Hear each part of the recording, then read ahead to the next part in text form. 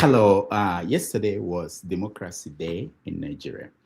That is when Nigeria remembers the June 12th election of 1993, which now marks the beginning of our new republic. As usual, the president made a speech to the nation.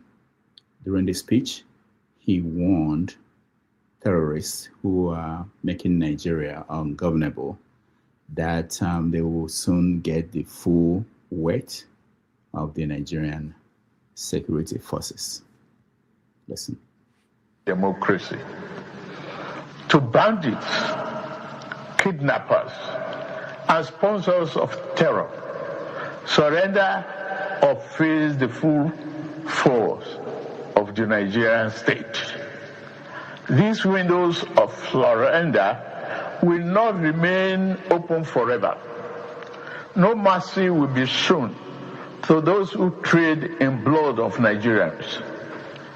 At a time like this, let us not assign blames or point fingers. Crime has no ethnicity. We must stand united and be assured that the enemies of our nation shall soon be history. We will triumph over terror and continue to build a more prosperous nation. This window of surrender will not be open forever. Haven't I heard that before? Haven't you? Anyway, so that was the speech by the president of the Federal Republic of Nigeria marking June 12th.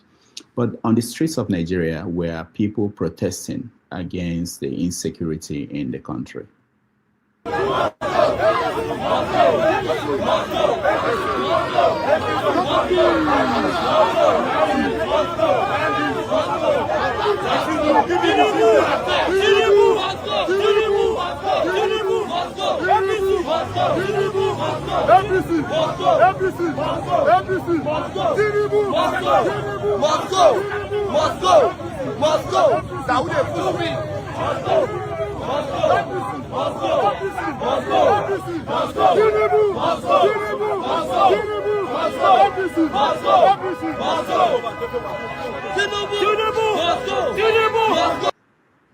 And one of the protests participated by Omoyole Sowore. He was shot at with tear gas, and he collapsed.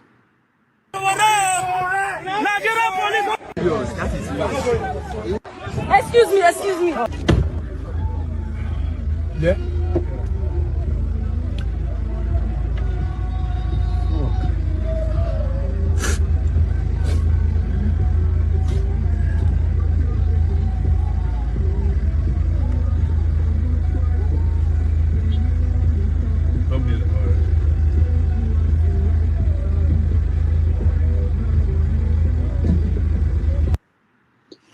Of course, different groups came out to protest. You remember that the students and their teachers who were kidnapped, by now it's over 30 days ago, are still held in a forest somewhere in Oyo State. The government is yet to find solution to that problem. According to the governor of the state, they are still inside the bush more than 29 days. 29 days after, the government of Nigeria cannot do anything about that. Meanwhile, the political actors are continuing with their politics. In this part of Nigeria, let me show you, you have Borno State. They are still reintegrating repentant terrorists into society, while the ones out there are still terrorizing people. We also saw this this week. DSS and army operatives said they foiled alleged ESN plots to abduct WAEC students in southeast Nigeria, and they recovered arms. I don't know, but wherever you were yesterday, there was something bigger than everything else, which was that one man, Elon Musk, became the world first trillionaire. This is a story on Wall Street Journal. Elon Musk is officially the world's first trillionaire. What does that mean? It means that he is richer than his worth. Is more than that of 180 countries in the world. Think about this. 180 countries in the world. He's worth more than those countries. His home country, South Africa, he is 2 times. His wealth is 2 times more than the GDP of his home country. That was after his SpaceX went public yesterday. He achieved that mark. It's a milestone. No human being has ever been there before. I hope you remember where you were. I hope you remember where you were when that happened. All right, that's it about Elon Musk and the new world that we are in. But something quite interesting also is happening. As you must know, the World Cup is on. It's happening in the United States, in Mexico, and in Canada. Most of you will be looking for Nigeria at the World Cup. Nigeria is not there. I was surprised. One Nigerian asked me, "Is Nigeria playing?" No, Nigeria is not playing. But there are other countries that are playing, and it's a big event around the world. People are watching. I don't know how many people will be watching what we're going to do in the next few weeks because they're busy watching the World Cup. Let me show you how it opened.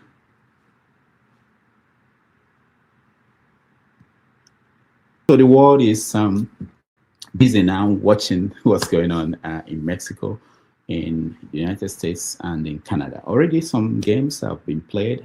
We know that the United States, they played Paraguay. They defeated them, a Nigerian child of a Nigerian parents, scored 2 goals in that competition. We also saw South Africa play Mexico at the opening match. Interestingly, Nigerians and other Africans were rooting for Mexico instead of supporting their African brother because of what has been going on in South Africa. And some of these reporters caught some Nigerians, and let's see what are the things they were saying. We're Nigerians, but we live in England. Nigerian, all up in Mexico. Today we're Mexico. Mexicans today, man. Yes. Let's go, Nigeria. All right. So there are more games going on today. I heard that Haiti is playing today, so we are excited for Haiti. They might just win this whole thing this time around. Okay, in politics in Nigeria, it's still going on. It's not stopping because of the World Cup or because of the finals of the NBA. We get to that very soon, which is happening here in the United States. But the Nigerian politics is going on as expected. People are trying to get advantage over the other ones, and people are telling us that there is really no vacancy in some of these positions that people are fighting over. Let's listen to the governor of Edo State when he spoke at a campaign event. They are seeking for power. Let them stop disturbing our president. Let them allow him to think how to move Nigeria forward. Let them stop kidnapping. Kidnapping cannot give them villa. Kidnapping cannot give them government house. Kidnapping cannot give them House of Assembly. It cannot even give them Senate. Not even House of Rep. They should stop disturbing our president by using kidnappers to disturb us. The children that they have kidnapped, let them release them unconditionally. Let them know they can even kidnap me. Yet, there will be no vacancy in Aso Rock. They can even kidnap all of us. Yet, there will be no vacancy in Aso Rock. What is happening today is the hand of the oppositions. They had faith. Have they not faith? Is it by kidnapping children? That was Governor Pueblo of Edo State saying that the opposition is responsible for the kidnapping of the kids in Oyo State and other parts of the country because they are trying to frustrate the president. That they should let the president do his work, that they should stop disturbing him. All right. You can make it up. That's politics in Nigeria.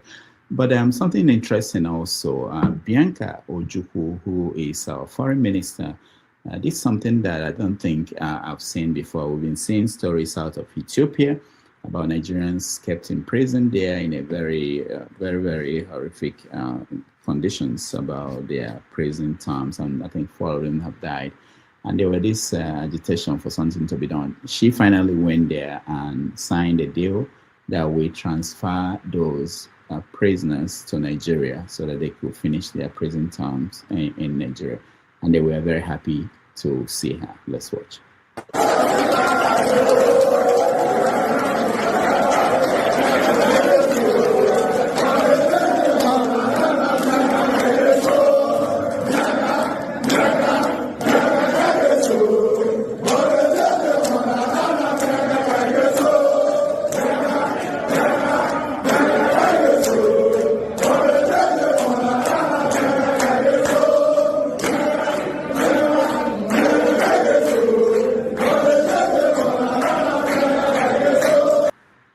All right.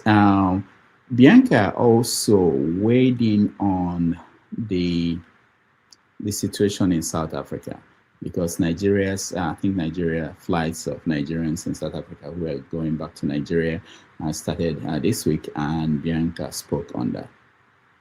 Disappointed Nigerians essentially because we feel that they ought to have done enough in this situation. I have had the opportunity to engage the Minister of Foreign Affairs of South Africa to really try and find out from them what they are doing to ensure that Nigerians are kept safe.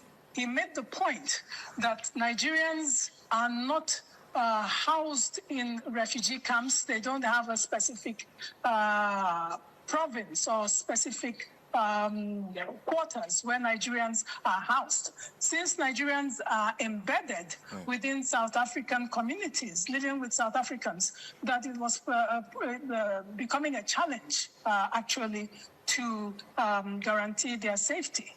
The Nigerians have gone through quite a lot in these past weeks. We know that what is actually happening is because some elements have just capitalized on the upcoming elections in November, the local government elections, and they have found a niche. They have found a microphone, really, to appeal to some of these prejudices of their citizens who are blaming migrants for their economic woes. Nigerians are operating in South Africa, but on the converse side of it, 120 or more South African companies operate in Nigeria. They're spanning multiple sectors, including telecommunications, retail, finance, hospitality, making Nigeria one of their largest and most lucrative African markets. All right, that was Bianca Ojukwu talking about the situation in South Africa. Meanwhile, South Africans are celebrating, the Nigerians are leaving, and they made it a point of duty to go to the airport and watch and tell us what they thought about that. Bid farewell to Nigeria, to make sure that they are leaving our country, and to say to them, bye-bye Nigeria. Thank you for all you contributed in the country.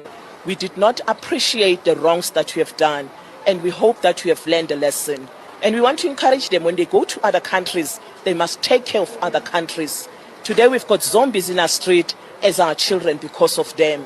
And that has cut deep in our hearts. And that has made us to resent them with all that we have. And we hope that they take a journey safe. Next time they come, They know South Africa loves its people and its country. Well, to others, we say thank you for being here, especially those who took care of our country. But Nigeria, particularly, is because of their behavior and the evil that which they've done in our country.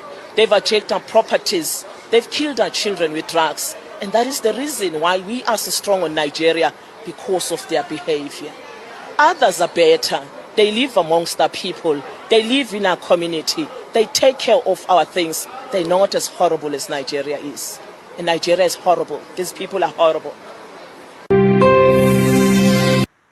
All right, so that's some of the stories we are following. We'll be talking about them in details. If you can join us, we will appreciate that. The opposition party, the NDC, there's trouble there already. Aisha Yesufu was complaining about how she was treated, and Dickson, Seraki Dickson, the leader of the party, was mad at Obedient Group and everybody. So we are not sure whether they how long they will last, because even Kwankwaso, at a point, there was a rumor that he was going to leave the party and leave Obi, but he came back to say that was not happening.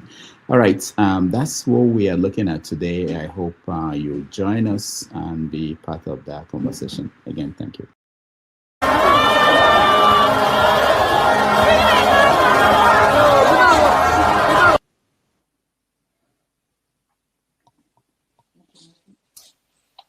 No, this rally make my blood pressure go up.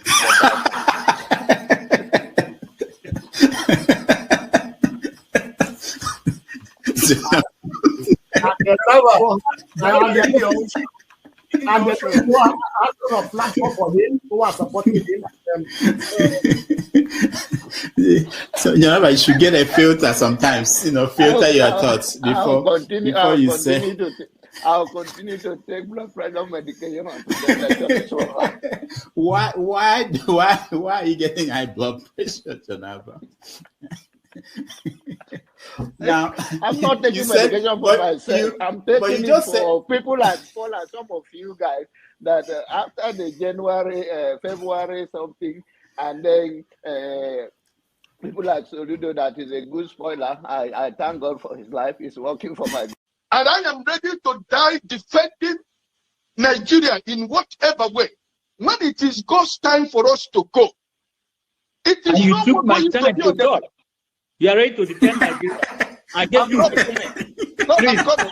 coming. Alexi, hold on. You already started.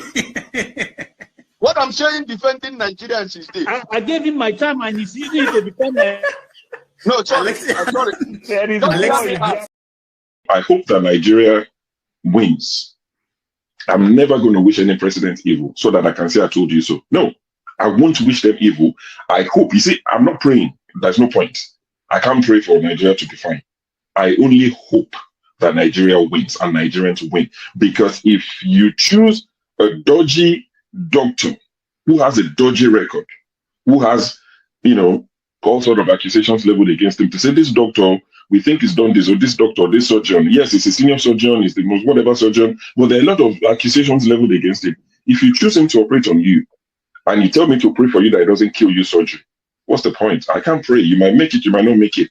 My prayer won't change anything. So I hope Nigeria and Nigerians win during Tinubu's 4 years. Thank you. Thank you. Uncle, right? I have the right to address Showore the way I like. You don't know what Showore did to me. So learn to control your emotion, right? That's the only thing I'm going to tell you. But if you don't want to control your emotion and you insult me here, I'm going to insult you 100%. Okay. You understand? You cannot insult me on a normal ground. Physically, you can't insult me, right? I will treat you like a child. If you insult me physically, I will handle you like a child. I don't care your age. You understand? You are powerful over the camera, so you can say whatever you want to say, but you can't yet say it to me physically.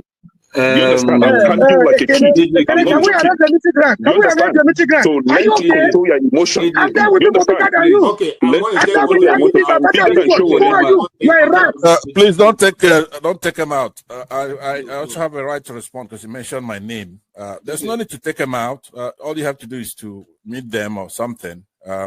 and you're taking too long I to didn't call admonish you to them. make comment. Huh? Answer, please. What did you not say? asking for comment. I didn't ask I know, for but he mentioned my name, so I'm asking to respond to him. So when you get to your time, then you make a No. He mentioned my name. If you want to make it rowdy, I will take you out. Take me out, you son of a bitch. Take me out. You think serious? you're a big boy because you're moderating. Take him out, please. Hello, come on, don't use such word now. Don't forget, that state is now an oil producing state. So they now have derivation, if you are not aware. So if you want to speak for anybody, please do not defend a Kalata like a Yabelo. Please do not. Okay, let me You can respond speak to for him. anybody, One but second. do not defend a Kalata like a Yabelo. Do not. All right, thank you, Mohammed. The people of that state. Can I respond to him? No. Then go to hell. Rudolph, go to hell.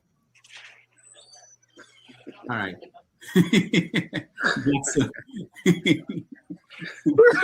Rudolph, I've never seen this part of him before. Tinubu is a criminal, yes, of course, a categorical grade 1 criminal. The only person more criminal than Tinubu in Nigeria is probably Babangida. But he's a criminal, and is he fit for purpose? Absolutely not. Should Tinubu be the president of Nigeria? Categorical no. Is there a better option than him? That is subjective. So show me who he is. Dr. Damages, please, I want Soli to tell us who are the fools on this panel. I consider you a fool. Yeah. On this panel, yeah. Who are the fools?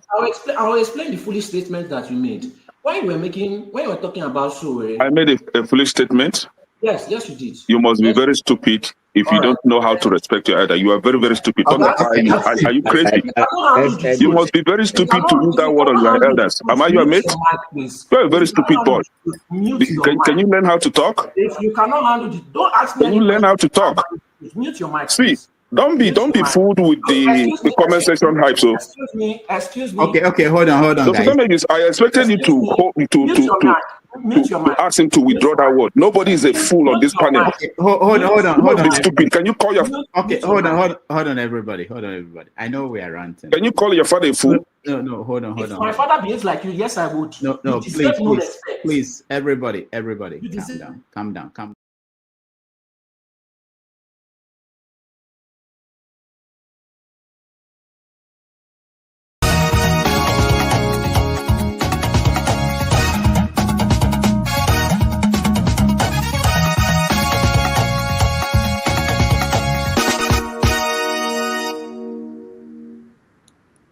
All right, welcome everybody. Thank you so much for joining us. It's Saturday, June the 13th, 2026. It's a beautiful day here in New York City. We're going to see about about 90 degrees today. And I hope wherever you are watching us, you are having a wonderful day.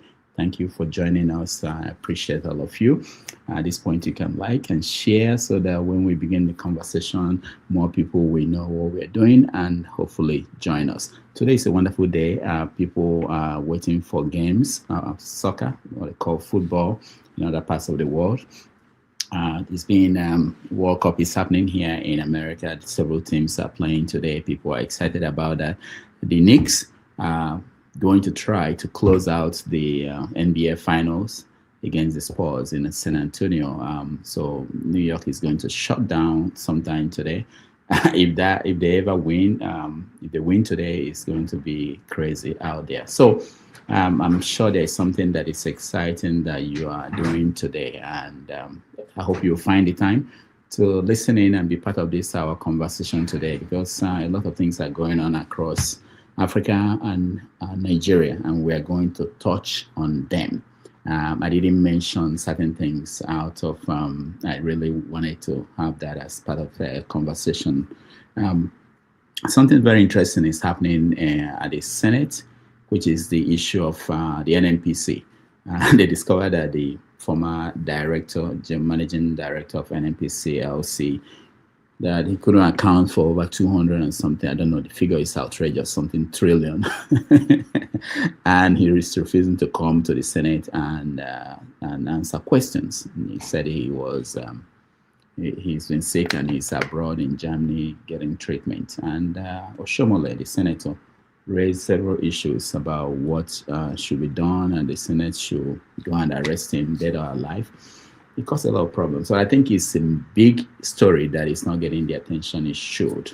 If a country has this kind of money that is not accounted for, and they are borrowing money, something has to be done. Anyway, we get to that. We also get to Oju Zokalo and what he did to the young man, Mr. Koye, in charge of the Southeast Development Commission in a Senate sitting. Several issues, so many things, and we talked about Democracy Day. How is democracy doing in Nigeria? How is it going? A lot of people are saying that democracy is at risk in Nigeria. So we will get to all that. The second part of the show that we usually have wouldn't happen today because Forefathers is off. So we may have to extend this one a little bit to cover that period. All right, that's my intro. Again, thank you for joining us. I appreciate all of you. Let me bring in people who are already in the studio. If you want to be part of the conversation, the link is there. You can join us as part of that conversation. And at the point today, we are going to talk about security. I gave out some people who requested for, and I sent out a proposal that was designed by Kulata, kind of a memorandum for the president on security, what should be done. And for those who have seen it, we will make our time to review it and see what you think. Okay, again, thank you for joining us and being here. I appreciate that.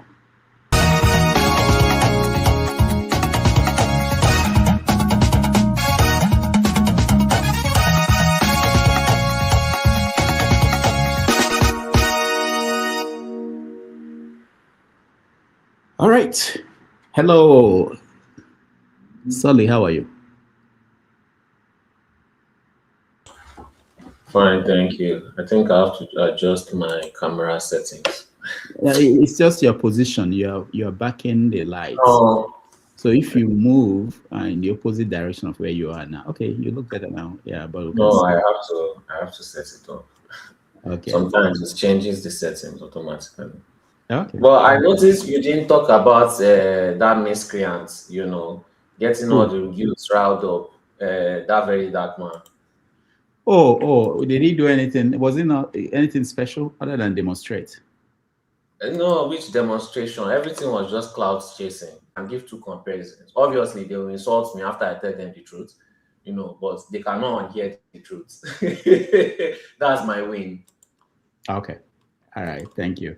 Femi, how are you? Welcome to the show. Yeah. Good morning, Doctor, and everyone. I know I only caught part of what you were introducing regarding stories of the week.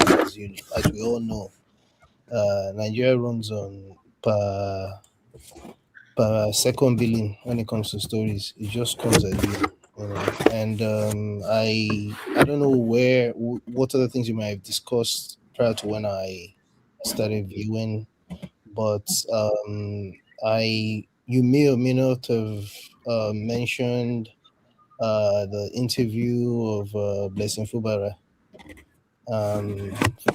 That's Similai's brother. Whose brother? Similai Fubara. Okay. That's the chief aspirant for NDC.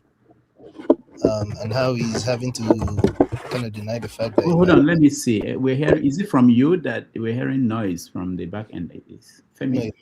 No. You're the only one who is on. Other than. No, there's no noise from my end. Oh, it's not from you. Okay, go ahead. Yeah, and how he's been accused of possibly being like a place bearer for the brother. But that aside, you obviously would have mentioned the killing of or the death of the former spokesman of the army.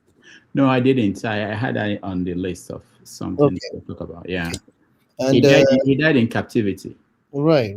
Yeah. And the Yoruba monarchs, led by the Oni of Ife, who are finally doing something I was suggesting. Oh, regarding wait. Yoruba what? the monarchs. The monarchs. Okay. Regarding trying to introduce our deities, trying to like call on the deities to try to intervene. Let's go back to traditional ways of invoking the gods, in addition to what's it called? Just Are you talking about we can fight terrorists with juju? yeah. Maybe I mean it's gotten to that point now. I thought it was this lady that was saying that. I didn't know it was a. No, it was the monarch. It was the no. This is a separate story. There's they had their meeting that they would have every couple of months or weeks or what have you, and it included him and this monarch from Ife, from I forget what part of Oshun, and some others as well. In addition to the current or Are Onakakanfo who replaced Abiola. If you will. So they're looking at doing something different since science as we know it has failed. After all, we had our own science before that we know about from watching Nigerian. I mean, at least for example, Yoruba movies. We have a TV by looking into the calabash and calling. I can just call you, for example, you appear. We had our aircraft and we still have them. So maybe that might work. And of course, the June protest, which you probably mentioned already, which probably turned into no protest, in my opinion. And what's the point of protesting? Is it this democracy that you're protesting about? We'll go back to what will work for us. We'll get serious. But specifically, and then finally, some other adjoining things with the World Cup that you mentioned. There's a side story to it, which is already making the World Cup look ridiculous. Everything from the visa bans of the Somalian referee to the Ghanaian player who is only under falls under allegedly. The story about him only falls under being alleged to have done something with a minor. It's still an allegation, but you see the way they treat those of us that are not part of a certain persuasion compared with it's all over the place. And that there's a body that was found in a rotten body that was found in a truck or a car right not too far from the training facility by the Iranians in Mexico. And there's a lot of the ongoing stories are beginning to just sour what's going on when you look at it on the side. And of course, just to round up so that other people can speak, you see the ongoing Iranian American brouhaha that's also spilling into the World Cup as well, whereby the Iranian team is not allowed to stay one day after their matches in the US. They have to go back to Mexico. It's really interesting. So I just thought those were things that I need to add. All right, thank you so much. Stay humble. Welcome. Yeah, thank you very much. It's been a while. I have not seen you. Sometimes, let me say this. Sometimes people will call me and say, "Oh, I've not seen Stay Humble. Do you know what is happening to him?" I said, "I don't know. I don't have contact of everybody that you see on this platform." People think that I know them and we talk every weekend. So how are you doing? I'm okay. Okay. So what's going on? What are you watching? So watching, you mean? I'm sorry. It seems like the volume is low. Is that my fault? No, we can hear you. Okay, so what do you want me to contribute to? No, I'm just saying, what stories are you following? We're just saying hello. Okay. Yeah. A lot of things. In fact, I'm overwhelmed with stories. But it seems that there is a bias on this show about what stories to air. Despite the fact that your right-hand man, Godfathers or whatever, who is not, I'm not the biggest fan of. Despite the fact that he lives in the UK, I think you still don't air UK stories a lot. Recently, there's been this issue in Northern Ireland, blacks being targeted and, all sorts of rhetoric, not just in Northern Ireland, even across the UK. So I've never heard it being mentioned here. And as well, you mentioned the World Cup, but you didn't mention the Unity Cup that we won. Wasn't which one is Unity Cup? Which planet do you guys live? Don't you follow our? You were talking about football, and I would think that if you are interested in football, which I know you are not, at least you should know something about the Super Eagles. It should be a starting point. Even what did they win? Old men in the village know about. What did Super Eagles win? They won the Unity Cup recently, and it wasn't mentioned here. I think when you mentioned the World Cup, is it because it's the white man's thing? Okay, I have somebody to blame. He's here now, the executive producer. He should have known that. I have no idea. But you're talking about UK. We talked about UK, and your people, all the people in the UK, they don't want to talk about what's going on. They said that they're going to use them to fill in the potholes. They don't want to talk about it. The Reform Party is about to take over the UK. They don't want. I mean, you guys are afraid. That's my reading. So I stopped bringing it up. Okay. Yeah, so those are the things. I think you've mentioned a lot of things already, things happening in Nigeria, a lot. But yeah. All right. Thank you, Tinubu. Mr. James, welcome to the show. Yes, thank you. Good evening. Yeah. How are you doing, and what are you following? What stories are you following? Well, an aeroplane landed somewhere. Is this in Asaba or somewhere along the major road? What landed? I think an aeroplane. Oh yeah. That was earlier in the week, I believe. Yeah, I don't know what led to that and what the airport authorities are doing about it. Anyway, that's what I've just been. Nothing. Anyway, no. All right. Thank you, Mr. Nothing good comes out of Babylon. All right, Mr. James. Thank you.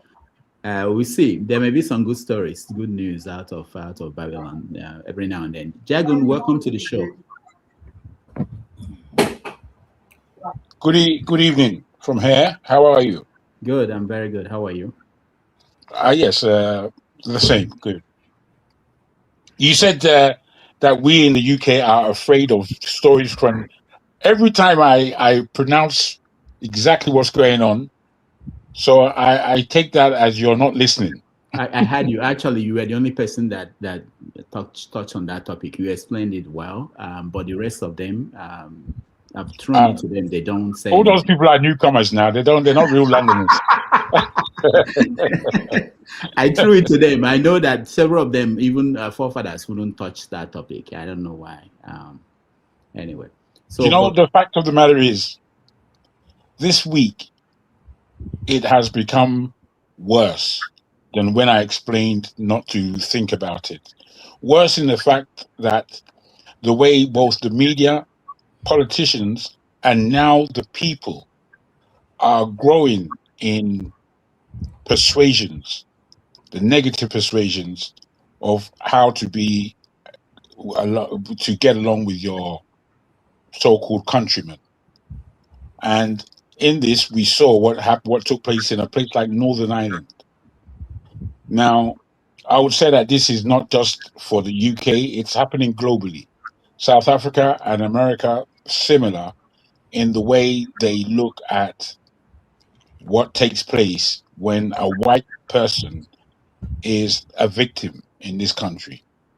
At the same time as these white people have become victims, and all of a sudden they seem to understand what racism is, there has been about 3 or 4 murders from the white community upon Black and Muslim people.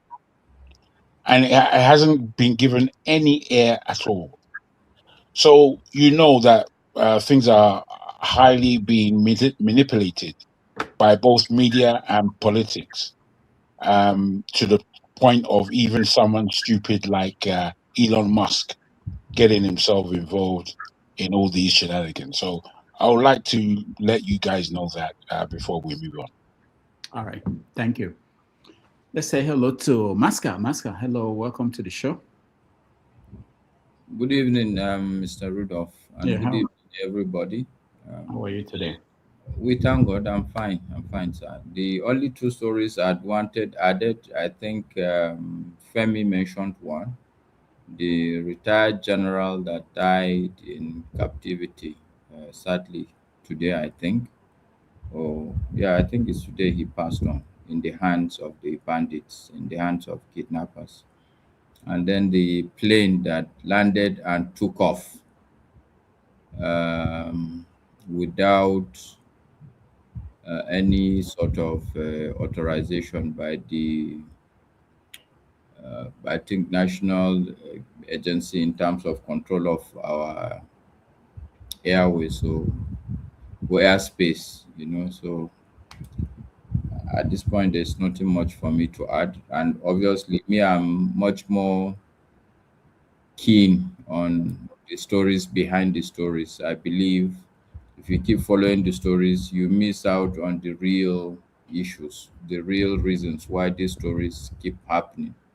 For instance, if you focus more on why the general died and not why are we even having bandits kidnapping a retired general, and the whole military setup is not going to move, so you mentioned a plane that landed without permission. Can you explain? I have no idea. That's this you mentioned now. The same plane. Oh, okay. Yeah, I mean, for me, the issue is not where you land. I mean, if you take off and you have a problem, you can land anywhere, but wherever you land, you should seek permission. Say, okay, I have this problem, I'm landing here. For me, the bigger issue is you just decided this is where you will go to. And when they took off without, I mean, if you land mistakenly, what I would expect, you seek for permission. Okay, this has happened. Please, where should I go to? Oh, I want to go to so place. But even when they took off, there was no discussion with anybody. And for me, from my readings, I've seen a lot of this. I remembered one story, a very old story, about when the Congo, a part of the Congo wanted to succeed Katanga region, and the US wanted to supply them with aeroplanes. What the US did was they chartered a plane, I think from Luxembourg. The only reason why the world got to know was that that plane had a problem and it had to land in Malta. And so somebody in Malta saw that, why is this American plane landed here? And when he checked, he saw that there were 3 fighter jets inside that American plane. And when they took off from Malta, they sought for permission to go to N'Djamena in Chad. But they didn't land in N'Djamena. They landed in, I think, what was this town? The capital, then they call it Elizabethville with the aeroplane. So I see this pattern happen. And the real reason why that story broke was the number. Every aeroplane has a number. And the sharp guy saw that this number and the name of the airline on this aeroplane, they don't jive. And so for me, even the first thing when I heard the story, I look at the number. I saw it's an American plane. I said, "Oh, God will help us." All right. That's interesting. Okay. Let's welcome Sola. Welcome to the show. Yeah, good day, everybody. How are you? How you guys doing? Good.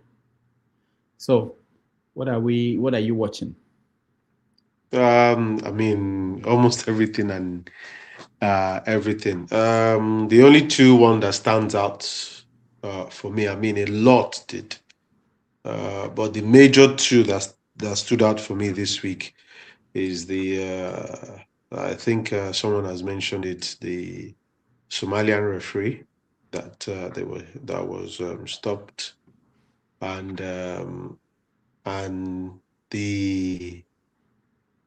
the danger of one man or let me call it the danger of Elon Musk.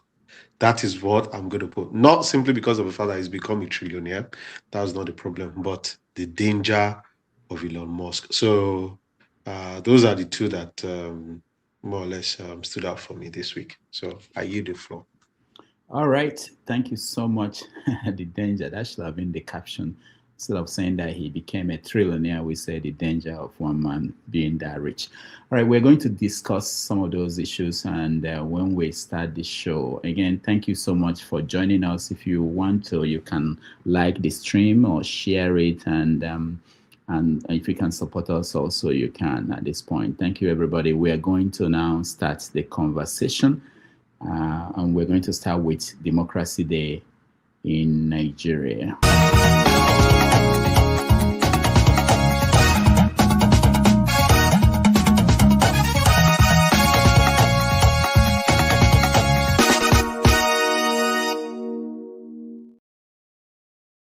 All right.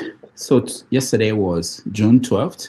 We said that, and it was Democracy Day in Nigeria. And the president spoke to Nigerians. Let's watch a bit.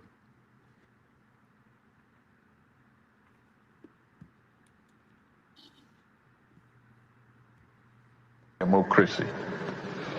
To bandits, kidnappers, and sponsors of terror, surrender or face the full force of the Nigerian state.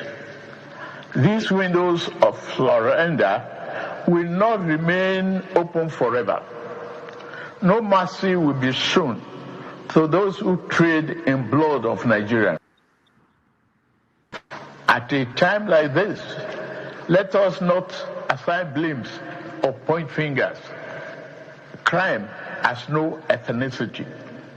We must stand united and be assured that the enemies of our nation shall soon be history. We will triumph over terror and continue to build a more prosperous nation. All right, that was President Bola Ahmed Tinubu speaking to Nigerians on Democracy Day. How many of you watched? Who watched? Can you raise your hand? Who watched the whole speech? Femi, you watched the whole speech? Were you on the list of people to be honored? He mentioned the people that will be given national honors. Was their name there? I can't even believe I watched it, first of all. So what do you make of his speech? It's rinse and repeat. It should be called rinse and repeat.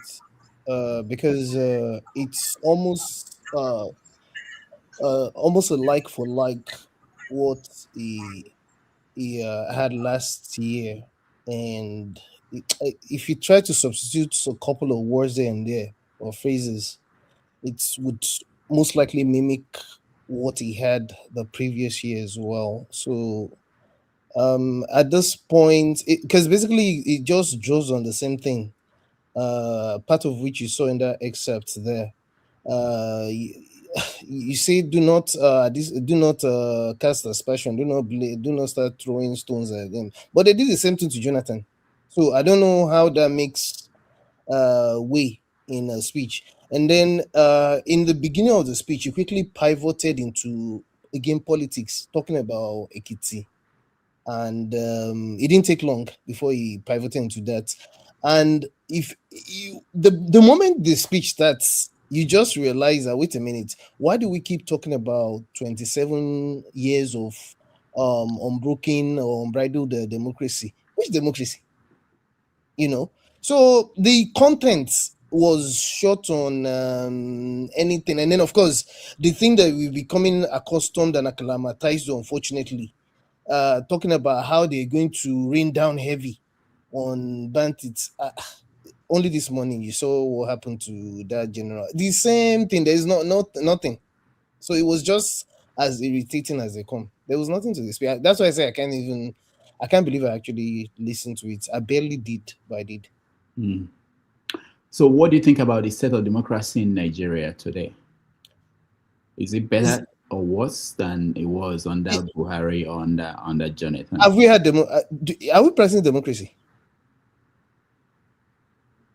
It's rhetorical. I'm asking for a friend. That's my answer. All right. Let's go to Sully. Sully, you didn't watch your president speak to the nation. It doesn't happen all the time. He speaks to the country 3 times a year: New Year, Independence Day, and Democracy Day. And he spoke, and you didn't watch him. Sorry, Rudolph. Shebi, I thought they said Buhari had an alter ego. This one, it doesn't even exist. Sorry. What do you mean doesn't exist? What are you I talking thought about? Buhari was supposed to be someone from Sudan. I think. This one doesn't even exist. Gabriel from Sudan. Yeah. So okay, but no And problem. All right. Kanu told us that he knows because his ear is different. All right, Sully, why didn't you watch your president speak to the nation? Because I already know what they plan to do now. This speech is just formalities. They don't even write their speech. They just read off a teleprompter, you know. So whatever you get from the speech, blame it on the speech writer. That's not the mind of the president. So they already said they are going to set up. You see, when people were complaining, all these things that you do, you don't know that this man, his personality is to use everything that is against him for his own advantage. You are protesting and complaining about insecurity. That makes him push further his state police, which is his main agenda. Because once he gets out of that power, they are going to come after him, right? And that state police is going to be his security to defend himself. Wait, who is going to come after him? The Fulani bandits now, Oh, the Yoruba and go. So they are political masters. And you know, I've always said it. If Tinubu is smart, he should just push for Igbo presidency. So that he will say that it's time for the Igbos, so that the presidency will not go back to the north. And the Igbos, they are meant to take advantage of this situation, but you know, usually don't organize. So once that state police is set up, you will now be able to protect yourself and take advantage of the situation to, you know, push back any force that is taking advantage of your space. Now, once the state police is set up, we are going to know who actually wants this insecurity and who does not, right? Because some people like Edo State Governor are saying, oh, it's politics. They are trying to make Tinubu look good and look, Tinubu look bad. If you have your state police and you are able to deal with this insecurity, and with the state police, insecurity is still prevailing in the north, you will then understand that the northerners want this insecurity. The northerners favor this insecurity. I'm not saying all of them, but a vast majority of them, because who is feeding them? Who is protecting them? Who is giving them ammunition? Who is giving them, who is funding them, right? You can't do this without community effort. You can't do this without cooperation of the people in the society there, right? So let's just sit down. Let's wait for the state police to come. Them unaliving that man in Ibadan or your state was towards all their favor, because now they have a very good reason to push for whatever they want to push for and give their people real security.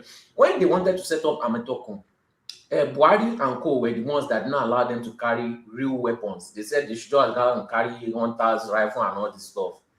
So even this very dark man protest, you know, it's still towards Tinubu's favor. But I don't know if you give me the time to explain the manipulation that guy did, and I'll still confront him if you ever bring him here. I've been piling up his files. You know, I have a whole folder of all the manipulation he has been doing. You will not answer or you lie, as usual. And Nigerians will still support him, as usual. Okay, so what we're going to do is let me get through everybody, get their view on the Democracy Day, and then we'll come back to issues, and then you can weigh in on one on the very dark man, and the state police is one other issue that is coming up as a subset of the main issue of Democracy Day. So I'll get back to you on that. You can explain that to us, Mr. James. The president spoke on Democracy Day, and people are questioning whether Nigeria's democracy is improving or getting worse. Where are you on that? No. The government is a nuisance to the whole of us. I have nothing to say. Give my time to Soli to make his point. All right. We do that. We give it to him when we get to the second round on this topic. Maska, you are in Nigeria. I don't know. I've never been in Nigeria. Okay. Oh, sorry. I was in Nigeria on the last year at this time. I wanted to say I've never been in Nigeria on the Democracy Day to know what it's like, you know, but I don't even remember where I was that day. But what is it like on Democracy Day in Nigeria? And did you listen to the speech? Are people hopeful that this democracy is leading us to somewhere.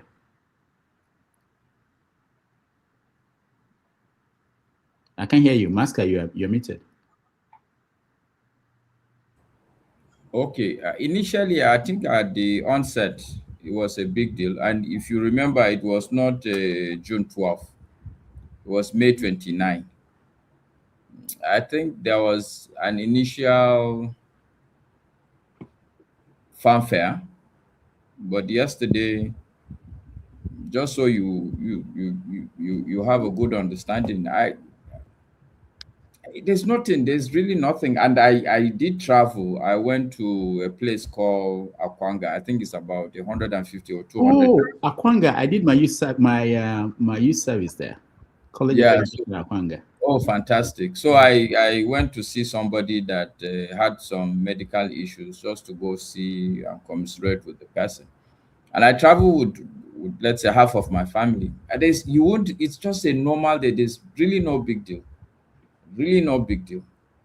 And I'm not surprised, because at this point, people have lost hope in terms of the democratic process at two levels. Number one, whatever dividends the outcome on the ground is not showing anything. There's no difference. In fact, at some point, people were clamoring for military takeover in this country. Not too long ago, I'm sure not more than 2-3 years ago, people were so disillusioned. And I think we are going to go back to that same spot, because the level of insecurity, when you have primary school kids in captivity, even for me, I'm already feeling bad about myself. If for not at this, I should be walking the streets naked. Like, what kind of people are we that everything is going on? So there's nothing really democratic, but I think at even a higher level, especially for somebody like me, I'm beginning to be very clear that, one, this democracy that we talk about is not the best system of governance, not just for only us, even the people who invented it. There's nothing you invent that lasts for too long, and people are dynamic, and then you are not modifying it. You think it's gonna. And I look back, when you look across all the African countries, the problems are still the same. I think we spoke last week, but we didn't speak at length. If you look at what's happening in Senegal, where the president is on his own, just a single individual firing the prime minister, instead of saying that, okay, look, let's dissolve the government. And so I'm just saying that even the process, the system itself, it's not working. So, but the long and short of the answer is, it's not a big deal anymore. I don't think they even celebrated anything. People don't even listen to I cannot sit down and listen to the president. What is he going to tell me? No, seriously. What are you going to tell me? There are some basic things that, I should not even be discussing with you. Security, for instance, it should be on the table. Corruption, I would expect any serious leader that I would take serious must still at least attempt to deal with corruption. None of these two is being tackled. None. Let's not talk about electricity. So what are you going to say that I will listen to you? What is it? And I can see your footprints. All the opposition leaders, everywhere there's problem. As they say, I think it's in the southeast that they say, or southwest, that in the evening or in the night, the witch cry, and in the morning the pikin die. So who is fooling who? I'm honestly not a very happy Nigerian at this point, sincerely speaking. Especially when you mention the word democracy, there's a big problem there. It's a big problem, and I'm telling myself that maybe why China is making the quantum progress it's making, maybe because they are using a different system. That's really a wider conversation. Yeah, I like the way you put it. In terms of where is democracy functioning well. When we think about England, United Kingdom, US, and Senegal, everywhere I look at it. All right. Thank you. Thank you, Maska. Stay humble. You didn't watch your president speak. Anyway, well, I will just start from the last speaker's assertion that not assertion, but some kind of suggestion that it might not be the best system for us. Yeah, well, the issue with Nigeria is not really about system. I think it's about the problem, the main pathology of the Nigerian system. System. I don't know how to explain it, but Nigeria has a problem which it has to solve, regardless of the system of government. We've had military, didn't work. There were some countries that had military government and they were able to move the country forward. Any system you bring, even if you bring Shintoism, bring the Japanese system, the Chinese system, it won't work in Nigeria. Don't waste your time. We'll still talk about the foundational problems of Nigeria as we progress. Regarding the democracy day, myself, just like millions of Nigerians, did not bother to watch. Millions of Nigerians, both home and abroad, did not care to watch the speech because there was nothing we expected to happen differently from all the other speeches. We've had presidents deliver speeches, the Buharis of this world, Obasanjo's, the Jonathans, the Yaraduas of this world. There was nothing inspiring in their speech, just normal reading of something that maybe Bayo Nanuga wrote the speech and stuff. And then president just came to read, no empathy, nothing. And we're in a country where we're talking about security, and people up till now, people cannot clearly see that this is state-sponsored genocide against the Nigerian people. Backed by maybe some foreign entities. Clearly state-sponsored, state-organized killing of Nigerians. So Nigerians have paid the ultimate price. Nigerian, the Nigerians are a guinea pig for all sorts of human experimentation by whatever powers, anywhere, everywhere. So, all these killings and kidnappings and what have you, they are not incidental. They are not accidental. They are really organized crime. Because you won't tell me that they will carry 100, 200 pupils, teachers, etc. To kidnap two persons at once. It's you know the level of organization you put into it, planning and stuff. You now 100, 200 and just move them overall across the town and streets and the rest. So just it's organized. So nothing, there's nothing that you tell me. And by now, the reason, of course, why Nigerians were not interested in whatever speech is because the Nigerians have probably never had the opportunity to elect their leader. Maybe the only or last time Nigerians elected their leader, maybe the leader wasn't given opportunity to serve at all. So they have always been installed, appointed by their masters outside the entity called Nigeria. So maybe till we are able to elect our leaders and choose who will lead us, Nigerians will continue to snub and boycott whatever democracy speech they have to read. Thank you. Right. Thank you so much. Stay humble. Let's go to Jagun. Jagun, welcome. Hi again. Yeah. I didn't look at that rubbish. You know that. I'm afraid, bruh, Democracy Day. Just imagine that term. We wish that it made sense, but it makes no sense in the great scheme of things. And Maska was right to speak about global governance and who is governing their country, their terrain in such a way that one can see development, and who is governing countries with such a way that it's pure patchwork going on, pure lying, pure lack of responsibility, pure.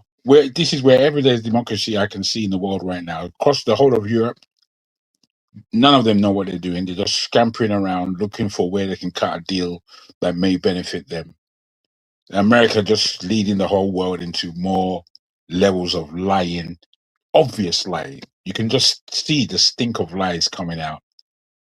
Illegal wars all over the place. This is what democracy is. This is what democracy has come to be. And I think for the Africans, especially Nigerians, serve them right, because we've not really understood what we're doing. We as Nigerians, that has all the greatness in front of us to make sure we can manage, and largely we've mismanaged it. And it didn't matter what system we were using, but we weren't using any system of truth, justice, dignity to the people. And we continue in that vein. And it's such a shame to look on Nigeria's history and see all the glaring opportunities that Nigeria has had to bounce forward, bounce ahead of the whole world. And unfortunately, we haven't been able to take it for minuscule reasons, reasons of tribalism, reasons of bad conduct, reasons where they cannot congratulate those who have striven to do well in the country. Instead, they congratulate those who have stolen. I mean, the realm of lies and liars, we have given far too much respect to those who lie and those who are liars. So we find ourselves in a place where we are a joke to ourselves and we're a joke on a global stage. We're comedy. And the man that can hardly string a sentence together is there propagating rubbish. Really, the way I feel sorry for Nigerians at this time, I blame them a lot, but I feel sorry for us in that we should physically be able to take that guy and throw him out of Aso Rock, make sure he scrapes his chin and shed some blood along the way before we start another campaign of looking for a real leader. All these people are rubbish. Thank you. All right, thank you, Jagon. Let me just at this point mention that we don't support violence on this platform. Just for those, we support it too. We don't support violence on this platform. Incidentally, there was somebody who proposed a coup that he was interested in having the military take over, and the DSS picked him up. One guy just wrote it on his Facebook or something. So, which is interesting, watching how Nigeria is, that they can find you when you make a comment anywhere in Nigeria, but they can't find people who actually imagine. Yeah. So he just wrote that he prefers the military, that he wants the military to take over the government in Nigeria, and DSS knocked him, and they picked him up, and he's facing treason charges now for just saying that, which is outrageous. Anyway, Sola, welcome. And what's your take on Democracy Day? Do you think we're making progress or not? And what should happen? Okay. The main thing is we are not practicing democracy in Nigeria. Okay, because those that are practicing democracy, which are the Western world and the more or less America itself, the United States, they are the only one it benefits.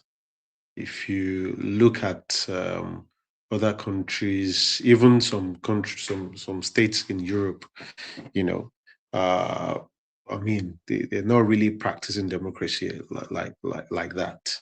Some states, I mean, some countries in Europe, but the major ones that are benefiting from it are just the top dogs. And where you have more or less dictators and autocrats all over the place, it doesn't really help situation. So I believe and I think at the end of the day, it so much does not make any sense in we saying that, oh, we are celebrating Democracy Day in Nigeria as it is. I think we're just, to be honest, we're just fooling ourselves. And I think, is it Mascot that said it, or somebody else said it, that, look, probably maybe we should adopt the China version. Maybe it might work. Also, it's not about whatever we adopt. It's about the people. It's about you and I. It's about how do we manage ourselves. We've done it in the past. The Yorubas, they did it. The Igbos, they did it. The northern people, they did it. And before these Western people came, we were able to manage our system And we had a structure back then. Why do we have to adopt something that these people brought and we have to say, oh, it is ours? No, we can modify it, we can build on it, and we can expand it for ourselves. So I think, talking about democracy is a farce, is a lie. It is absolutely lie. It's not helping. It only benefit. They take it, they grab from the poor and they give it to themselves to enrich their citizens, to develop their nations, to make them mighty. And what do?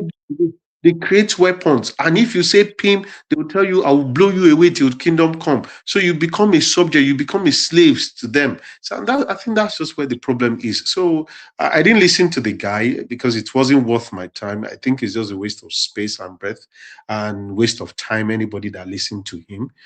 He has not said anything. He was more or less saying, threatening, what's it called? The bandits. I mean, the guy is just a joke.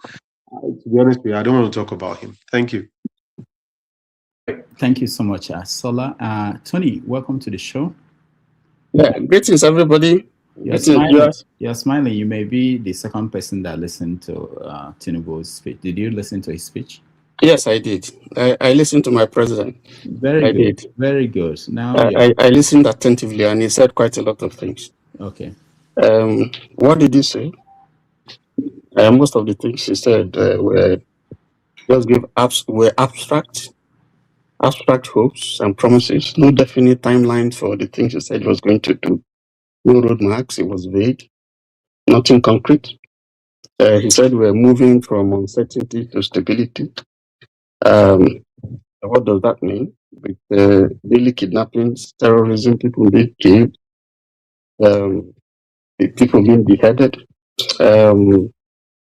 all manners of incursion into the country. Our borders are porous. Everybody's coming in, planes are landing, no clearance. You don't know what the mission is. You have a collapse of health infrastructure, increasing emasculation of the press.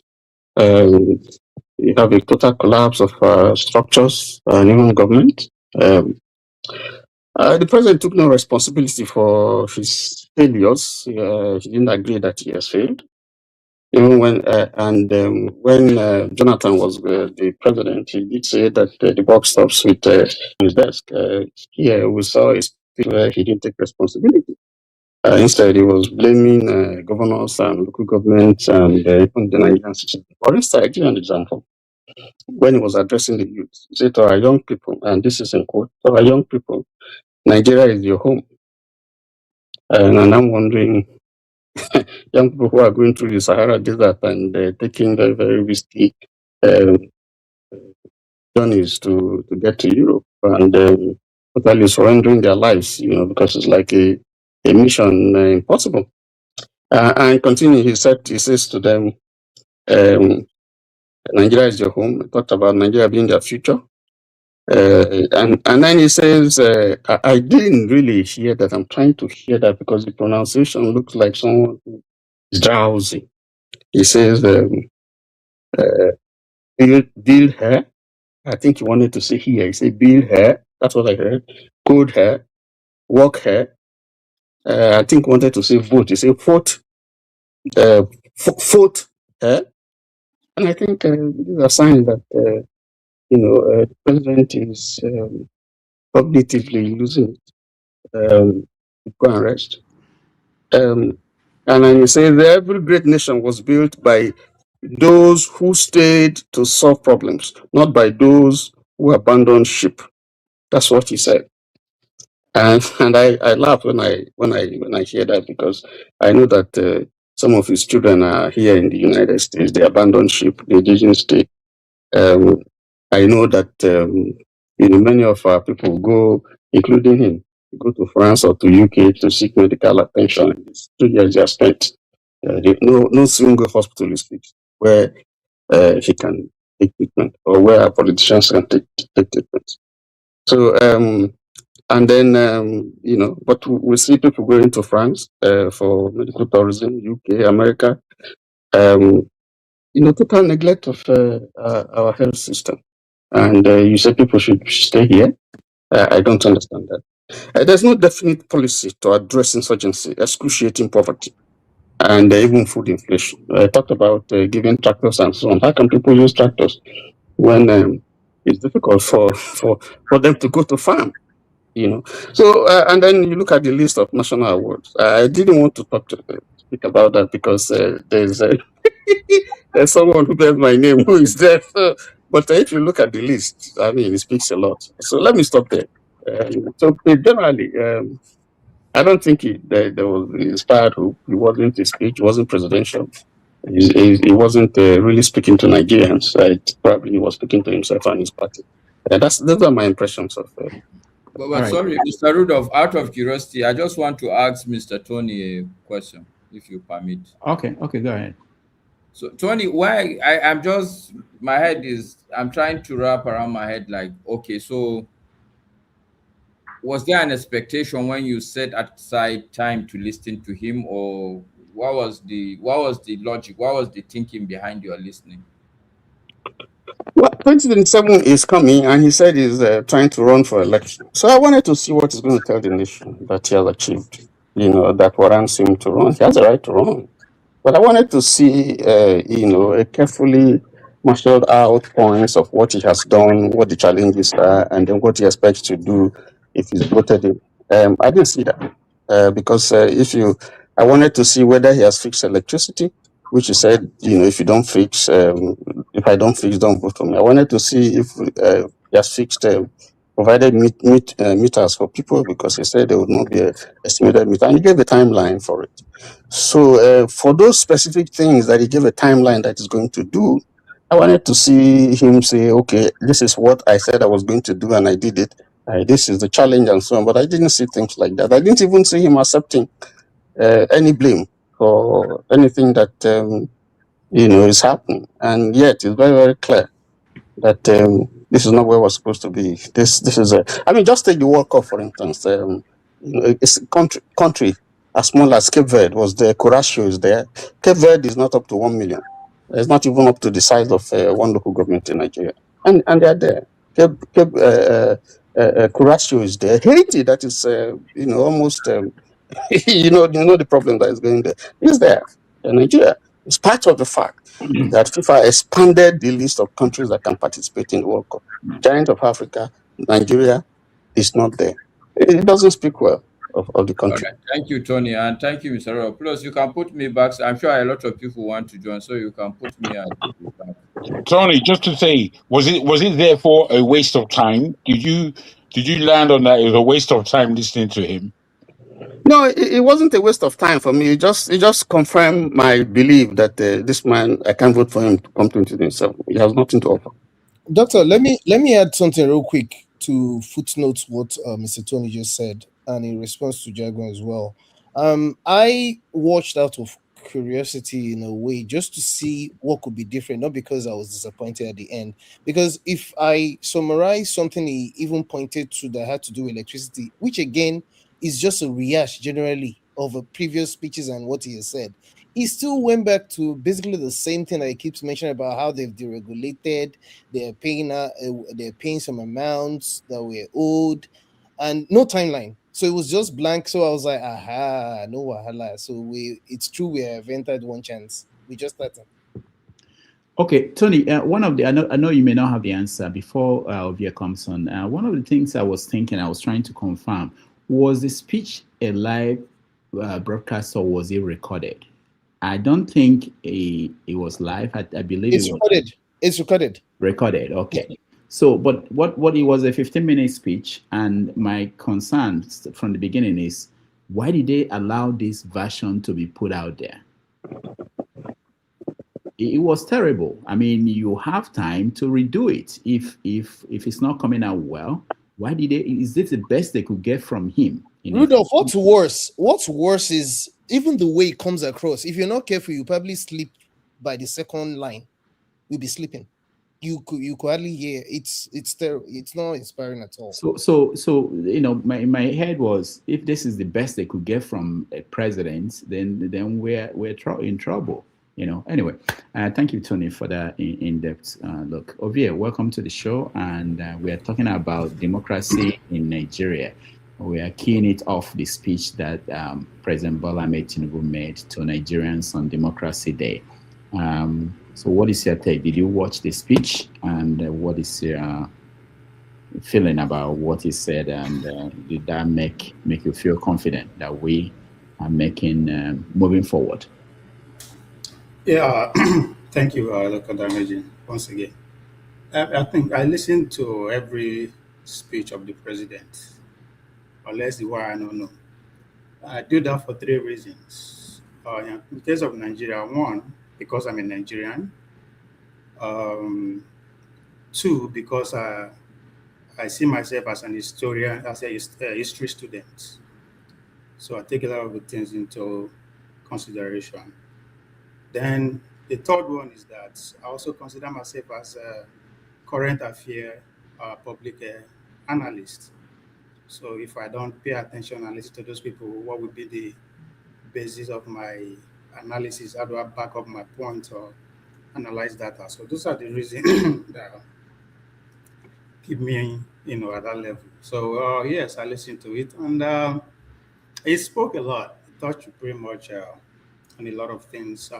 At the center point, what stood out for me was the grassroots governance, local government autonomy level, where the focal point of their address is he admitted that the structural shift at the local government level, it directly linked the current insecurity that you are facing in Nigeria to the decay and the destruction of the local government administration at the administration level. And I think I see where it's coming from, being one of his notorious, one thing he's been known for notoriety is when he stood against President Obasanjo administration when it was trying to either increase the local government and all that thing. So he stood there and again coming into power this time around, he made attempts to free the local government to make sure the local government have their own financial autonomy. Now, how practical that is going on, I cannot say, but it will be on record that there is a political will from his own part to push for that, what he said that is wrong. So, and again, he talked about the state police, creation of state police, which the House of Rep has actually put pen to paper and pass it to bill, waiting for the Senate to go forward with it. So he talked more, he speak more on that, and I think that that would be a success story for him if he successfully implements the state police, to which even the United States government actually acknowledged that to his credit. Because for me, going to 2027, that is where he's having his problem. So to have that acknowledgement from the Donald Trump administration that is doing well just by passage of that bill, I think is a credit to him. Then on one thing that stood out from on that speech again was what I tag as a intergenerational compact, where he went ahead to analyze the generation that we have, from the founding fathers to today, where he said that it's the founding fathers secure independence. Even though I disagree with him totally on that, because Nigeria is not an independent nation, but rather a negotiated settlement. That's what Nigeria is. So, but he acknowledged the founders of the country to be the first generation. Then the June 12th generation, as he frames it, fought the military and secure democracy. So, and he challenged the current generation who that here today that our own course should be how to secure economic prosperity. Those are his words. So pretty much, I like the fact that they put that in as a generational level. I also, confronted some of our guests here that what has their generation done. Even solely, one of his contending argument with some folks here is that him constantly pointing fingers to the generation ahead of him that they have failed. So him making attempts to make that clear that every generation has a responsibility. And as I say, I don't agree with what he had called to each generation. But I think he made an attempt to acknowledge what we have, where we are. Then economically, he acknowledged the fact that Nigeria is going through difficulties.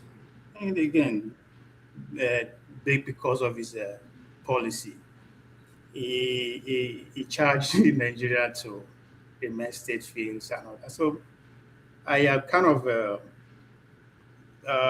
he covered everything necessary according to as far as democracy is concerned in Nigeria today and our current socio-economic situation. Now, agreeing with him is a different thing. Not agreeing with him is a different, but one cannot say the man did not acknowledge our reality and try to project a way forward on that.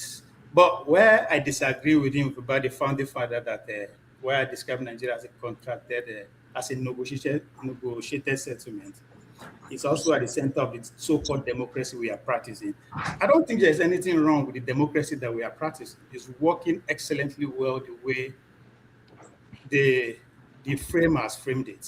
Because going back to the founder negotiated for regional parliamentary democracy, which the colonial mastermind.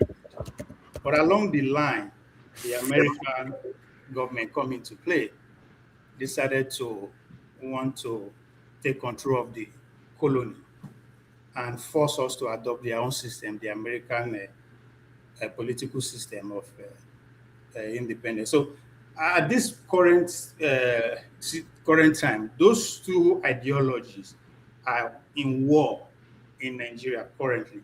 Both the British system of colonial system that they nurture us to adopt and what the America eventually is bringing for us. They are currently at war in Nigeria, and I will argue that it's pretty much responsible to 70% of the insecurity of Nigeria is the responsibility of that. Now, if I say the current system is working well based on how the framers want it, I am saying that based on our current reality. Many people did not pay attention that the Nigeria that we have today, it that shifted from what it used to be from the 25th of December 2025, when the first Tomahawk missile landed in Sokoto.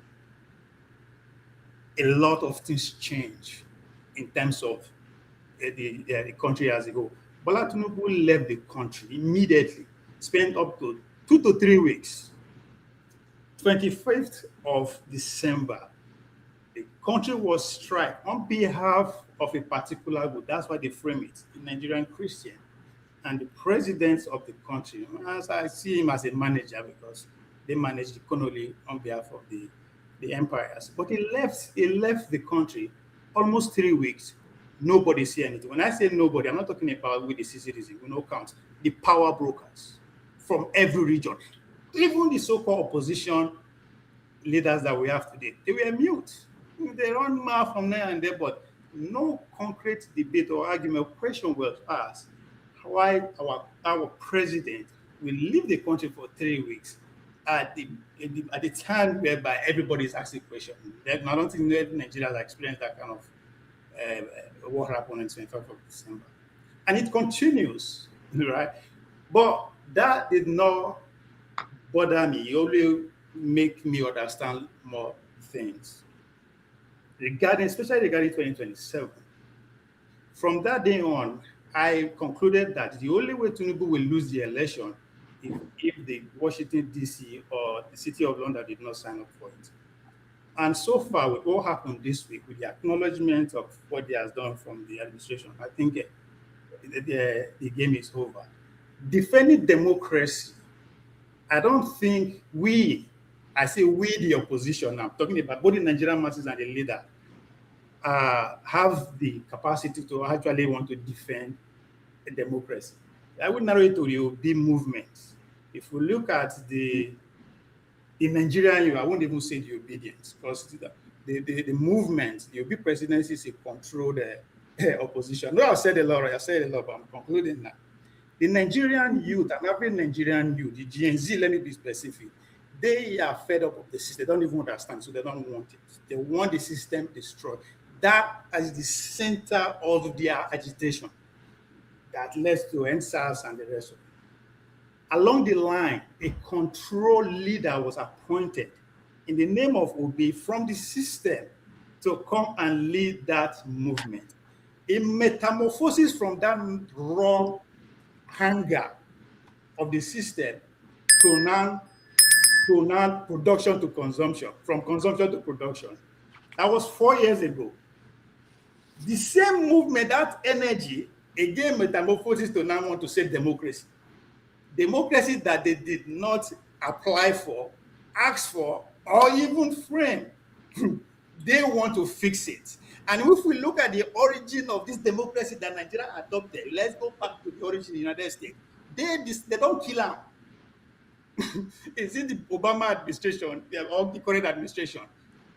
Democracy is not being practiced, but for some reason, they selected control leaders to lead the conversation, to destroy that raw energy, to change the system, for to now put it on our head to save democracy. All right, Ovie, thank you so much. This section, we're going to talk about things that came out of that speech. So he talked about recruiting 50,000 new police officers and thousands of military people.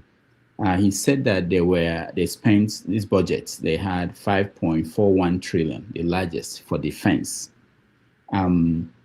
He gave some people, or he announced names of people that will receive national honors. People like Joy Bokwe. They were people who were obviously not mentioned because he was framing it as people who fought for democracy. There were names like Femi Ojodu, who was one of the co-founders of the news magazine, where Bayo Ononoga was also one of the co-founders. But Bayo has already received, I think he has received a national honor last time.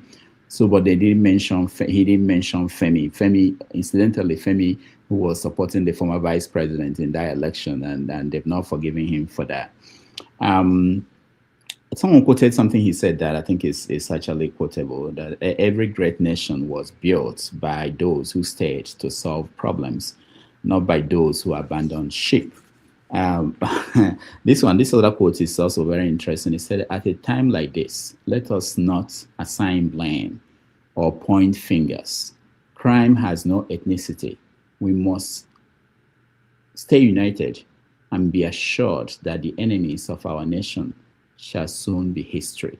This is important because if you look at what's happening in Nigeria with insecurity, there is this tendency, and we talked about this last week on this show, to frame people of a particular ethnic group as people who are the cause, and then everybody from that ethnic group will be condemned or seen in that light. So he made it a point to say that crime has no ethnicity. Incidentally, P2B also said the same thing this week in one of his talks. He said that people should not look at the Fulani as criminals because of what is going on in the country. Tinubu also I think he took credit, I don't know, saying that domestic refining of petroleum is now has increased, which we know. By that we are just saying that Dangote refinery is doing well. That's the interpretation. Under his watch. Doctor, well under his watch. Yeah. Doctor, did you see that part where he was also comparing the kidnapping statistics from 2015 to now? That I found laughable. Yes, I saw those figures. But in general, he said, let us move forward together, rejecting division, cynicism, and despair, embrace unity, hope, and confidence. I don't know who said it here now, but when you look at this speech and you think about the role the government has been playing as we approach 2027, it's not the same in line with what he's saying. He's telling people, I think it was who I don't remember who said it, but he was telling people that reject division, but his political strategy is to cause division. He's saying stay home but he's not staying home. The reason why he hasn't gone out in the last few days is that you can't have kids in the forest and you are jumping into the plane to go somewhere else. Anyway, we've seen this playbook before now. This kidnapping and all these things. We see the playbook before, but I think the mistake those who are engineering and making is that one of the author of the book 2013 to 2015 is the president now. So that's what is interesting to me. But it's trying to play trying to take him out the same way they take Goodluck out. I don't think they will succeed, but we'll see. So we've seen the playbook before. These protests, kidnapping. I mean, bring back our guests was a thing. It was a movement, world movement. At the end of the day, some people came out to confess that they sponsored it financially and logistically. That's the United States government. Right? No, but then we didn't even question that. Now they don't start another one again. All of us are blind because, man, it's just crazy. All right. Okay. Again.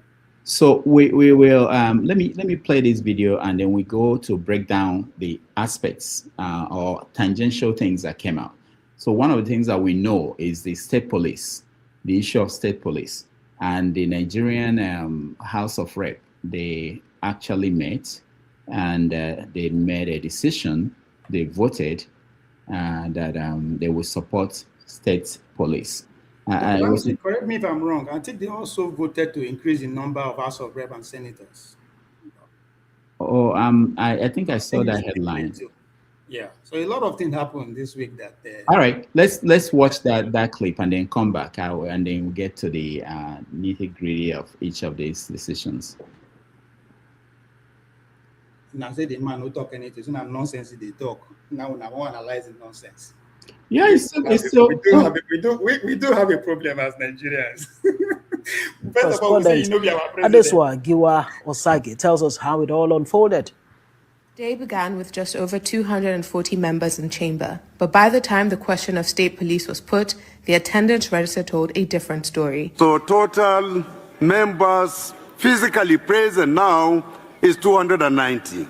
For the significant constitutional amendment on state police, the Green Chamber crossed the required 2/3 attendance by a mile. The House had made its priorities unmistakable. Members suspended their own rules to consider just 3 items for the day. Deputy Speaker Benjamin Kalu captures the mood. Issue of the insecurity that we have in the country and what is the intervention we're going to make as Parliament to help the executive in what they are doing to secure more lives and properties. All of you gathered here today from your various constituencies, despite the difficulties, because you believe you are part of the people who will provide the solution. But then the drama. We have so many lapses. Honorable Bashir, we should do justice to Nigerians. It is okay. You have made your point. You can sit down, please. We are going to make sit down. Honorable Bashir, God will do his if you don't sit down, I will take disciplinary action against you. The chamber's digital voting equipment failed. What followed were lawmakers voting on a constitutional amendment by raising their hands. No voting by separation, no clause-by-clause consideration.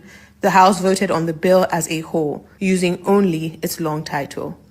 By the final announcement, 289 ayes, a single nay, no abstentions, well above the 2/3 majority the Constitution demands. Meanwhile, in the Senate, the bill seeking to establish state police scaled second reading and was referred to the Committee on Constitution Review. It, however, deferred debate on the matter till a later date, after which it will require ratification by 2/3 of the state houses of assembly before becoming law. Adeswa Giwa-Osage, Arise News, Abuja. All right, so it passed the House of Rep. It's now going to go to the Senate. So obviously, I'm not expecting that it won't pass the Senate. So it's clear that the opposition to the state police in Nigeria is out. It's over. So the question is, and he is going to get it. It's a mystery what happens in Nigeria for me, really. I have to confess, because I don't know when the states approve. We have to get 2/3 of the states to approve this. You never hear that the states are meeting and they are discussing it. And how does that happen? Let me defend that. Yeah. I think show will give me witness. When time I come here and say we do they pay attention to noise. What's the name of the deputy? The man from Carlo, Deputy Carlo. Speaker. Yes, him and the delegation, the delegation of the people who are put in charge of the amendment committee, they've been going around the country for the past 2 years. Facts. We are not paying attention. We come here with pain every day. No, Obie, that's not what I'm saying. Okay, hold on. You cannot say they did not go. No, because they are trying to say they boycotted the process. Obie, hold on. The process in most places, like in the United States, is that the National Assembly, in our own case, or the Congress here, can decide to amend the Constitution, okay? And after they finish, they now send it to the states. The states will have their own debates where they will now vote to say we are agreeing to this amendment to the Constitution. I'm saying that Buhari, when he was there, he changed some things in the Constitution. The items in the exclusive list. He changed that of electricity. I don't know when the states in Nigeria debated on that and approved it. Hold on. I know what you're saying. You're saying that there were consultations. That's different. No. The first question I will put to you is that do you follow the proceedings of your state House of Assembly? Do you follow it? No, I'm not saying that.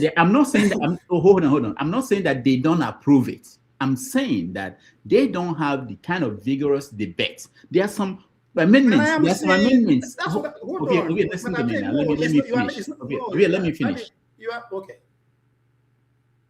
There are some amendments in the United States that are passed, and it will take some years, 20-something years, before the states will vote and say, okay, we got enough states that we say we approve this. But in the case of Nigeria, just like what is going to happen in the Senate, you are going to be sure that the Senate, under Akpabio, is going to support whatever they pushed from the House without real serious debate. You can say that there was no need for debate in this case, that we've got to the point. No, that's not what I'm saying. No, you can say, they say there's an argument to be made that we've got to the point. No, you are wrong, because everything that you just put before us, that actually happened. I'm telling you, the committee that was put in charge of amendment went around the country. They are still going around. We don't pay attention. That's why I asked you, do you know the dealings of your state National Assembly? You don't know. So you can't just come to conclusion that they cut the process short. No.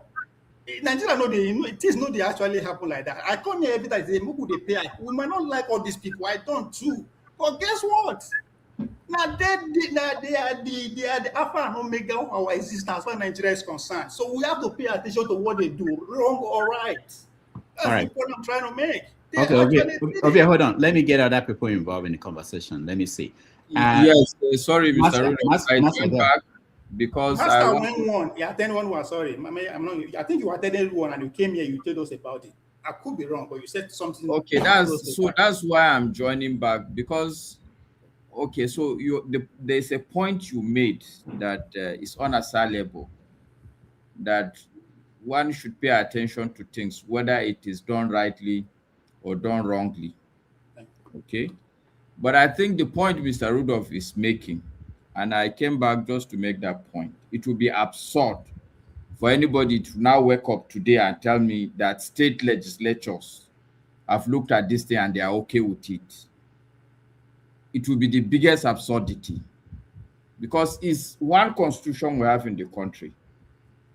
This bill now that they are looking at and debating has not yet been approved, has not been finalized. What did the states look at? So what did the states look at? Everybody look at his own separate piece of paper, or what is going on? No, questioning what they look at is different from saying they did not look at anything at all. It's the same thing, Ovi. No, it's not. You just agree with me. Hold on. Look. You agree with me that we should pay attention that what they do is wrong. I agree with you there. Exactly. So the process will actually follow. Maybe it must not be you want it, but it was they actually carried it out. That's why I say you might not agree with them. We are not. Okay, so are you listening? Are you listening to me? The process is still on. Okay, are you listening to me? Are you listening to what I'm saying? Yes, you are trying to. You are trying to say that they did not follow the process. That's the outcome of what I'm intending to. What the words that comes out of my mouth, are you listening to them? Of course.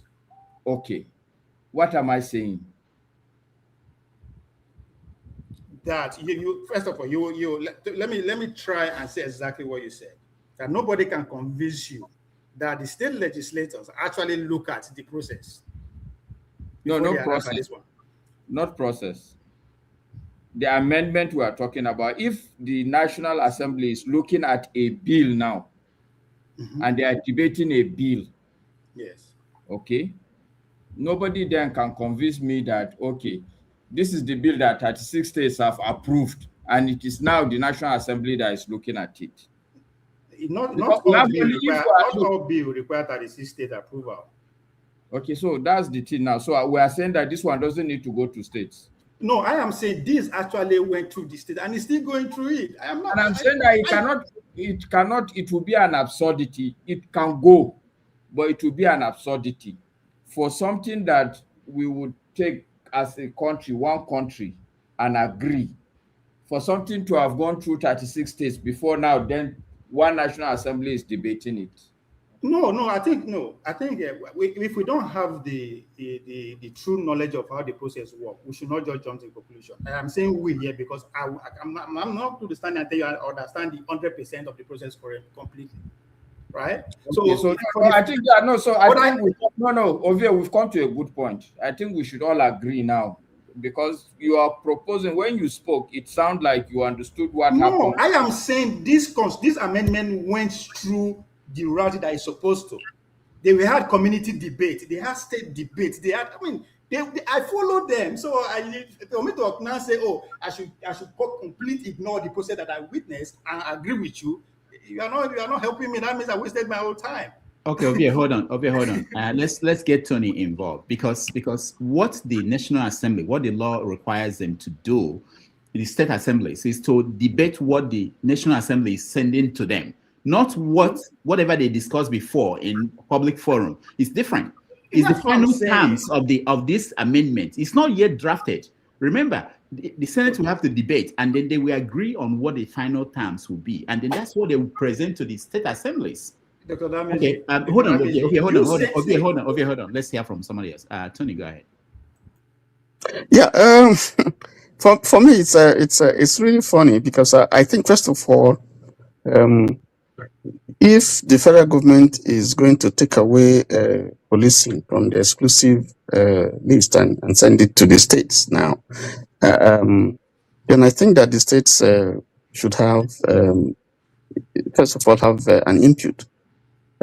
States are different. The security challenges they have are different. For instance, if you take Benue State, for instance, it's not specifically the kind of security challenge they have that you have in the Northeast.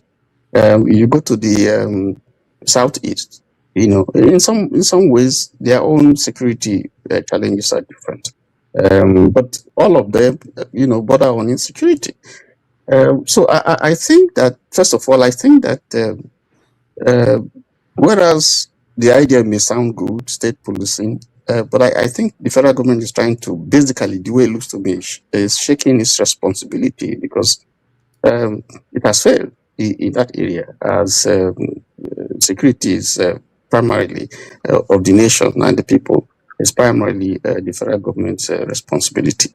Now, if they now want to decentralize it and have the states as a way of tackling the security challenges that we have, the way I see it is that, okay, federal government is trying to say, okay, I give it to you, now you're not going to be pointing at the federal government for internal security. You would now be responsible. The governors would now be responsible. I give you money, and then you should take care of the responsibility. Which I think that's for me, that's the logic behind that. I think that the states, every state, if you want the states to take responsibility of policing their community, I think their states. I think that, first of all, it should be the primary responsibility of those states to sit down and discuss, because they know specifically what the challenges are. And so they can look at the immediate challenges that they have, and then they can project into the future to look at the effect in the long run, what is going to take, how much is going to cost, what kind of personnel, the nature of the policing, the sources to finance it. They can mobilize, like Lagos is doing, mobilize resources, to strengthen security, in their specific areas. You can't stay in Abuja and be discussing and making laws for states in where you are, you are there, you are enjoying federal protection and so on. You don't know what the people are suffering. The people in the villages, for instance, what are the specific challenges? Forefathers, this is one area that forefathers have spoken about. Those who are in the border areas, their security, their challenges are different. For instance, Cameroon has invaded about 200 soldiers from Cameroon, invaded the local government in Cross River State. Nobody's talking about it. You can stay in Abuja and understand what is happening there. What are they looking for? How did they come? So I think every state, even though we have this major security challenge, but every state in Zamfara, how are people flying in? How helicopters flying in and going? Who deals with it? But how are you going to deal with that? What are the specific challenges that you need to deal with? So the way we're still going back to the same old thing, the not thinking outside the box, just thinking that policing is just the kind of thing we have in the federal level. No, it's different. So that's my impression. I think that the states will come up, with a strategy, with a template, and then then the federal can sit down and discuss it, and devise a system or make a law as it applies, general something that, but every state will be unique in terms of the challenges that it has. That's the only way I think we can address it. But on the whole, I just think that this is just a runaway thinking or policy by the federal government to say, okay, the states now, you now have, the resources, you now have the logistics, you now have the wherewithal to be able to deal with security in your own area, so you can't continue to blame the federal government. I think that is an admittance, directly or indirectly, by the federal government that it has failed. So that's the way I look at it. I don't know if I make any sense. I just actually even confirmed that, okay, what happened was that at least there was discussion at an informal level with state governors. So almost all the state governors agreed, but the process will still be that this bill will pass through all processes in the National Assembly. Thereafter, it will now go to all the states' National Assembly for them to ratify. Just so that, yes. Okay. Now, Maska, let me ask you, because for many years, the resistance has always come mainly from the northern states. What happened? How did it change? What changed? I'm not an insider in this political thing. I don't know, but I can tell you from an observer perspective and from a resident's perspective. Initially, the fear really is one fear, that state governors will become more powerful than they already are. In my opinion, they are one of the biggest problems in the country. Okay, they do and undo. Even this Tinubu that we are talking about, we have forgotten the fact that it was some 12 northern state governors that sat down in one room and just came out one night and said, okay, look, this thing should go to the south. Inadvertently, in their mind, because they've already zeroed down on Tinubu. So the fear then was that these people are already too powerful. If you put a state police, then they can actually become, just like Tinubu is doing now at the national level, where you are scattering all the opposition. People were afraid of that. But the reality also in life, when you are facing one problem, a bigger problem can come. And then that other problem, because this insecurity problem for the North is an existential problem. People don't understand how big insecurity is in the North. Today, we are saying that a retired general of the Nigerian army, not police, has kaput in the hands of kidnappers in Katsina State. So me, that I'm a bloody civilian, where is my security from? On what basis am I going to draw security from or comfort? So today, this insecurity is an existential problem. And normally with especially Black people, when you have this kind of problem now, you begin to just fiddle. Anything you see, you grab. If you talk about state policing, everybody will agree to it. because most of the state governors, I feel for them also, because the general wisdom in Nigeria today is that the top echelon of the military are corrupt, and they are the real problem why this thing is festering, because the Nigerian army don't get the necessary morale. The second thing is the kind of materials in terms of the ammunition. I mean, even for me, in terms of intelligence, people just keep going and then they get ambushed.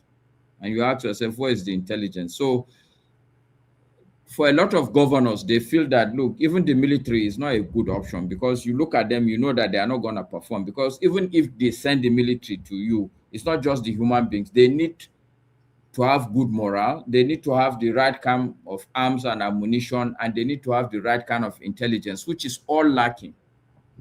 You send military that they are demoralized. If you look at this Mama P now, one of her biggest videos she keeps doing is there's one guy called Justice for Justice.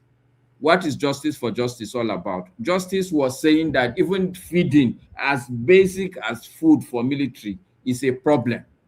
And what did the Nigerian military do? They went and arrested him. Our military is such a type that even you want to arrest somebody, the car he drove to your place, his car is still there, and initially you are saying that you don't know where it is.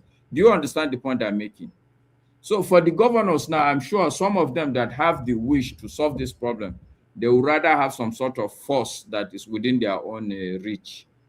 I think that's what has changed, that there is now an existential problem. It's not about election. It's not about who is the governor. I'm sure somebody in Zamfara state would rather have one governor for the rest of his life if the insecurity will go. He will be willing to live with that. Thank you. All right. Thank you so much, Maska. If you have something you need to add to this topic, you can raise your hand. I'll call you. I don't want everybody to go around because we want to touch on a few other things quickly. Okay, Femi, go ahead. Yeah, well said, first of all, Maska, because towards the tail end, you took something I usually debate with forefathers, for example, about that it's not enough to just speak about men, because what are you even doing in terms of equipping, and of course the aforementioned morale as well as training, because a lot of these things have dropped. Now, in regards to this issue of amendment, my own what's it called, education was learned from something that Dele Farutimi, and I hope you get to bring him again one of these days. Probably discuss about something along these lines as well. It's drawn from his strong opposition, which is the same thing some of us have actually believed about even the founding of the constitution. Look at the origins, the foundations itself. Where did it come from? It was just put together by Abdusalam Abubakar and his people. Nobody, it just came out of the blue. And that's the foundation we're standing on, only for us to realize that in as much as there may not necessarily be any perfect constitution, but they've been amending and amending. In fact, they're even amending the amended amendments as well as we speak, and they will continue. So his own position, again, which I align with, is it's already faulty. So you're amending something that's already faulty and adding more rigors on top of it. Even when you even pivot into the amendments that had to deal with electioneering as well. Look at the various interpretations that we get. 1 minute they will tell us the annex chairman will tell you one thing about a section when it comes to beavers and what have you. So it's already dead on arrival. But with regards to the process itself, I know Ovie spoke to the fact that people don't pay attention. As much as I, for example, try to pay attention, you know, a lot of things are done when people are sleeping at night. How many people have time after they come back from work in Nigeria? They're tired from traffic, from no electricity, to still, and that is even if you have, of course, if you have electricity, even if you have that stamina to stay awake to follow the president. And how much publicity, who are the people that are involved? And then there's also the problem of politics, where people actually stay in line. And key to it is what you actually mentioned. How much debate even takes place in this rubber stamp National Assembly, not to talk of the states House of Assemblies, which sometimes, if we're being honest with ourselves, you don't even see enough debates. If there's debate at all, you don't even know if they exist. Forget about local governments, because that's another matter in itself, right? But so if you stick with the state assemblies, a lot of them just ratify. A lot of them don't even understand. That's even if it takes place at all across all states. But something I want to just highlight that Ovie mentioned about how amendment does not involve all the states. As far as I know, it includes all the states. It's just that apparently it's after the National Assembly may have sat on it and hopefully debated whatever the amendments they're trying to put in the place. He has to.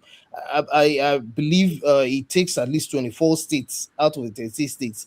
But ultimately, I just know that we're doing it wrong in the sense that I don't see enough debates, and I don't see where the debates even make sense if at all they actually occur. Because what I mostly see is people aligning along party lines, whether they understand what. First of all, let me even just round up. Rudolph, a lot of these our senators and House of Rep, what do they even know? What do they know? Do they even understand what they're even reading in the first place?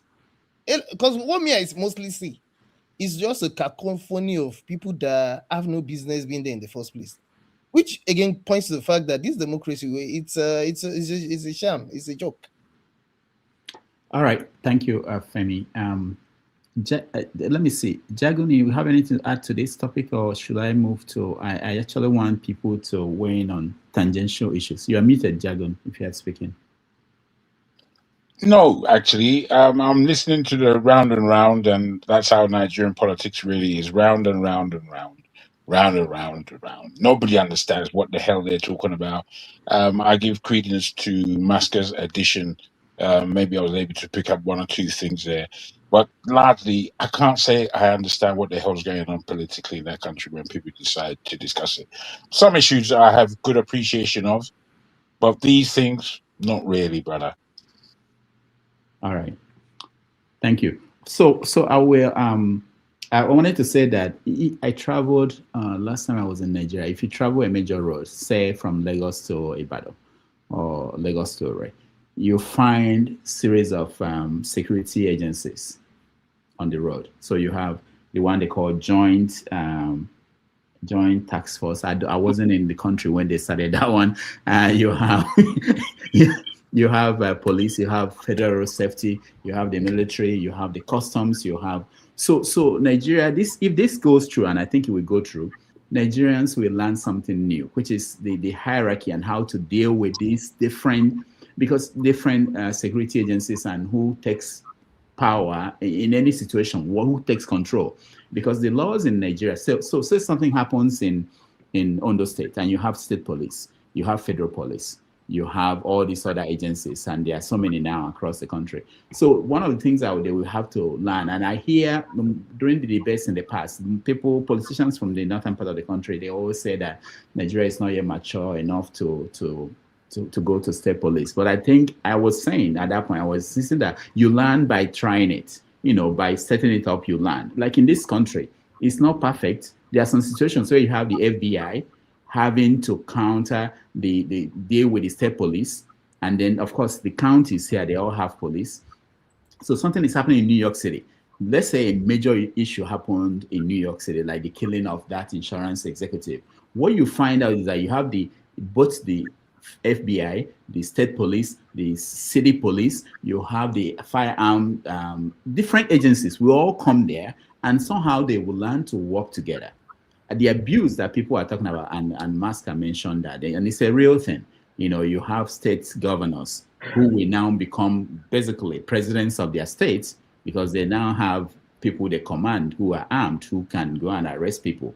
So there will be so many things that the country will learn and the states will learn, and in terms of authority and hierarchy and who has power. So, and it could lead to serious confrontation. And it happened in America, where where you can find a state police refusing to take orders from the federal government. So, Dr. Damages, yeah. In emergencies like that will involve state and federal agencies, security agencies, usually there's a structure, there's an incident command system that you have. that is laid down. For instance, if in fire safety, for instance, I know that there's an incident command structure. Initially, the locals can take charge, respond immediately. They are probably the first responders. But when it has to involve federal agencies and so on, they step down for the federal. In most structures, that is how it is. And so I think these are part of the things that have to be sorted out, because where you have the federal police, if you have a situation where you have to have the DSS, the federal, and then you have the state and maybe local government, and they are dealing with the same issue, there has to be a structure. There has to be an incident command structure where if the federal has to step in, then the subnationals will submit to the authority of the federal, and that's how it's generally structured. And I think that those are part of the issues that have to be dealt with. But the critical issue for me is also funding. Some states can't even pay salaries. They can't pay. They're still, in spite of what. The federal government says more money that the federal government says is giving. There are still states that are struggling to survive. If you take out the subvention, I mean the monthly revenue for, derivation or whatever, that the federal government spends, most of the states can't survive. So now you are bringing a greater burden also, because it's not just only you have to equip them, you have to train them. You have to build up, logistics, you have the offices and so on, vehicles and so on and so forth. You have to train them.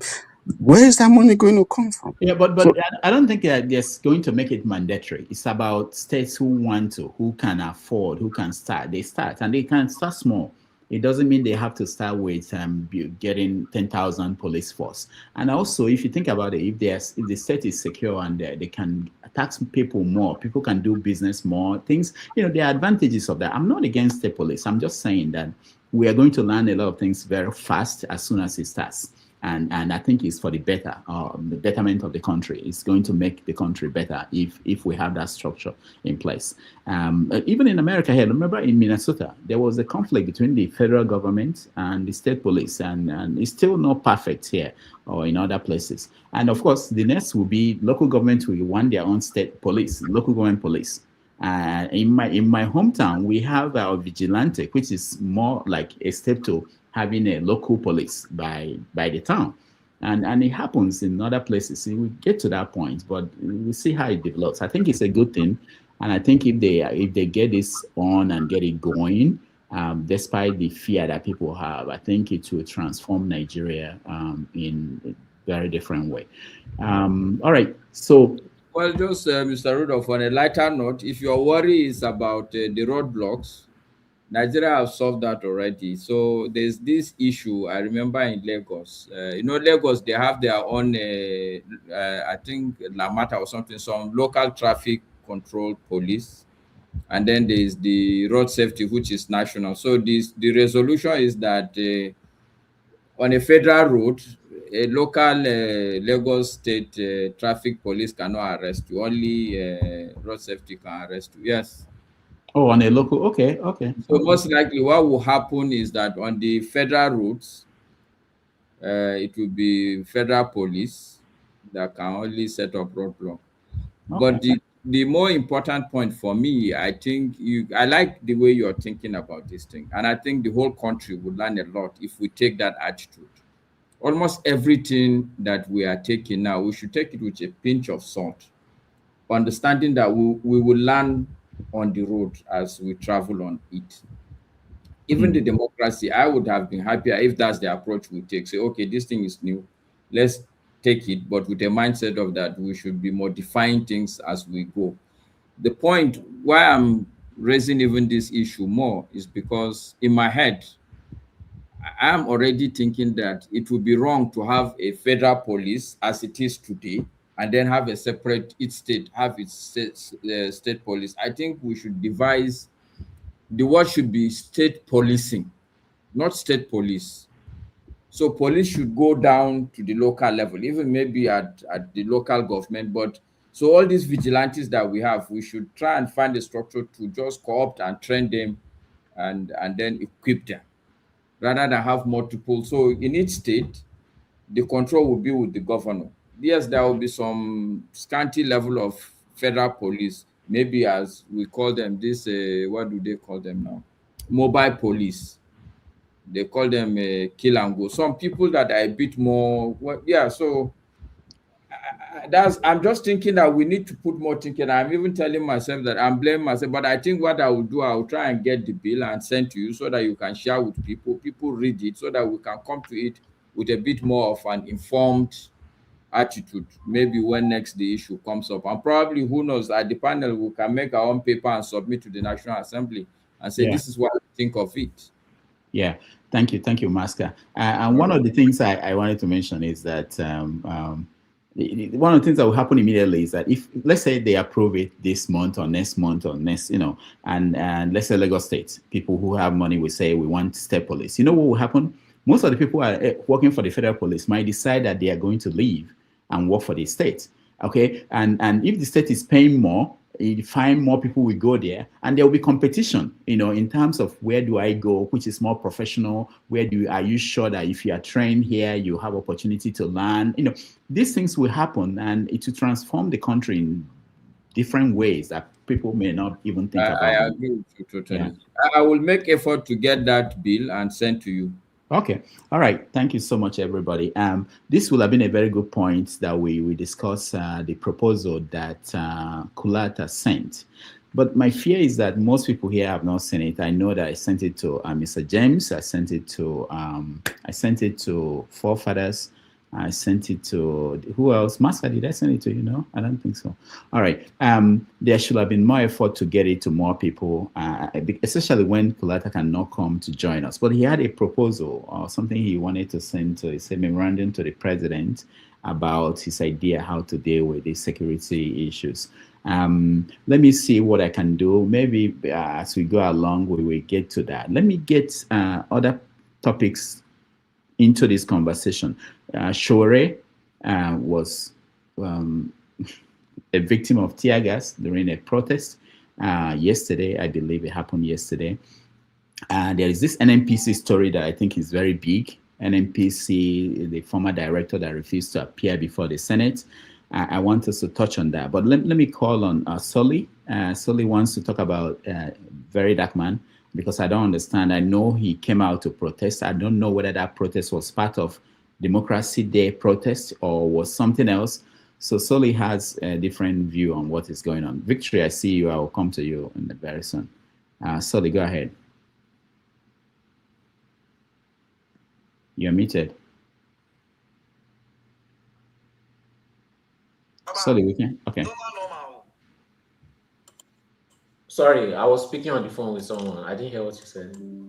Oh, I just brought you up to talk about Very Dark Man and okay. So yes, you see what this miscreant has been up to, right? And his mischievous ways. So there was a docked video, right? An AI video that someone made and said that, oh, Tinubu is this, and made some allegations and was saying, basically saying that Tinubu was good. And then Bayo and Ononuga, which was just a spokesperson, it's not really anyone serious in government, was saying, oh, they should arrest Very Dark Man. No police called for his arrest. No military person called, no Navy, no real security firm called for his arrest, right? And then they found out that it was an obedience that even made the video. All those guys are always mischievous, always up to something. So now this guy said, because he was losing a lot of relevance when he lied against Omoyele Sowore and, created fake WhatsApp message which till today he has not apologized for, because, you catch him many times, he doesn't lie. He lies and he doesn't apologize because he knows that Nigerians will continue to follow him, because Nigerians want to change Nigeria, but you don't want to change. So he took that opportunity. He has been trying to gain back his relevance. Nigerians could see through him. The devil was dying finally. But the devil always try something. Once he's cornered, he always try something. So he came to Nigeria claiming that the government want to arrest him, right? He passed through the airport security. They stamped his passport. He took his luggage. So at that point, he already knows that the government is not against him, right? People came from different states. Instead of him to tell them that, the government is not against him, he continued to bank on that clout for more popularity and fame to himself, because it has always been about himself, and took people on the streets, blocking the road, causing nuisance, chaos on the streets, of the airport, and walking for a couple miles like headless chickens. Okay, what is the goal of your protest? Tinubu must go. Okay, Tinubu must go. Okay, finally, right? He said 2 years ago that he will never protest and all this thing. He did not protest for INEC, he did not protest. He protested because he wanted to arrest him. Now say, okay, Tinubu must go. Okay, Tinubu must go. Who is replacing Tinubu? The headless chickens don't have any answer except to insult you. He did not stop there. He carried his protest again to Abuja, blocked the road of the average poor Nigerians that are just trying to find ends meet. And he said, Tinubu, okay, Tinubu must go. Fine, and Daddy. Who is going to replace him? No answer. Do you understand? The reason why I'm talking about it is because I want to show you who Nigerians truly are. Nigerians are following this guy who is proven to be in court. A court proved that he was a liar. Until today, he has not apologized for it. He tried to destroy somebody's marriage by telling lies. He lied against somebody. Nigerians are still following this liar, proven in court to be a liar. This man took poor people's money, right, and used it to build government school. Why did he not confront the local government chairman, ask for an audit, and force the local government chairman to do what he has already been given the money to do, to build that school? Now, the local government chairman has run away with that money. You have made poor Nigerians poorer just to make yourself look good. And you overinflated the price of the school. The money he called for can build a whole apartment complex. He used it to build some shanty schools and some, olden days toilets. Now, you have somebody called Scott Iguma on Instagram, right? He has been calling out the local government chairman. He has gone to audit them, right? He has gone to confront them, not protest, to confront them, like one-on-one, with due process, arranged meeting and everything. He documented his processes. He's teaching Nigerians how to fish, right? He's not giving them fish and telling them to praise him like very dark man. He's teaching them how to fish so that they can replicate it. Because at the end of the day, is that not what the very dark man followers do? They replicate what he does. So I believe if he teaches them how to fish, they will go to their local government chairman and start confronting them, start auditing them, because they see him as an example. But it has never been about them. It has always been about him. Now, Nigerians are under Scott Iguma's Instagram comments, insulting Scott Iguma. Why are they insulting Scott Iguma? Because Scott Iguma is doing it the right way. Scott Iguma is not feeding on their emotions, wasting their time and giving them fish instead of teaching them how to fish. These are the youths. These are the Nigerians that want to change Nigeria for better. These people are worse than APC, right? Because if you look at the NDC case also, that the owner of I've forgotten his name. He said that he wants his party to be like AAC, and that infuriated these miscreants that claim that they want to change Nigeria for better. They just want to make noise. They don't want to do any work. They don't want to do any due process. They don't want to do the right thing. All they want to do is go on the streets, making noise like miscreants, wasting everybody's time with no organization, no plan whatsoever. If you were actually organized, you would be a threat to the government. But the government knows that you are miscreants that just want to make noise and don't want to do any work. That is why they are even letting you protest however you want, because you are headless chickens. It's just the story of the one-eyed man leading the blind. If he said they should go right, they will go right. They don't question him. I don't rate them, because they know how to pretend like if you hear their speeches, you would think that these people, they really want to change Nigeria. But when you look at their actions, they are no better than APC. They are even worse. I'm telling you. Aisha Yesufu was, you came to a party. People spent their blood, their sweat, their time, their years building that party. You came there and you said that, they should give you a position. Were the people that were in that party, were they goats? Are they animals? The people that invested, put all the time and work in that party before you came, are they fools? They gave you a lower position. You are acting like you've already won the election. And you say, no, you are not going to collect that position. That woman, that Aisha Yesufu, has never held any position before, but Nigerians are fighting for her. But when it's time for Showri, suddenly they'll start saying you should start from local government chairman. Nigerians want to choose their God. They want to choose their God. So, very dark man, 100. Nigerians, 0, as usual. They will continue to lose because they cannot stop being fed eye service. They love eye service. They love eye service, die. If you give them small bread like this, they will start calling you God. It remains small for them to start bowing down for you because they have no standards when it comes to leadership. No standards whatsoever. The barest minimum is what they are willing to accept. And then they keep questioning, oh, why are all these things bad? Why are all these bad things happening to us? If you look down at it, why are all these bad things happening? Because that is what you want. That is what you set up your life for. That is what you pushed for. This is a typical example, but they will insult me, just like they are insulting the Scotty Guma that is doing the right thing. People they are supposed to learn from, they insult. People that are miscreants and leading them astray, they follow and they praise. That is who they clap for. They are not getting free anytime soon. The best that they will celebrate, the best that will happen to them is that they will celebrate road construction till 2040 because they are not ready and they are not serious. Just forget my generation. I'm not saying they cannot change, but as this trajectory is right now, they are very unserious. They still think that they are children, even though some of them have more beards than me. They still think and act and behave like they are children, which is very, very unfortunate. Most of them should be carrying every single little dime that they have, and they should be investing in Nigeria because it is like a company that you have shares in. If you have shares in a company, you don't want that company to fail. If you have invested your money in that country, even if it's just 1 million naira, right?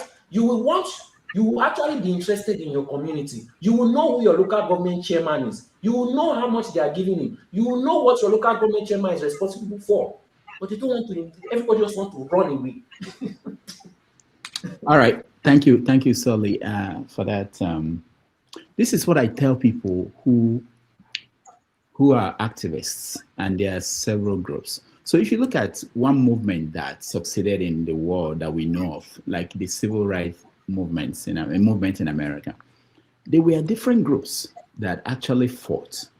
And sometimes they fought each other. They blame each other for why they failed. So you have the Nation of Islam, for instance. You have Malcolm X. You had Martin Luther King leading his group. You have the Black Panther. There were so many, more than 20 different groups that were pushing, and they have different philosophies. Some of them people know that they maybe were set up by the FBI, or some of them were, you may say they were not genuine, but they were all in the same environment, fighting the same thing, pushing the same agenda. And if you believe, those that believe in the words in the Bible, that the ones that are genuine will eventually show that they are. The ones that are not will. And I say to people, if you are fighting for something, continue to fight for it. Okay? There will be other people who will have their different viewpoints. Keep fighting on your own part. Eventually, it will be settled. It will take time, and they may be like distraction, but they will give you the approach will be, for me, if I'm fighting, if I'm an activist, I'll be thinking, this person is not doing it right. Then that will be an incentive for me to do it right, so that more people will come to me. Okay, if eventually I'm doing it right. So I hear you, Sully, and the very dark man. I don't know him. I'm trying to get him on this platform to come and so that we can talk to him. I don't know the in and out of his oppression, but I know that I was worried about what happened to the video, and I wrote an article about that. The video of him being used by Bayo Nanoga. Bayo made a mess of that story. This is the column I wrote that came out today on in the paper where I write. Where is it? About the whole thing that happened. This is the column. Let me add it to the stage.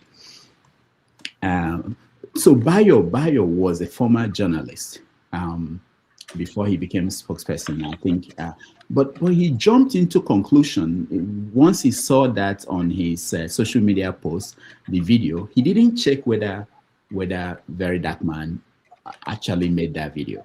He ran and said that he is going to be dealt with the full weight of the law in Nigeria, which I found it preposterous that the former journalist will not say, did he actually do this? And the newspapers in Nigeria all jumped in and put in Bayo. Bayo is saying that Very Dark Man will be dealt with when he comes back to the country. So to me, the bigger issue was really about process. there is no reason why a spokesperson for the president will run out and put out a tweet saying that somebody will be dealt with for something that he did not confirm that the person did. And then for the newspapers to jump in and start the same thing. So I don't know the intention of a very dark man. When he came, I knew that he was saying he was going to come back and that he will be arrested when he comes back to the country. Obviously, he wasn't arrested. And then I saw that he was protesting with people on the street. I have not followed to know the actual intention. I thought he was part of the protests for June 12th, insecurity and everything. But I had him chanting that Tinubu must go, Tinubu must go. So, but in general, my point is, just back to you, Sully, my point is that I don't know what the intention, his ultimate intention is, but I think that every group that is pointing out, just like what we're doing here, there are so many platforms out there.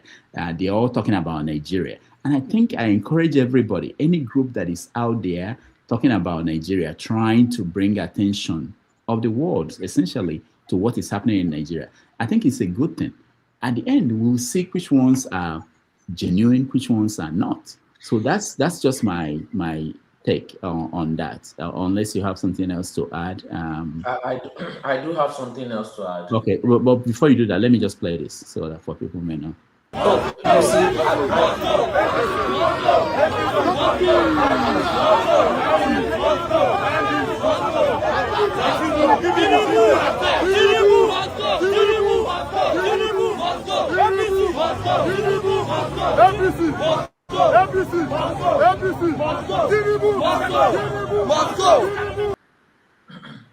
so there's something. Hold on.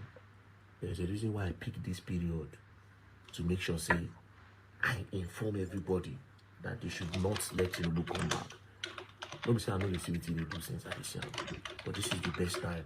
As the campaign they hot, they go hotter. You are not gonna give people 5,000 naira again and bag of rice. No, now who will not let you people do that? I'll use my platform to speak. My platform is good, it's strong. I will speak. I will open their eyes to see that no. Because if Boko Haram come, you cannot put. If you put bag of rice like this, if Boko Haram shoots the rice, it go past.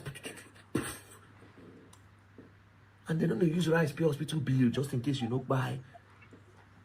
Boko Haram never ever carry people. Kidnappers never ever carry people enter bush. May they request rice. Okay. Now, this is the message that Levinus wants to send to me after his release. He said, "Boss, good evening from here. They have granted me bail. I am home now. Thank you very much. I am grateful. Boss, these people forcefully took your number from me and asked me not to tell you. They arrest me, but now your matter, them just they ask me." All right, let's stop there. Go ahead, Sully. So you see the difference between, and I'll bring this again, your generation and my generation is that you are willing to let questionable characters slide. And I'll give an example. Tinubu fought for democracy for this country, right? Exactly. So we let him slide. He had a questionable background. We let it slide. How did we let him slide? Hold on. How did we? Because nobody continued to go after him. Nobody did, No, the media. Hold on. The media. I'll give you an example. People's Gazette. Samuel Ogundibe is the publisher and the editor. They are still pursuing his cases in America. The same thing with David Hunde and other, even Sahara reporters. They are still on that. The fact that something is difficult, there are some stories that will take a long time. And it's not about the stories, it's also about the reaction of the people. The point is that for the media, their job is to put out the information. What you do with that, it's not their own, it's not their role. So for instance, when the Senate talked about what is happening at the NNPC or what happened there, it's not for the media to make Nigerians to say that this is enough to shut down the country. It's not the job of the media. If the Nigerian people will hear that trillions of naira was stolen from their own account and do nothing, the media, they did their own job. So what you know about Tinubu, it was done by the media, exposed that. It's not the job of the media to say that, oh, you guys should not let him govern you because of this. It's up to you. Go ahead. Okay, and that's what I'm trying to talk about. I'm not talking specifically about the media, Okay. but you have a bunch of people that will continue to let someone who is questionable slide just because they did small eye service for them. Like I said, the person gives them bread and they start to call him God, right?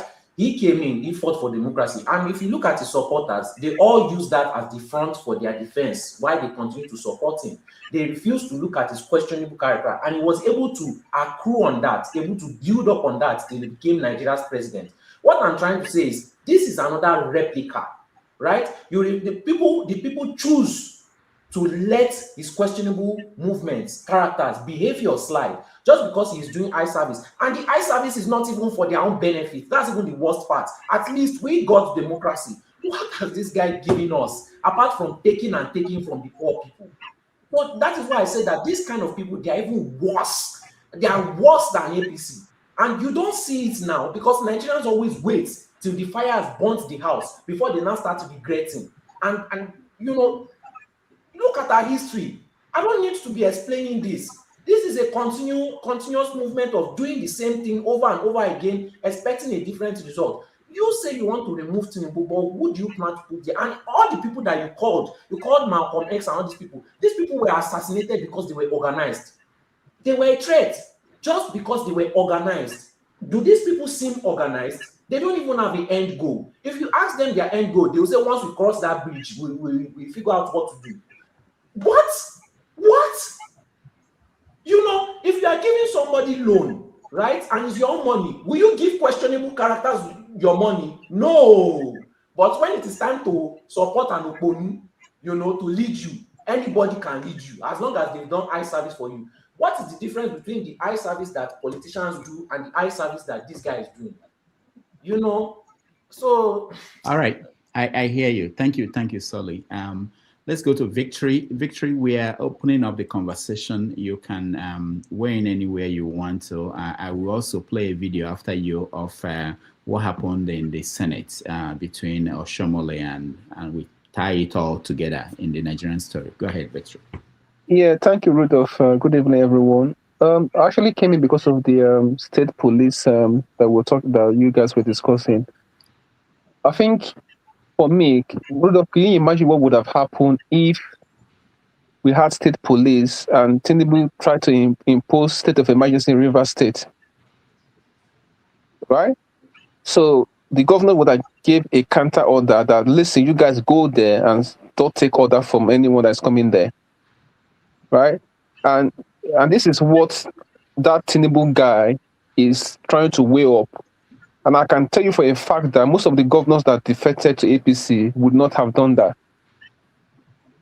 Right? Because whoever controls that arms, yeah, has a lot to say. And sometimes when I really reflect, now I actually remember, sometimes when I sit down and I reflect, I say, okay, now I can see why my dad had guns then, because human being, if you're telling them nicely, oh, please move aside, if they don't want to do that, you have to force them, and you need that arms to be able to force them to do what you want them to do for you.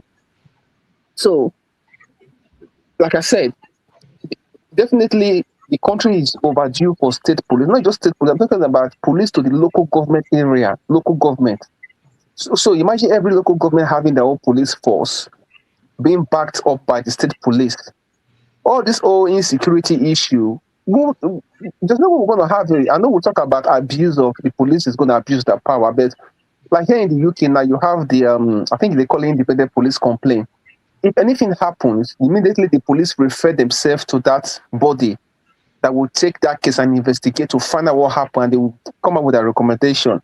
So there are ways around this whole thing to work around this. And I'm talking about a police that is fully armed, not police that you will not fund. And every state can afford this because people will be willing to pay taxes to ensure that they are secure, they can move about doing their business and live their life peacefully. Because any country that you don't have a night economy is as good as dead. Because if people can move anytime during the day, you can travel at night time when there's less traffic.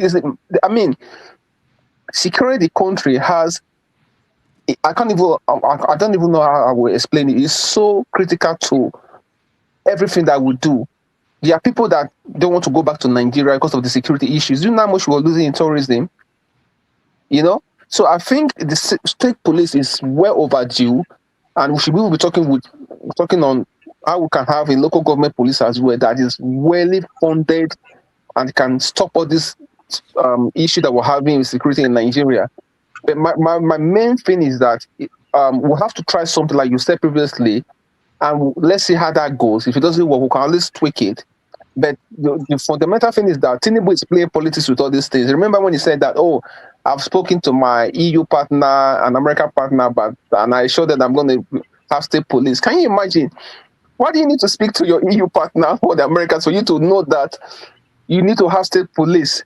So we as the people were just jokers, and the only way for you to enforce anything, you need that force of gun. Like you need that barrel to tell people, listen, if you move, I will move you.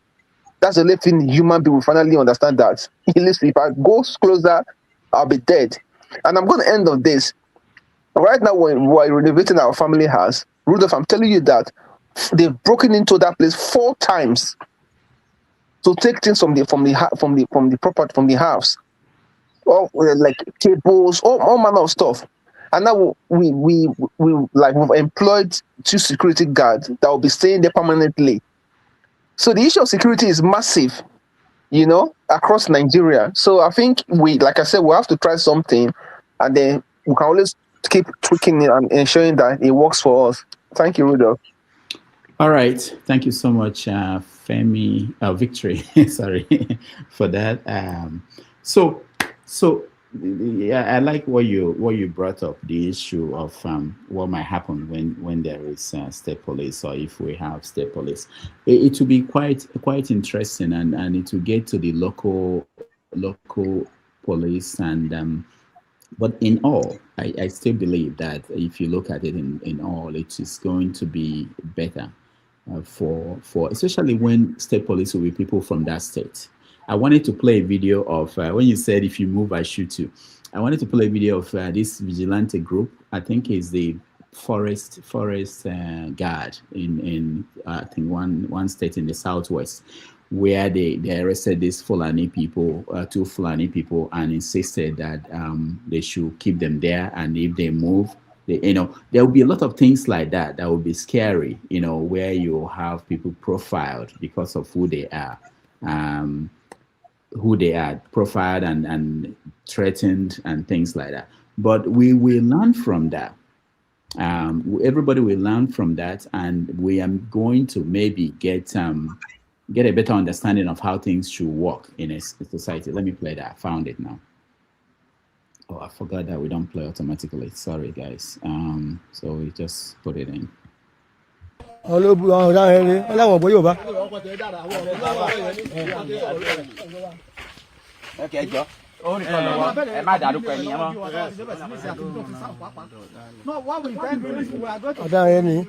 Petition their commandant, then we copy send copy to you. Copy area commandant. I will get the full name. And the map You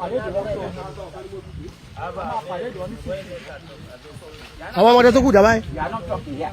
You will talk when you get to the You are not talking here.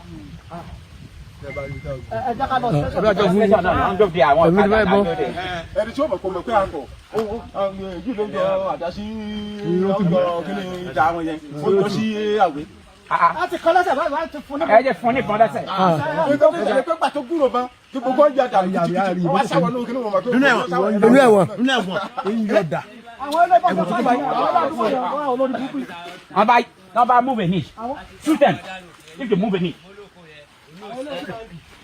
Yeah, I was horrified by that. If they move an inch, shoot him. But this is exactly what we are going to deal with when we have state police. Just imagine those guys now in uniform with the power of the state government behind them. So, but we learn. Most societies, other societies that succeeded, they dealt with that.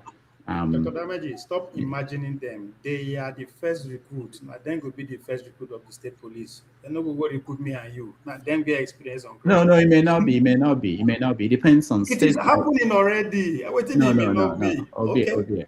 Or a state like Anambra State could decide and say, we want people of this educational the standard. Of course, we want officers people... go there now. Officers go there. Feed marshals go there. No, remember, you have to remember, there are people, a lot of young people who are coming out of school who are not state police. Police are not older people. They are mainly young, especially at the, anyway. But you can't just generalize. There could be. I'm expecting that at least at the state level, they will look professional. They will be trained, and Amen. so. But the point is that things will happen. Things will happen, but we will learn from it, and it's going to grow.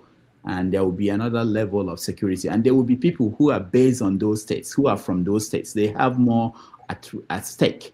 Most of these police we have now, you can have somebody from Lagos State posted to Zamfara. I mean, to some extent, he just wants to go retire and go home to his family. He's not really thinking about, I have a stake in this place. I have to make sure this place is protected. So it's a good transformation. There's a good and bad side to it, yeah.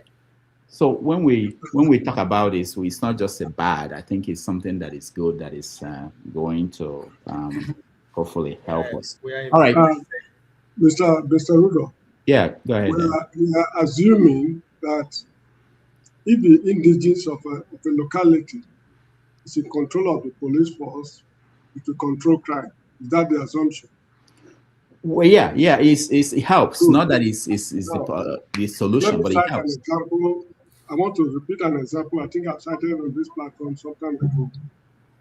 When I was in Benin City, Lawrence Anini was disturbing the state. Anini and his gang, Mondo Sunbo, Philippe Webelowa, John Bolahunwa, and others. Now, it got to a point whereby the state could no longer handle them. That's the state police. Sorry, the federal police in the state. Now, they brought somebody from Lagos, they call Pari Osayante, a native of the city. The guy came and was able to look at the modalities to bring the situation under control. Having done that, it was discovered that George Iyamo, also a native of the state, native of Benin City, was conniving with the boys to cross problems. You get what I mean? Now, if you form a state police, and somebody like George Iyamo is no longer under the control of the federal government, it's now under the control of the state, it will be mayhem because there will be no federal authority to call him to order. The problem actually is not a question of state police. What I think is this: the sponsors of crime, terrorism in Nigeria, up till now, none of them have been brought to book. If you create state police, what is the guarantee that the sponsors of terrorism or crime will be brought to book by the state police? Okay, so James, let me stop you here because the solution is actually here, is there. So in New York, any of the states in America. No, we are not Americans. No, it's the same. It's the same everywhere where you have different tiers. No. I don't have any other example. I don't know what's happening in Gambia, but let me tell you how it should work. Okay, I don't know how it is in the Gambia. Let me tell you how it should work in Nigeria. And this is how we abandoned. I'm sorry for interrupting you. This is how we abandoned parliamentary system. We brought the presidential system with all the sweet grammar. See where it has landed us. Okay, but let's look at this issue of state police. How you work. Okay. So no, James, just listen. Sorry, Mr. Rudolph. Yeah. Let me also join this discussion because I really feel it's like, so maybe what we need to do, maybe Mr. James has an idea. Maybe he should put his idea first on the table and see how different, how far away it is from what is. When he was talking, I felt he wanted to give a way forward. Well, I thought we have he's supporting what we have now. Is it not, James? You are saying that I'm not supporting it. I'm supporting the federal police. The federal police should be reinforced. That police that was able to curb armed robbery during Yakubu Gowon's time. Yakubu Gowon signed the Armed Robbery and Firearms Decree that curtailed the menace of armed robbery in the country. That police that was able to work out the modalities to arrest Amini, there's nothing wrong with the federal police. The problem is the sponsors of terrorism, the sponsors of crime in the country, they are above the law. In a country where people are above the law, I mean, crime will surely, what's it called? Crime will multiply. This is how I see it. There's nothing wrong with the federal police. Look, the federal policemen, where were they drawn from? They were drawn from the Nigerian society. A rotting society cannot produce a clean police force. If you now bring straight police, let's say from Edo State or Bender State, if the society is rotting, you are still going to employ those rotting men to constitute the state police force. The Nigerian society should be cleansed. We should enforce our laws, and the laws should be enforced. The judiciary should be disciplined. That is the root cause of the matter. It's not a question of state police or community police. Okay, so can I come in here? Hold on. This is a debate we should have as we go along, because I think this is moving, it's going to move, it's going to happen. But let me just reassure you, the structure here is such that, and it will be the same thing in Nigeria. Maybe you're not seeing it now, because this will happen. The federal police will be superior to the state police. So like here in New York, okay, New York police is corrupt. It's the same thing everywhere in the world. There are people who are corrupt in the police force. So what happens is that if there is corruption or if there is allegation of things that are not done properly, the state police will come in to investigate, or the federal police. So if the FBI comes into New York City Police Department, they panic. They have to turn in everything to them, and they will investigate. And sometimes they take over the the city police. So the federal police will still be there. And I'm sure, just like the Amotekun, is under the federal police, it's that structure that they are going to put in place. I've not seen it, but I'm sure it's what they are going to do, because there has to be a hierarchy, there has to be order. So you're not going to have a state police down that will be superior to the federal police. It wouldn't happen. It wouldn't work. We have HISBA. How effective are they? We have a Montecon, we have Neighborhood Watch and others in the country. How effective are they? What is the guarantee that if they are under federal police, the federal government will not use the federal police to control them? If you are saying that they should control, the federal police should be in charge of federal crimes, that is a different matter. But if armed robbery, for example, is a state crime, the federal police will have nothing to do with it. The corruption is still there. It's just like, although I support, let me not go too far. All right. One last thing I would say that, when there's a new idea, we can bring up 1001 reason why it will fail. But what we actually need is one reason why it will succeed. And I think we are going to eventually move to that direction when this is, if it's implemented. And just one reason, I will tell you one reason. And that one reason is that once law enforcement, they have, I think it was Masker that said that, once the governors don't have any excuse anymore, because the excuse they have now is that we are just chief security officers by mouth. We don't have police officers or commissioners that we control, because they don't control them. There are instances where a governor will call a commissioner of police and you ignore them, that I got order from above. There is no more above. The governor is now the above. So they don't have any other excuse why they cannot enforce, make sure that it's rule of law in their states. So it's to do a transformation. What we need to think is one way this will work, not all the ways that it will fail. There are many ways it will fail. Yeah, of course. I think because we acknowledge that what we have now is not working, we have to think of how will the new thing, if we put in a new thing, how will it work? And I think it will make a change. I don't know. I hope Nigerian factor will not be too much that it will fail. But even if it fails, it won't fail everywhere. And that's another good thing about it. Just like we're talking about true federalism, if it doesn't fail everywhere, it may fail in Zamfara, it may fail in Anambra, but it may not fail in Ondo State. And that will be a model for other people to look into and say, okay, this is working for Ondo people. They're able to secure their forests. They're able to make sure that there is peace in their society, and other people will learn from it. But we're not going to say what we're using, what we're still dealing with now is not working, and we're going to continue to do that, and it won't take us anywhere. That's my take. Anyway, let me just support this your last argument. I know that in Lagos, even though most people don't like to hear anything Lagos, because by association they think you are talking about Tinubu. But what I know, I was in Lagos when we will all be driving around dead bodies and go to our houses. But what the Lagos state government did was they didn't set up their own police because the law does not allow it, but they did some small workarounds like a rapid response.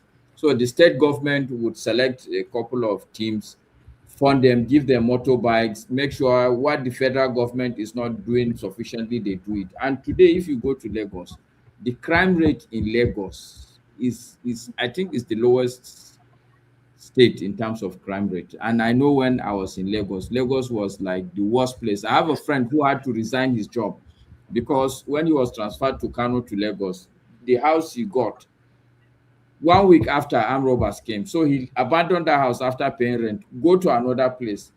2 weeks after armed robbers came, he left the house, go to another house. When they came the third time, he came into the office and wrote his resignation letter and revert back to Kano. That was how bad Lagos was. You would be in an estate, armed robbers will come in and be robbing from house to house. But now I'm sure things are a bit different. And it's simply because the state governor took responsibility. He didn't set up his own police. But the point I'm making that I'm trying to support that you made, it may not succeed everywhere, but I'm sure that some serious-minded governors will take advantage of this and make an example that other people will follow. All right, thank you, Maska. I'll come to Ovia. I'll come to you, but not immediately. Let me go to Dexter. But let me just point out that the electricity reform, or I don't know if it's an amendment that was done by Buhari, where they removed it from the exclusive list. Some state governments are taking advantage of that. Some are not. Eventually, if you go back 10 years from now, you find out that maybe Abia, it will work in Abia, and other states are still thinking of what to do. And other, we have to experiment. That's and allow people to try things out in different places. Otherwise we all collapse in the same big structure that we have now. All right, Dexter, I will bring you in. You weigh in, and then we are talking about many things now. So you can go from the state police, and I think we should have a special show on this state police, especially if they start discussing it at the Senate level. We should have a special show on the state police and look at all the ramifications. It's one of those things that people have been begging the government to do for many years now in Nigeria. But now that it's happening, I think we should pay attention to what it might lead to. Dexter, go ahead. Thank you, Dr. Damages. Good afternoon, good morning, good evening, everybody in the panel, and everybody that will be contributing.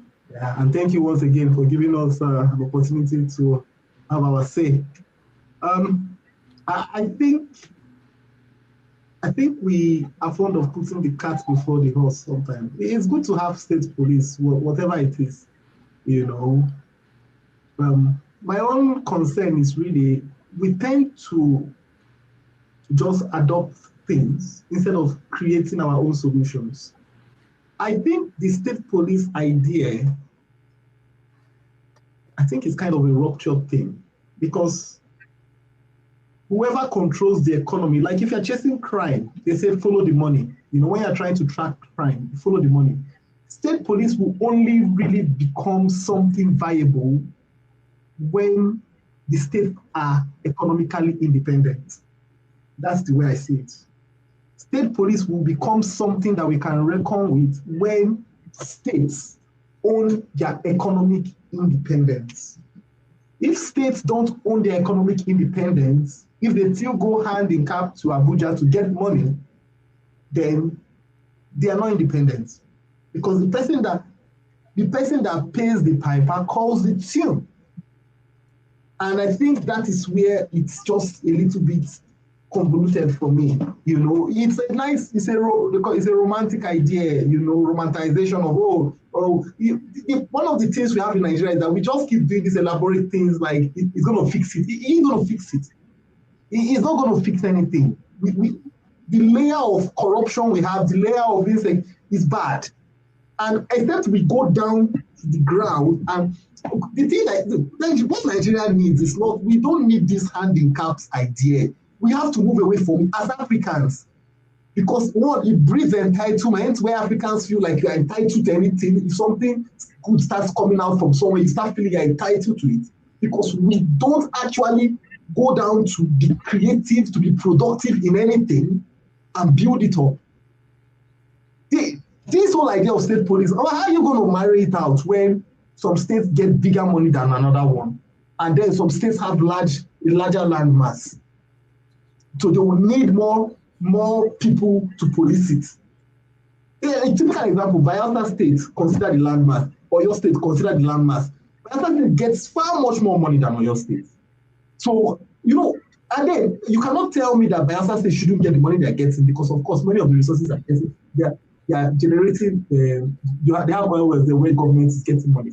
So the way we are trying to solve the problem, I think we are not just being holistic in Nigeria, because when people get into the presidency, there's so much power, there's so much money, you don't want to actually do the right thing.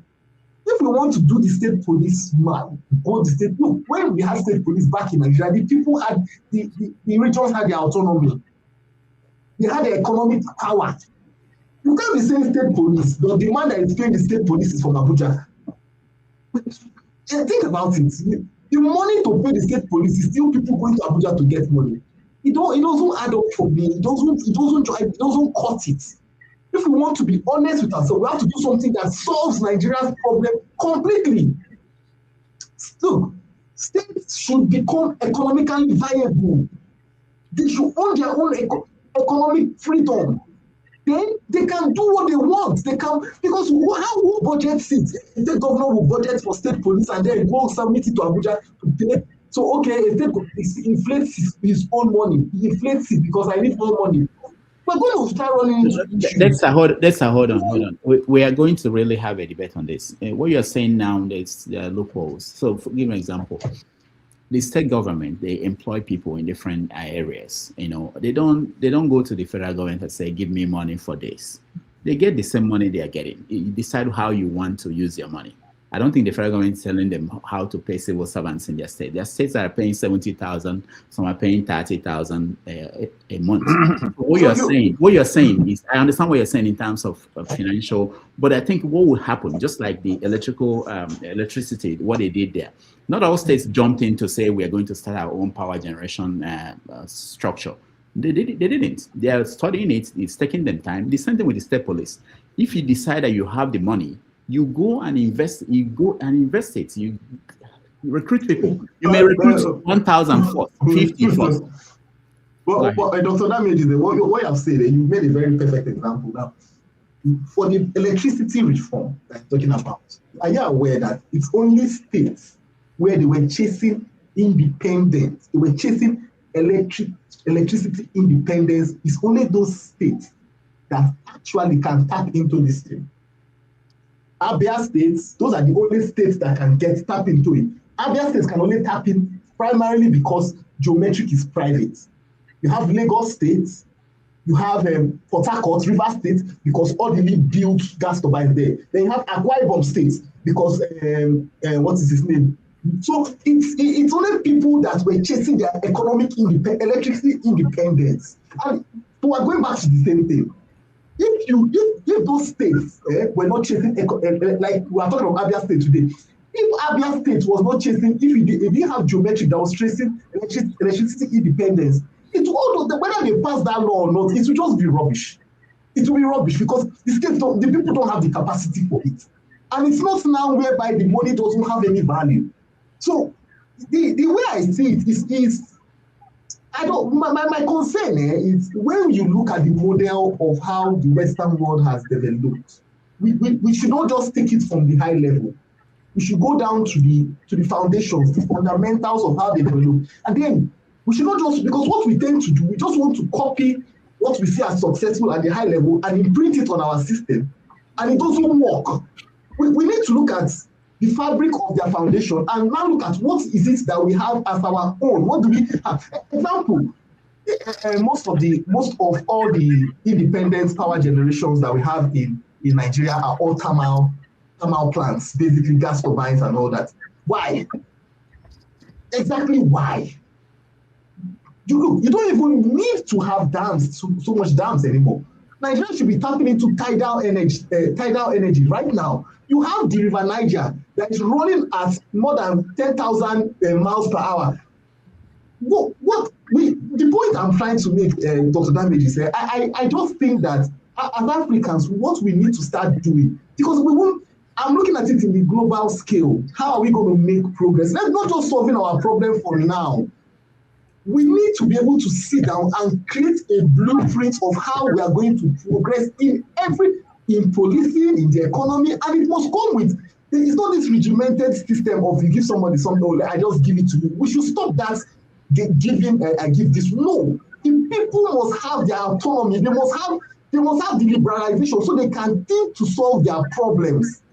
And when you allow the people think to solve their problems, they tend to think for a holistic solution, not just it's not because of insecurity.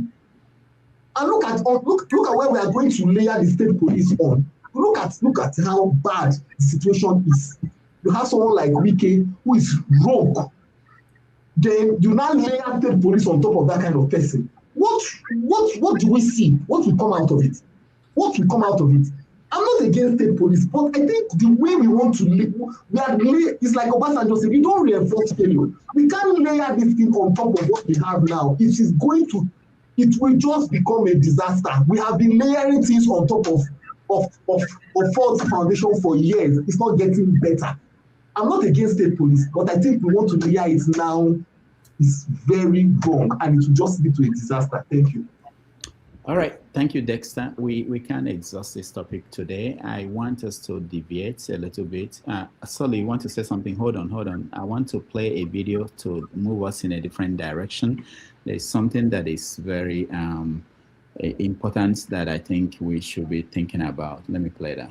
This committee must have the courage, the will to deploy its powers as enunciated in the Nigerian Constitution and issue warrant, not tomorrow, today, and bring Maria Carey, even dead or alive, in law. They what we call habeas corpus. Even if he's dead, we want to see the body. And he will account. And you should say, here lies a man who died without accounting for his alleged crime that rose into trillions of naira. We are not talking of billions of naira. At the time when the country is borrowing money, we have huge sources of money that have not been accounted for. There are serious issues not raised by laymen, raised by competent auditors. And the man is joking. Where did he have the money to pay for his medical bill in Germany? Those who are dying here, what happens to them? So I think that it is not for us to try to amend the rules that we have already agreed on. Having failed repeatedly, a serious failure, we cannot condone it. And number two, sir, you are a corporate man, we all have our backgrounds. Mario Kari cannot be represented by a person. He's no longer a managing director. And his responsibility is to account for his actions as MD. He cannot be represented in that capacity. And so to tolerate it is for us to be collectively guilty, individually and collectively, of not having the will. And in fact, it's about will. It goes without saying that the former CEO of NNPCL has no regard and respect for this committee. It also goes without saying that he has no defense on the allegation leveled against him over corruption while in office. Therefore, waiting for the CEO of NNPCL again will amount to what we call in law wide guild chairs, and I won't be part of that. I thereby second the motion, using our powers as given to us by the Constitution, to order for the arrest of Mr. Kyari, the former CEO of NNPCL. I so second. Thank you. Okay, those in support of the motion say aye. Aye. Those against say nay. Okay. We hereby rule now that anywhere Mele Kyari, the former GMD of NNPC, be brought to the committee, should be arrested and be brought before the committee immediately. The committee shall purport to issue, authorize, or execute a warrant of arrest, authorize or execute a warrant of arrest, except in strict compliance with the provisions of the Legislative House's Powers and Privileges Act, and with the approval and authority of the President of the Senate. 3, dissociate the Senate of the Federal Republic of Nigeria from comments attributed to distinguished Senator Adams Aliyu Oshiomhole, describing NNPC, among other statements, as a bunch of criminals and thieves, and clarify that such remarks do not constitute the official position, finding, resolution, opinion, or determination of the Senate. Would discountenance the purported warrant of arrest issued by the Public Accounts Committee on Wednesday, the 10th day of June 2026. I so submit.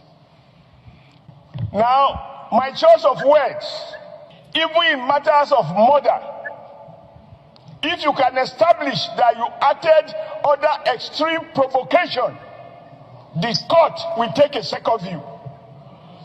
This Senate, under your leadership, was being attacked. Our collective integrity was called into question. You were accused of nominating your children to work in NNPC. And here we're asking questions about 210. But what I want every member of the House to hear is that 2 issues. But NNPC claim over 107 million was in banks that have been liquidated. Without listing the name of the banks. Second, that about 103 trillion naira was by drivers and tankers that carry product of NNPC and they cannot account for it. Sir, I have a duty to the Nigerian nation first. And may God punish me anytime I knowingly allow my responsibility to be compromised by people who think they have money. That is why I said, among other things, that the laws of the Senate will be meaningful when we use it to deal with people who have money, who are lions, not when we harass innocent, poor civil servants. I said so. Now, with regards to my use of the word thieves, I acted under provocation because your distinguished members were being attacked unjustly, and I thought I have a duty to defend all of us. Under extreme provocation that a man who cannot account for 107 trillion he claimed I deposited in various banks that have gone into liquidation. He did not name the banks. He did not name the amount. And the auditor said this is not correct. Not my opinion. That is the auditors. 9 times on your authority, we invited them. 9 times he did not show up. So is that an embarrassment to me or to you?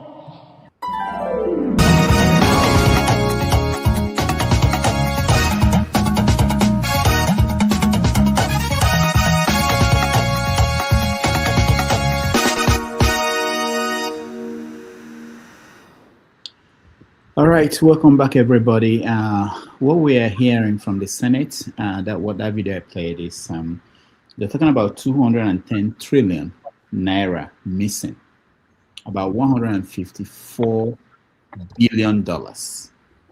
They could not account for it. They could not explain what they did with the money. It wasn't clear to their own auditors. Not these are external auditors, their own people. And they brought the issue up. and the committee decided that they should bring the man to come and explain. The man said, I'm sick, I'm in Germany, and there's nothing you can do. This is like the 10th time they've been asking the man to come and explain. It's very common with the NNPC. From the beginning of NNPC, I mean, every government, it's the same story. This should be where the Nigerian people will be losing their mind and saying that it's not acceptable. But it's left for us to talk about it for this week, and tomorrow we move on. Life continues. I don't understand. Let me bring in people who are yet to say something recently. Jagun, I'll bring you in. Tony, I'll bring you in. And I'll ask Masker as someone who is in Nigeria. And I don't know if this is happening. Let's say $154 billion is more than our budget for the last 3 years, maybe, or more. And we can account for it under one man. And it's okay. The country wants to move on. The Senate minority leader is saying that, we can't use the laws, we can't enforce, we can't force the man to come and explain to us. It's unbelievable. Jagan? Wow. Just as you said, man, when it comes to NNPC, now NNPCL, they are the helm of the corruption. They and the government themselves are in competition as to who has stolen the most money from Nigeria. The number that you talk about in both Naira and dollar terms is just disgusting. And then we have to figure out that this has happened over the last 60 years on a yearly basis. Similar numbers, less numbers, but similar numbers. So if we talk about the money alone and what that money could have done for Nigeria, and with all the things that you spoke about, and I believe Dexter was correct in saying that you can't do certain things in Nigeria looking at one thing after the other. The whole system is broken.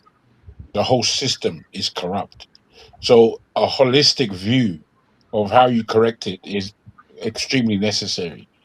Now, I say that, not saying that it's going to be easy, but I say that the country and the country people have to assume, all of us have to assume a completely different level of how we interact amongst ourselves. Now, I've done quite a lot of business in the past with NNPC, and I've spoken it on this show before.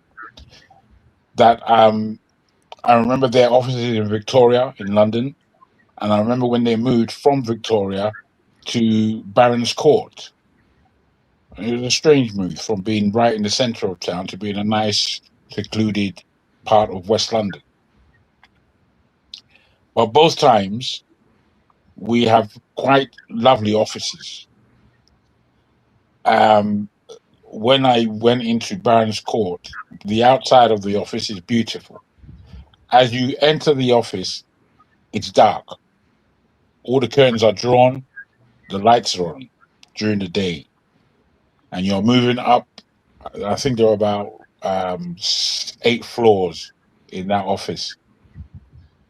And the shambles in which a company called NNPC, that the shambles that their office was in, not a good look. And then you can see clearly that deals are being done in such a way that, what I brought to the table was a legitimate deal, hardcore deal. And, I felt a lot of promise with what I brought to the table. However, before I walked out of there, I said, it's not them I'm going to deal with. I'm not going to deal with them, man. I just couldn't. Because you don't deal with NNPC without entering into secrecy, entering into corruption. I don't know how else to put it. Now, we all know the oil industry is very corrupt. But having said that, I mean, globally, but having said that, deals have been done where the deal just happens. I mean, it's a deal between 2 individual parties, to transact oil or gas, whatever kind of oil, be it crude, be it a refined oil. You deal with that proposition in front of you. What I found when dealing with NNPC, unless you're willing to get involved in a lot of scribble, where you'll be talking the things that don't need to be spoken about, but they need to be spoken about based on the fact that people want to steal. So you have to engage them on that level. You know, these things don't surprise me, but they still shock me. And that, you know, the oil industry being the breadbasket of our country for the last 50 years, if not more, the way we handle that, I find it so terrible. So terrible. I tell you this again about the oil industry. Do you know that we have no idea? We have no idea of how much oil is under our ground. We are told by foreigners.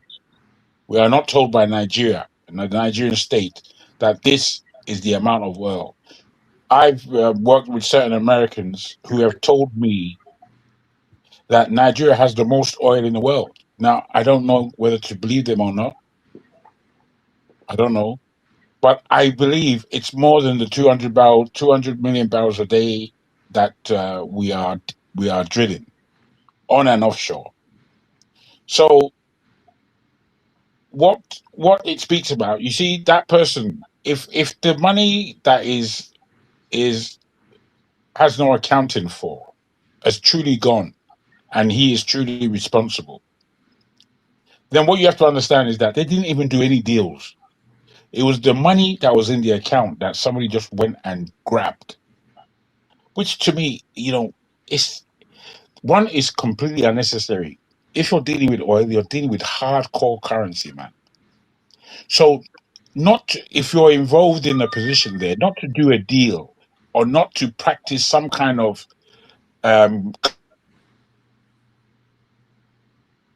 you're stealing money, and then just to go and steal money hand over fist. It says the kind of people that we are. Because, right. you know, whilst we may always like to say that, I don't behave in that way, the fact of the matter is, many of our people do behave in that way. And if we're given half a chance, any kind of opportunity to steal from our coffers, we will do it. And when I say we, I don't mean everybody on the platform. I mean, you can't trust. The fact of the matter is, you can't trust anyone in that position. You can't trust me. You can't trust the next man, because you're there where billions are being made every single day. And the way Nigerians behave when it comes to billions, they can't control their emotion. it's all I could say.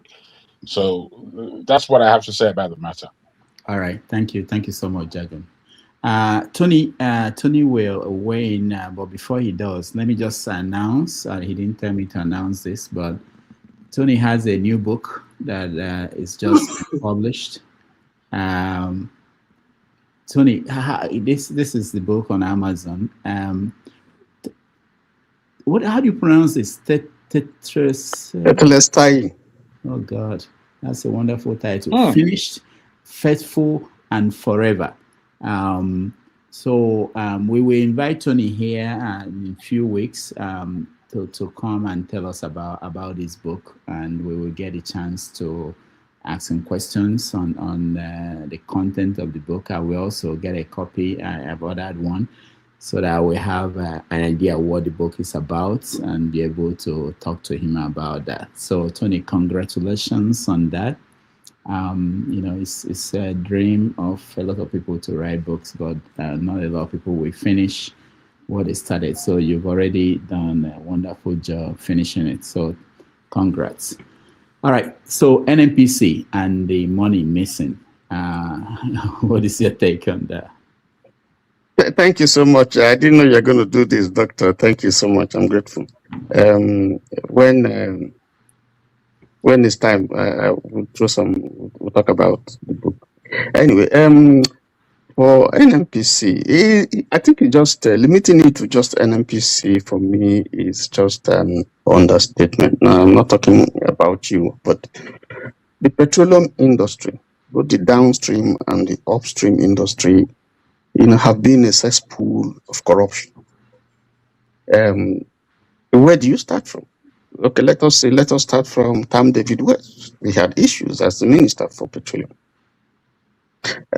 If you look at some of our petroleum ministers, some are facing charges, some in the UK, some can't step foot to Nigeria. We had the oil windfall. There were issues with what happened to the money. Sanusi lost his job as governor partly because of some indictment that he made concerning NMPC. Talise Madueke is facing charges.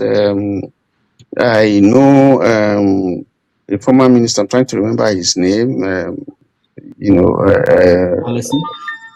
who can't come back to Nigeria because he has a case that is not resolved. You have, I think you also have, some of them have died, Bunu Sharif Musa. You have so many of them, emerged. And recently you have Dangote, fingering somebody, a big guy in NMPCL, and wondering how he got money to pay the kind of school fees he was paying for his kids.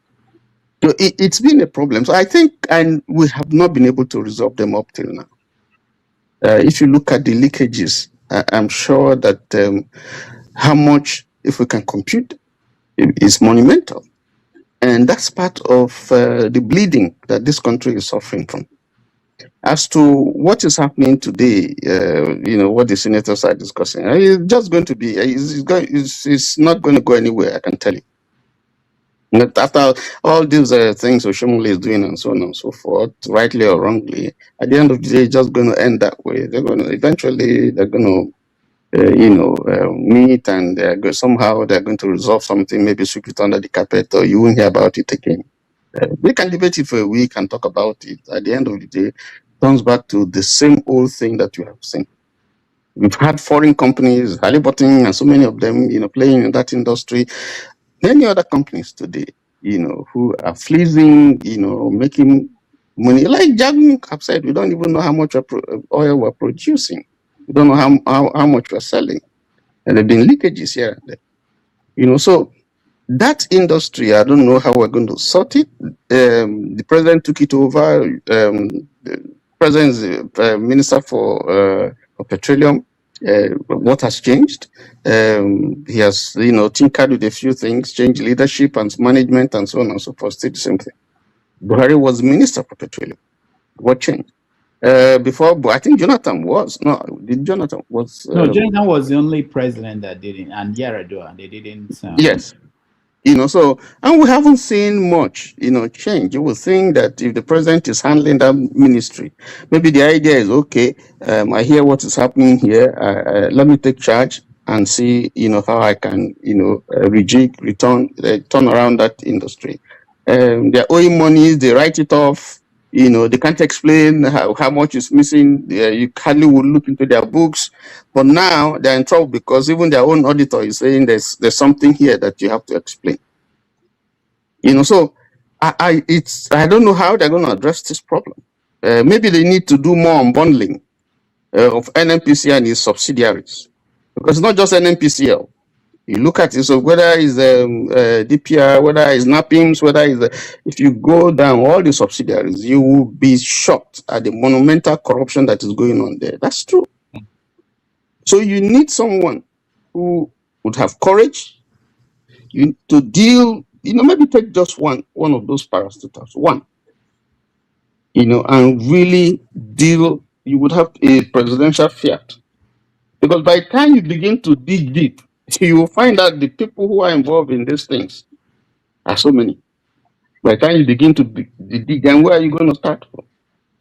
So it's unfortunate that when we look around, you go to Saudi Arabia, you see how theirs is working. You go to Petrobras, you go to Russia.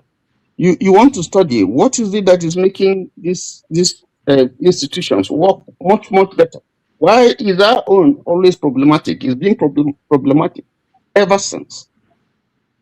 So it's I don't know, how they're what they're going to do, but I think it's going to take someone who is seriously determined to deal with this issue once and for all. Otherwise, by the time we get the figures, if we ever get it, you'll be surprised at how much Nigeria has lost over the years from shady deals, from people institutions not being transparent, and from even the law itself not being able to sanction those who have been complicit in the leakages that you have had over the years.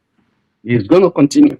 There's nothing this Senate can do. This Senate is compromised. They can't do anything. I can tell you that. I can swear to that. That this is just an academic exercise that they're doing. At the end of the day, what is going to come out of it? All right. Thank you. Can I just add? So sorry. However, I think, especially after what Tony just said, just reminding me of a few things. I don't think that amount of money that we're talking about can go without other people being in the share.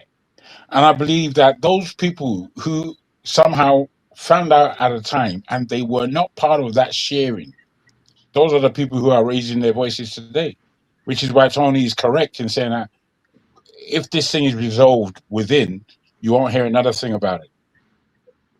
All right. Thank you, Jagan. Yes, sir. That's actually the formula.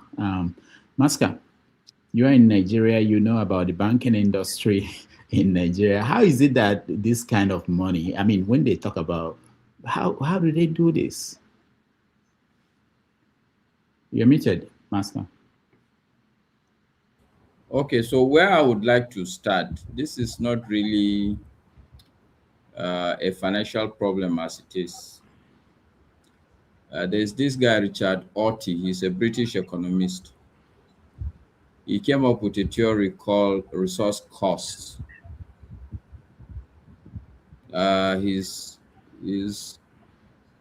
hypothesis is that if a country suddenly comes into more or less like all this resource blessing, just like Nigeria had in the 60s, chances are that the first thing is what you call Dutch disease, where suddenly everything in that country would begin to revolve around that resource that has been discovered. Every other sector of the country would diminish in importance. Technically speaking, the country will abandon every other means or sector of productivity. It is clearly what has happened to Nigeria. But the real issue is what he calls rent seeking, where instead of productive activities now, almost everybody will just be, it will be more like you have a flat somewhere or a house somewhere.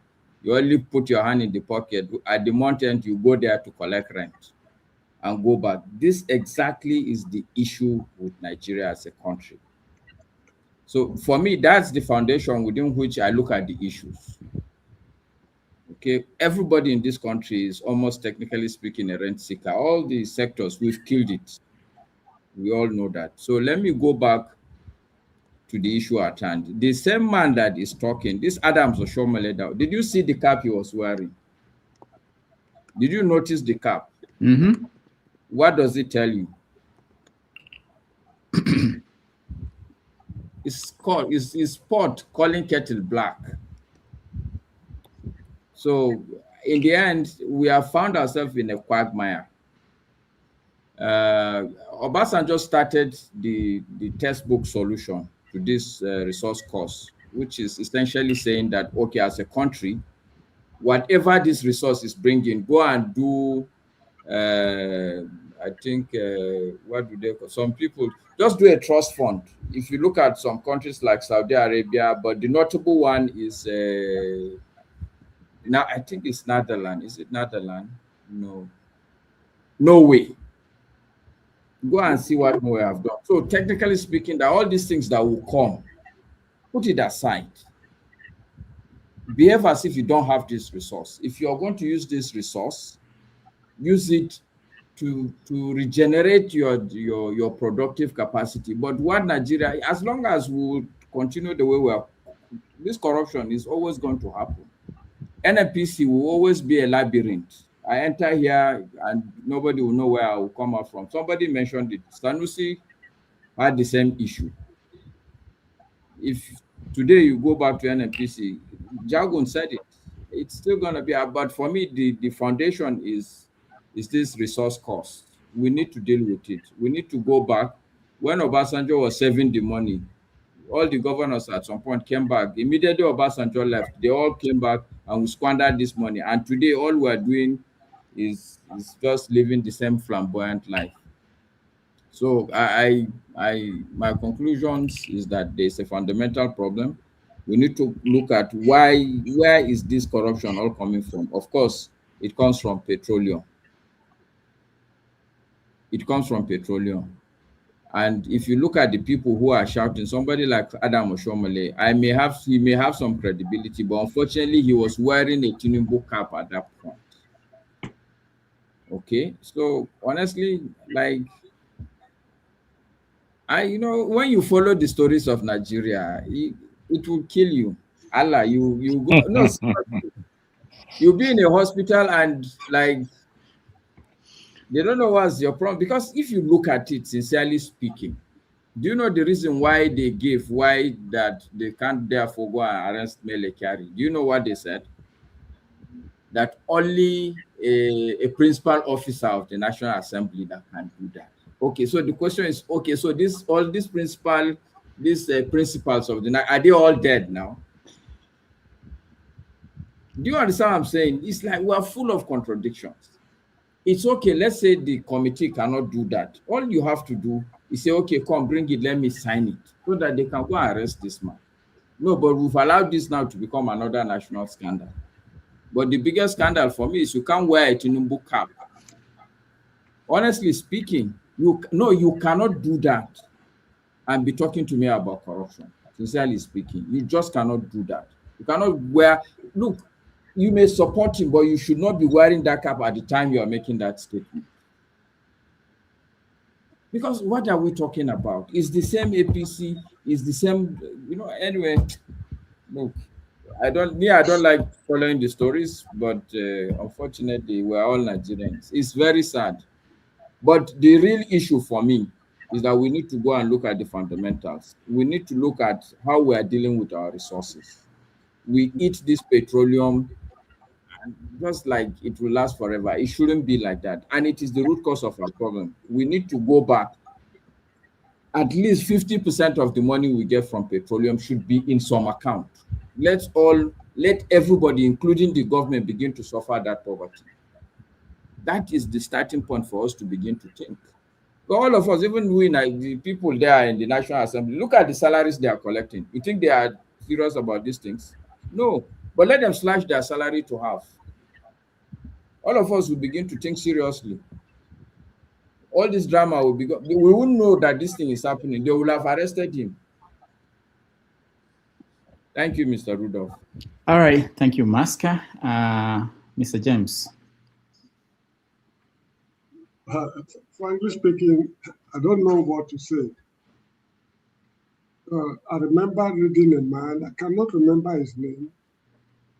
The man in a statement said that ageless decadence and apathy are the cornerstones of revolution. Ageless decadence and apathy are the cornerstones of revolution. This problem did not start today.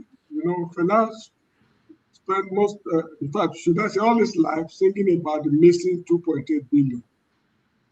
Mr. Muhammadu Buhari was the Minister of Petroleum when the money got lost. When it came to light that money got lost, Justice Ayo Irikefe was mandated to look for the money. And it was, should I say magic, or I don't know the right word to use. Anyway, they said nothing was missing. Meanwhile, there was a man they called Olusola Saraki, not the senator, I think his father from Kwara State. He mentioned on TV that the money was paid into a private bank account in Midland Bank, London. The woman who interviewed him was called Vera Ifudu, NTA News. When she conducted the interview, after she conducted the interview and it was aired, Olusola Saraki denied that is not my voice. No, sorry. The tape was declared missing. NTA archive, the tape was declared missing. And Olusola Saraki said, that is not. When it was declared missing, then Vera Ifudu brought a tape recorder she had on herself while she was recording the man.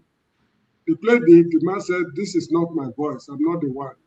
Anyway, Ayo Rikefe concluded that the money was not missing.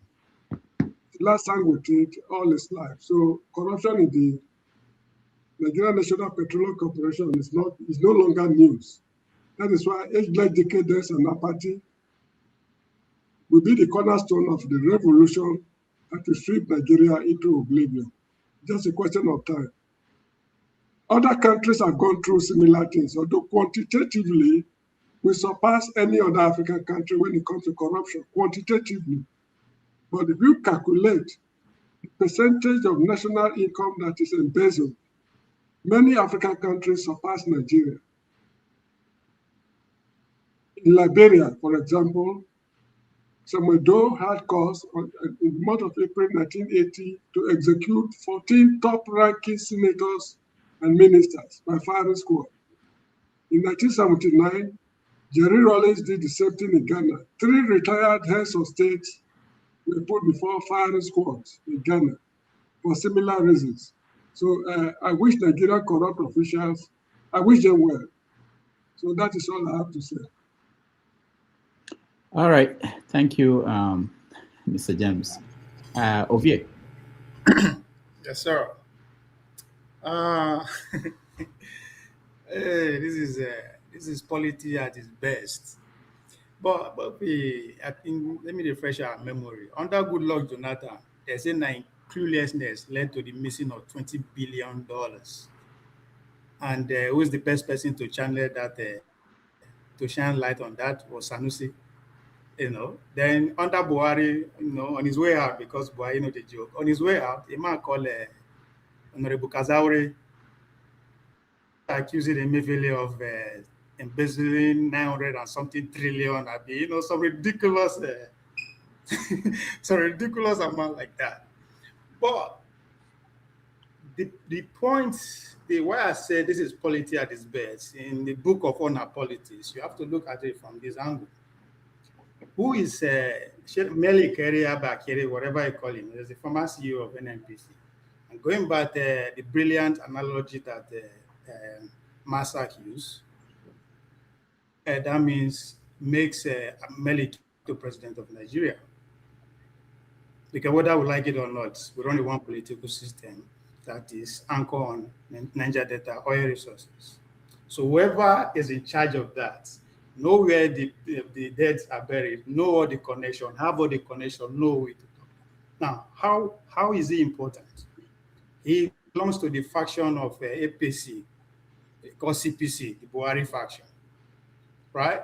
But by the virtue of that office, he ain't gonna know where money they or he ain't gonna have access to money. So by Oshomole being one of the highest member of Tinubu inner Kaba, politically speaking, coming out to shout like that is to shine light, is to put the man on spotlight. Any move we make now, they will watch out, not necessarily the state, but the Tinubu political machine, because as a president, money, as a man running for presidency, money is very important. Now, if you do everything to make sure all the money that is out there that in the Nigerian, anybody that has a skin in the game in the Nigerian system, you either know that person on your side, on your team that is going to support you, or you know he's going to support. There's no way you can allow a billionaire in Nigeria to be neutral. In fact, they are never neutral. Not just a billionaire, even Dr. Damiji that has influence in the Nigerian media space, they are watching it because there's no way he can be neutral. Right? So that's how this game works. So Shomole is only shining lights. Of course, Senate come out when they issue the warrant, Senate come out and they say illegal warrant. Because of that position. A lot of people are connected to Oye, big and small, home and abroad. So you know, so in order for not they don't put down for hot seats, when they watch him move, unless they declare allegiance to Bola Tinubu 2027, now they go free. I'm not saying they go the harass him, but him no, because he too is not a JJC. You can't just be another person and occupy that space. So this is politics at its best. They are just putting every other person that is not on their side, that has a position of influence, on notice. So the man go they watch him, go they go to sleep with two high clothes. He's in Germany. What is he doing in Germany? He went to take care of his head. We all know how this game works. So now anywhere he go for Germany, whoever I call, whoever I talk to, he go. So and in fact, I think Obi give us an hint when he make his January speech 2024. I don't know if anybody still remember when he said they are after all my associates. Nobody wants to associate with me again. Even at the airport, people they fear to treat me. So it is the season at the time. So now choosing Oshomole is a noisemaker. You know how to amplify a lot of things. So using him, as far as I'm concerned, is a genius move on the Bola Tinubu side.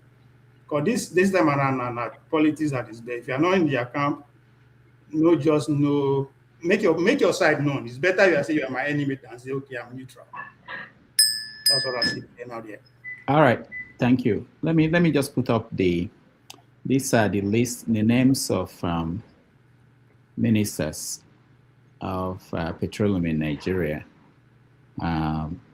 So currently we have Bola Tinubu as the substantive minister. Before then, it was Muhammadu Buhari, and then you had Desiani Alison Madeke. You have Lukman.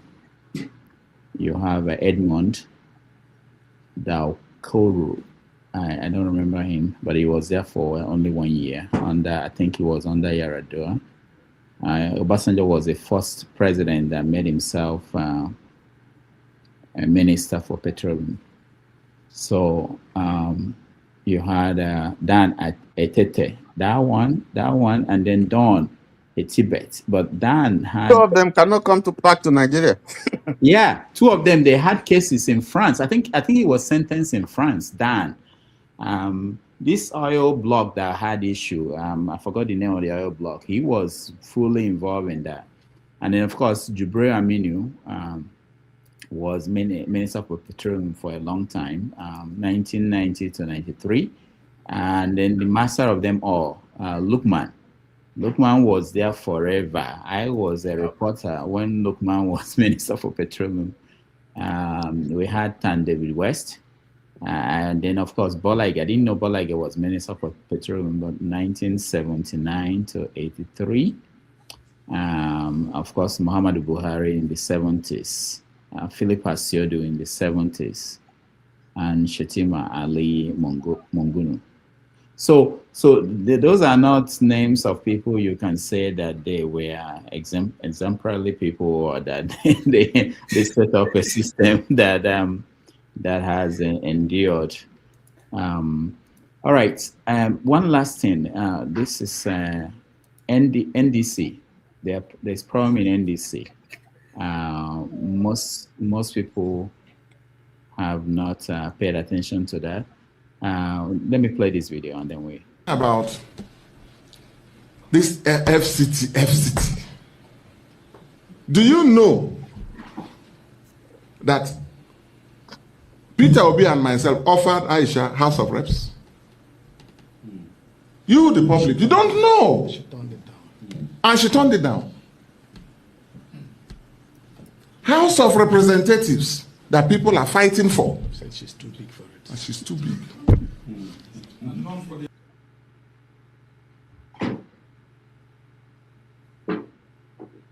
All right. So these are things you hear after the fact, but they are coming out now. Nigerian politics is interesting. Usually you hear this 10 years after they've all left office, but they are exposing themselves. That means we are in real time. Yeah, it's unbelievable.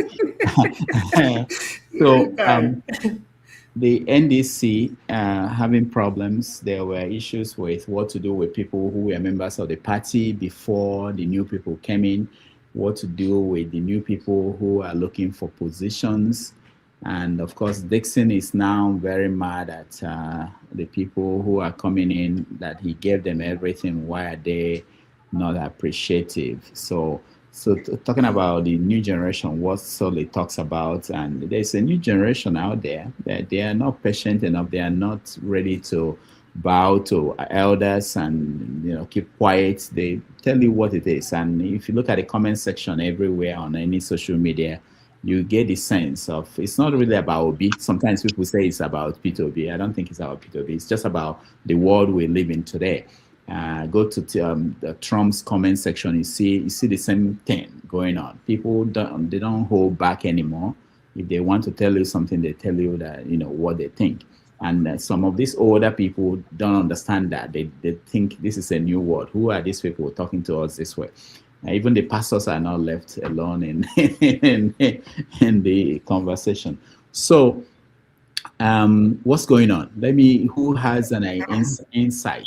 Dexter, I'll come to you, Tony. I know Tony follows these things more than me, or more than most people. But let me come to you, Tony. What is going on? First of all, let me say NDC must own up to its mistake. What was the mistake? As a new party, it probably did, the management or the leadership, did not anticipate that they have such an influx into the party. And the party had problems.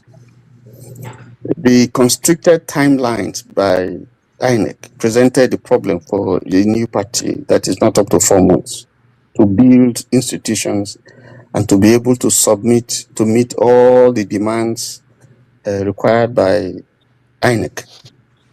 So that was a big challenge. So it had to improvise. The fraud that you call amendment to the 1999 Electoral Act, the one of 2026, part of which was to make sure that certain political big figures are caged. So that I'm talking about the clause that has to do with people,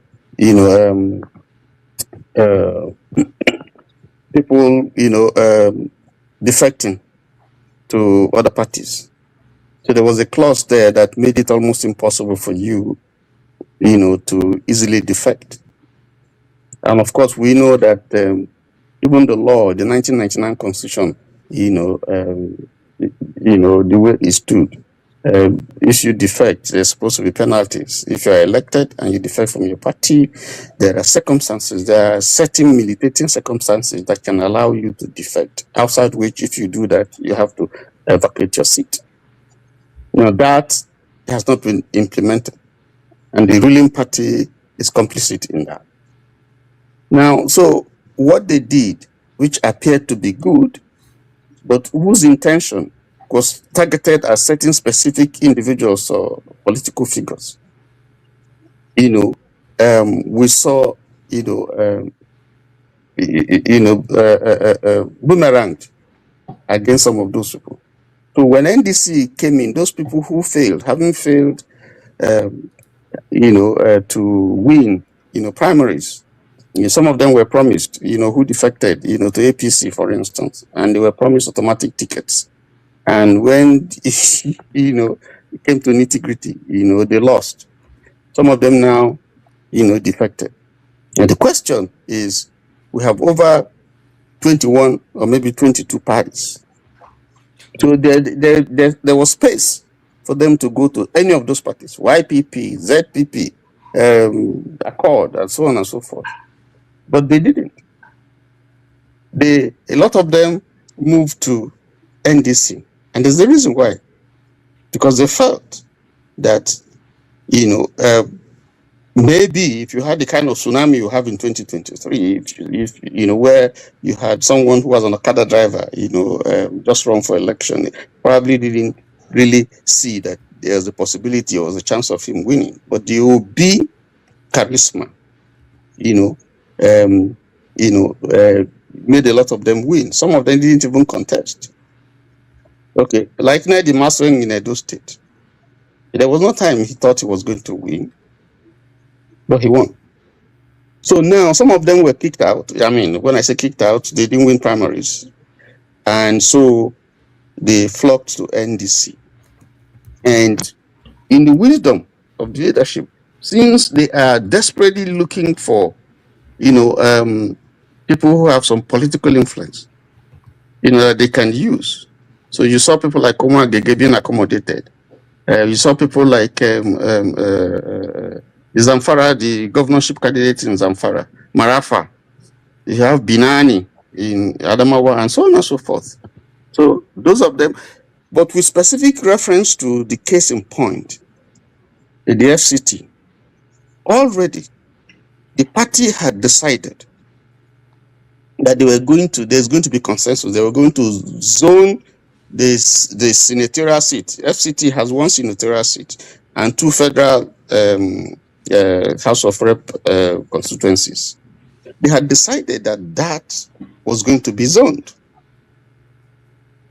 And unfortunately, Aisha, that was one office that Aisha was going in for.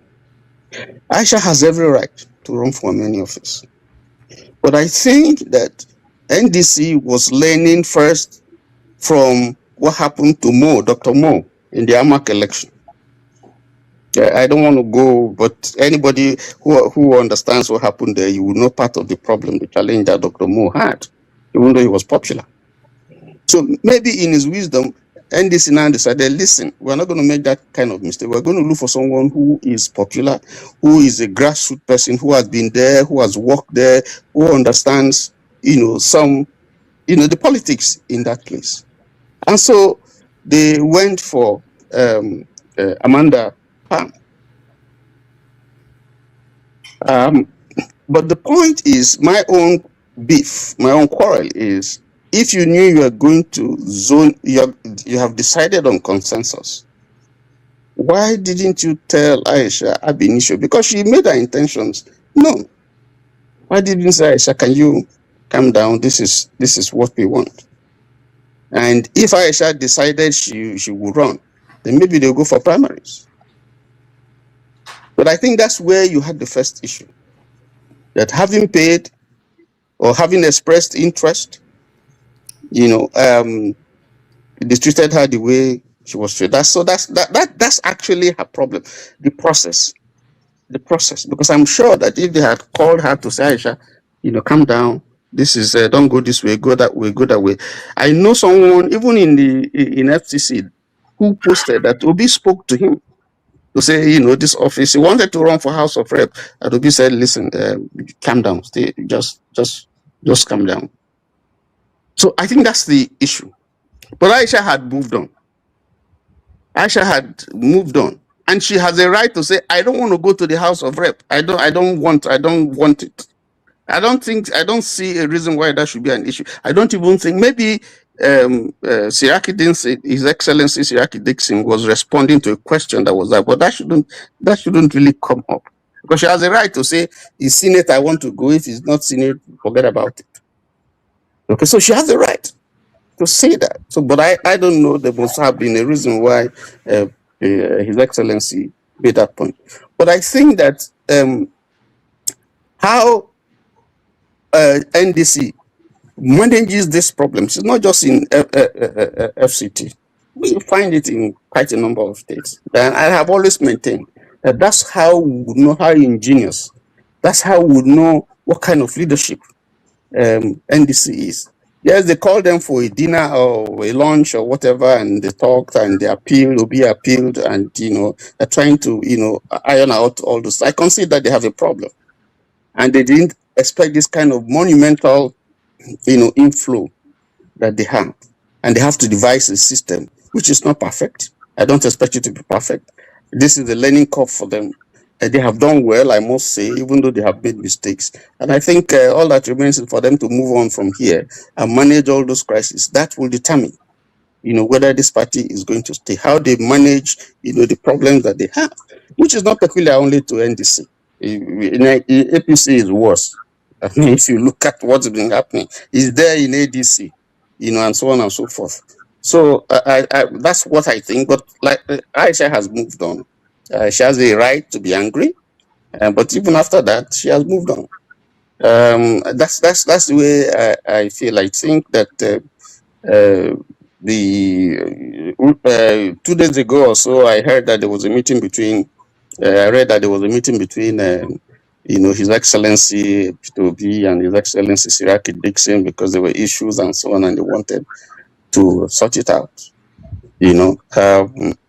So I think all of them should be fixated right now at winning, surmounting whatever. It's a big challenge. It's a real war that they're facing because the incumbent is not going to let it go easily. So it's important that they come together, more especially since all the ADC is fighting them now, and I'm surprised. APC is fighting them, I'm surprised. I think PDP is also fighting them, and I'm wondering why NDC. There must be a reason. So this is there's every reason for them to come together, and the mend fences and they move on. That's my understanding of the situation. All right, thank you, Tony. It go well. It will be well. We won't continue like this. Nigeria will not continue like this. Why they do my sister like this now? Free my sister, right. okay? It will be well. Nigeria will not continue like this. But can I comment on this? Yeah, go ahead. I think, first of all, we need to ask ourselves question, why NDC was set up? Political party, I don't talk about yes. A private entity, paraded themselves as a public institution. No, a privately owned. Why they set up NDC? NDC was set up to project the Ishekiri nation, to mainstream Ishekiri nation, to put them at the national level after seeing what Goodluck went through the hands of PDP and co. They have to have their own platform. Should they get here in 2031, maybe via vice presidency or whatever. So they have to have their own. That is why NDC is where it is today. Then 2, survival. Only 2 things go make party survive. 1, money. The other one, money. So what the leader of the party was saying regarding Aisha is that, yes, you get there, they know you. But that position where they aim for, not be by popularity. And many of our senators, they're famous. Those are special seats. So if you don't get money, so what the party is saying, if you don't get money to run the show, the party doesn't have money to do that. Because that is not the reason the party was there in the first place. And they know that go people are off. Then the APC government, you have to ask yourself, why they register that party after so many other people they push for registration since 2023? Why they just choose this one and maybe 2 other one? And that name is to play a replica game. I guarantee you, most Nigerians will get confused that to go for NDC or ADC. It's all calculated play. It's a game. So our auntie, I felt our pain, but the reality is that it takes money to survive. You want to run for Senate. So hold on over here. Are you saying that the woman, Tony said is Pam? Is it Pam, the person that got the ticket? Yeah. Are you saying that if the Obi and Kwankwaso group didn't come to the party, that the woman will have been a serious candidate in the election? Well, all things being equal, she has ambition, my sister has ambition. But the question is that which ambition will attract money pass, even if they don't get the money individually? There's a correlation between the election, candidacy and election, and winning election. If you they don't see that nobody will invest in you, that's the reality. Forget all these sentiments. That's another problem with their ticket get. The Kokozo and Obi ticket. They don't get money. That's why I see Obi running around the whole world, sourcing for money. They don't have money. This is money business. So you have sentiment and emotion, popularity has little to play. At this point, especially party like that, people they say the party no go survive, no go national. If the party know that they will be and Concoso for day today, nobody is asking that question. But all of them know what they do. So you can't just say we are not because Concoso and Rubicon and make the party popular. No, the man who founded the party and the people behind it are not local champions. So international stars at the highest level. So it would be ridiculous to say that because Obi come that place or na Concoso come that place, make the thing get trouble. Yeah, you can make that argument, but the question would not be what choice do they have? All right, let me hear from somebody else. Thank you, Obi. Maska, what are you're close to Abuja? What's really going on? I don't follow politics. But, sorry, I still stand by my game. Sorry, what I said that Concoso will not be VP too. I still stand by it to somebody try to make this. Times in the sorry, yes, I Maska. Go ahead. Okay, so my take actually it's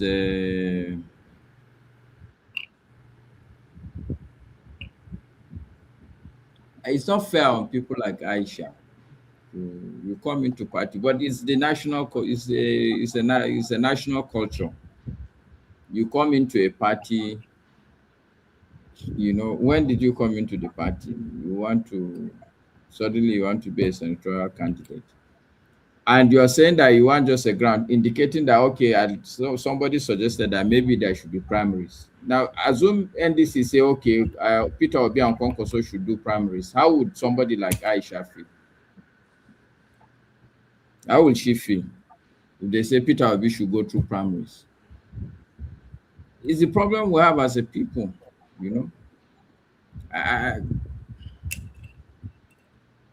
and in my mind, I think this issue of not going through the primaries is what has killed the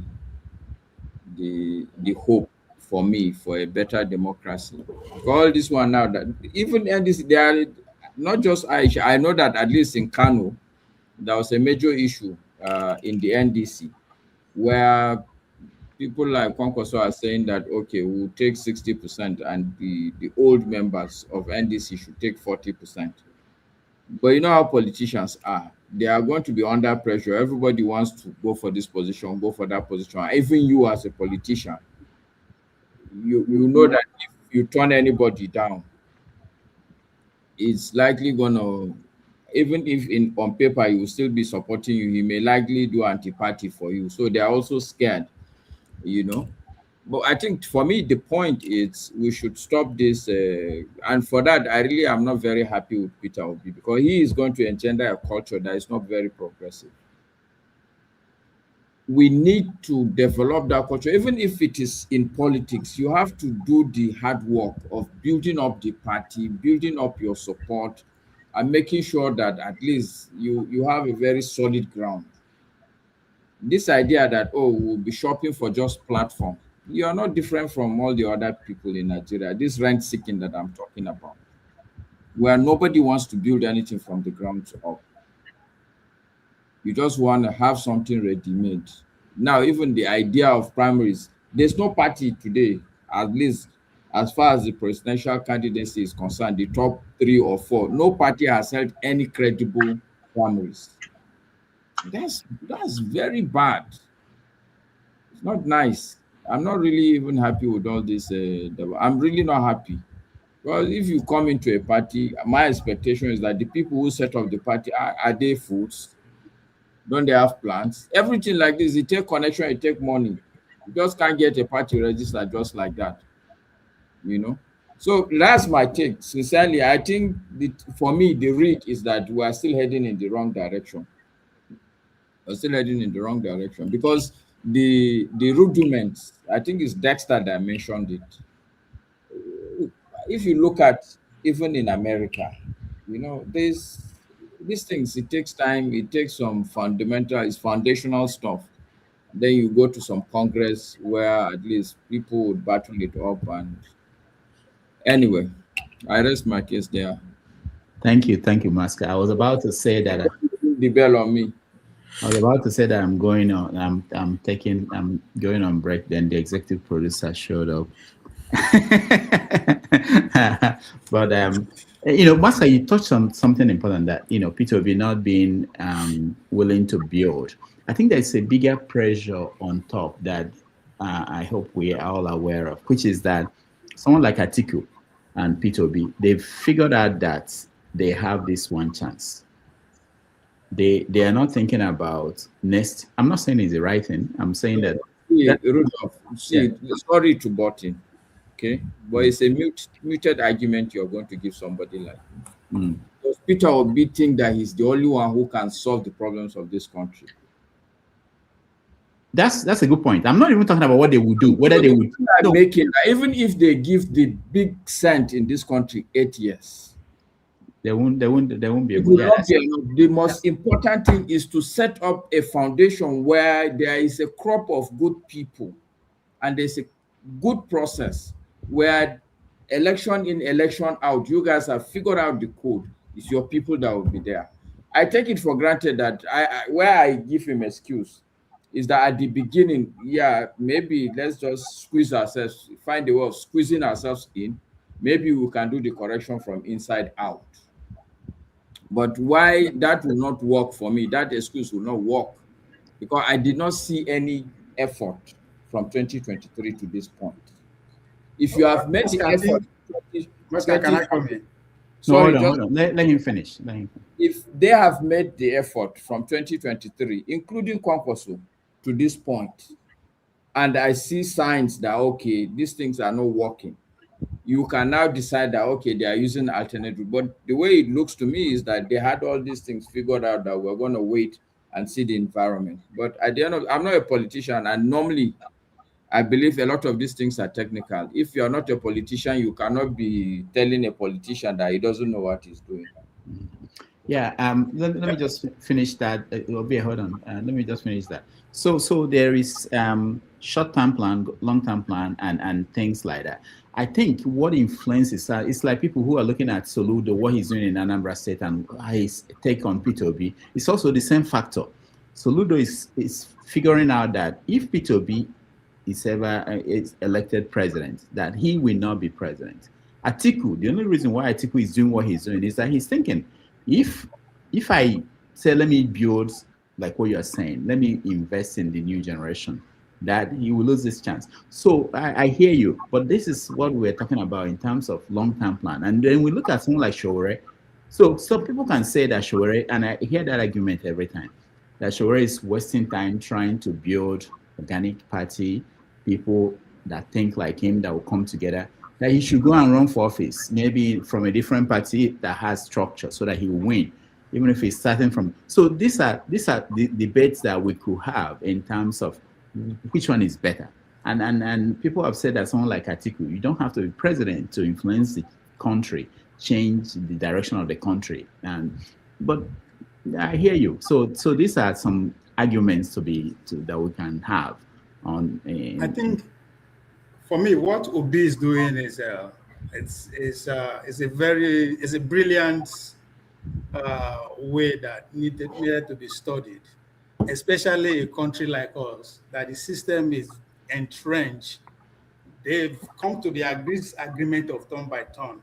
What it means that for you to come into power, you have to go through the system that they build or that they actually agree on. And because there's not individual candidacy, what Obi is doing is called what they call color revolution. It's capitalizing on the pocket of angers, especially among the young people across the nation. So you build a coalition, called the Rebel Coalition, along those pocket of angry groups across the nation, and bring them together at the right time. Now, is it going to work? That's not the point. That's not the case I'm making here. I am just pointing out that what Obi is doing is not that he run out of choice or he has the capacity to build a political party. In the current system now we are practicing, to which Mascap make a great argument to support, that is built on oil. That means they are everywhere. There's no how you want to build a political party without first coming in cohort with them to write the rules. Because I made this point here that day, or instead of going around shouting for protesting for electoral reform, You cannot ask the people who have the monopoly of writing their own rules and regulations to change it to your own favor. So you have to find a way around it. So what Obi is doing is called a color revolution. I don't fault him for it.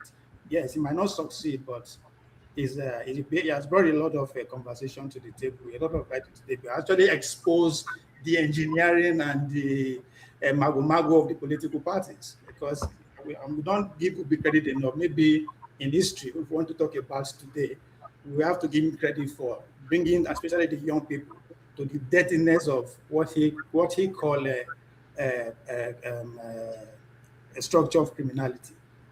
So that's how I see it on this 2026. All right, Ovie, thank you. Let's go to the executive producer, Show. Show, welcome. I haven't taken any break. It's been 4 hours.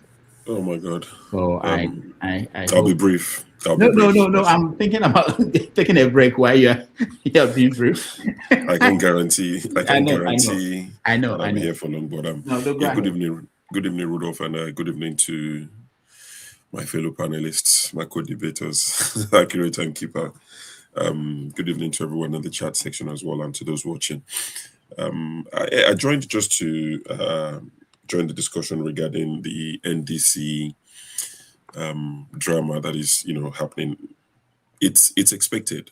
There's no way such things won't happen. Like, I think it was Tony that said it. I think they anticipated the influx. There's no way they wouldn't anticipate it with Obi coming. If Obi joined NRC, I don't know if it still exists, the 125 run under, there will be people who would join. So it's one thing to anticipate, it's one thing to have the capacity to facilitate the smooth primaries and the rest of it. So one can expect that things like that would have happened. But what I wanted to say is that what I noticed with Siraki Dickson, with most of our politicians and, elite, is that they are rarely challenged. You can say what you like about the obedience, they are, youthful exuberance, you can say they are coconut head, but they challenge people. Our politicians are not used to that. So you can see the irritation from Siraki Dickson. Go and listen to the few times he's spoken in the last few days. The man is irritated. I'm sure he's thinking, who are these people? This man is a two-term governor. Recent, it's fresh. I think he finished his term 2020 or 2021 in Bayelsa. So he's a fresh two-term governor and he's thinking, who are these nobodies challenging me on what I want to do? Now your papa money I take run now. If he's go run now. The man is thinking, I'm sure they would have meetings where they would discuss Peter Obi and say, why has this guy made these people think they can talk to us? Because Obi didn't talk to Peter Obi anyhow. They will call him out. If he apologizes to somebody, they will drag him. His own people. Why are you calling him your senior brother? Why are you calling him your elder brother? So I'm sure these other elite are thinking, Peter Obi, don't set these precedents. Don't make it the norm. So that's one thing I've sort of picked up from Siraki, is irritated by people challenging him, especially people who are in their world nobodies. Even Aisha Yesufu, like, who are you? You went to hold the flag somewhere and raised the hand and you became popular. Who are you? Who's your dad? Who's your dad's dad? So I think I have noticed that with Siraki Dickson. So, but it's a good thing that Peter Obi went to see him, and it looks like they've trashed it, at least for now. It would happen again. So this won't be the end of it. It would happen again, and things would happen. And NDC appointed two guys. If you're on Twitter, if you use Twitter a lot or X, you know these two guys. A lot of things they've said about Peter Obi. I think it's Theo Abu and one other guy. There's nothing they've not called Peter Obi in the past because they were never in the same camp. But now they've met in NDC and they've appointed them as some of the media guys that will put out statements on behalf of Peter Obi now.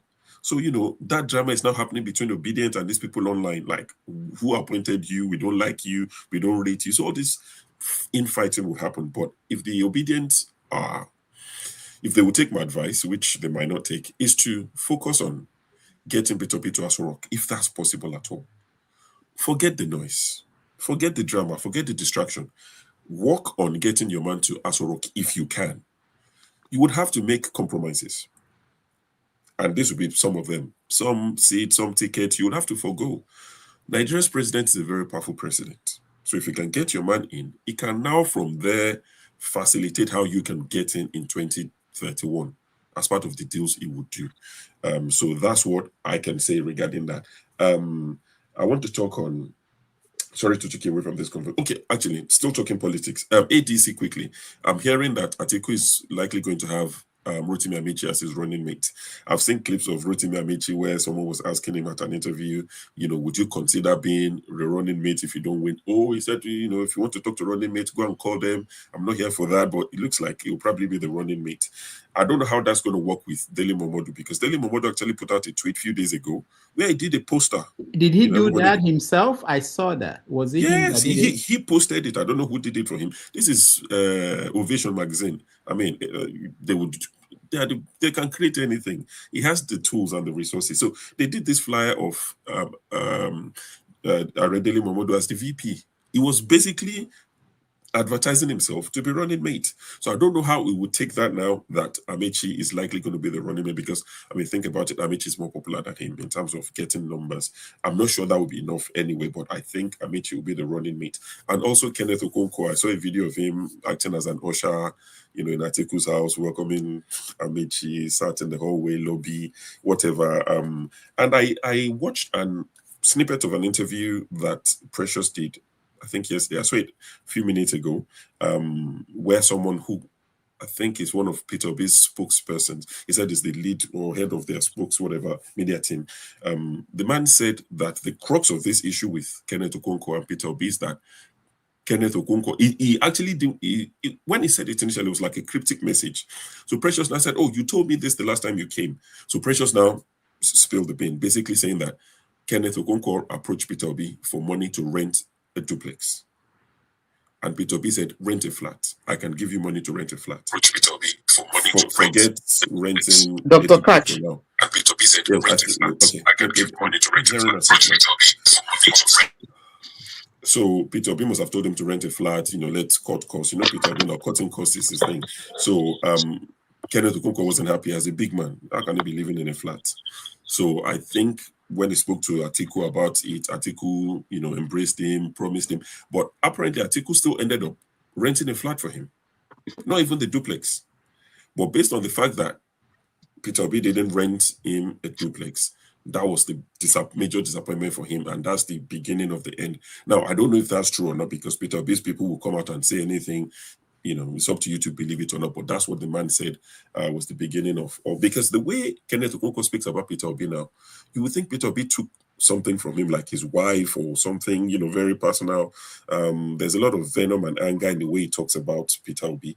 That's that. Then I want to talk about your America, this third world country you people live in, this shithole country you people live in. Wait.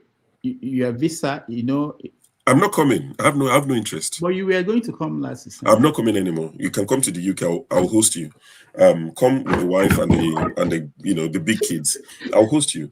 Because some of the things that have gone on with this World Cup, if it happened in Africa, and I'm a big critic of Nigeria, I don't need any introduction, but some of the things you guys have done, some of the pitches, some of the training facilities, the England camp was boggled.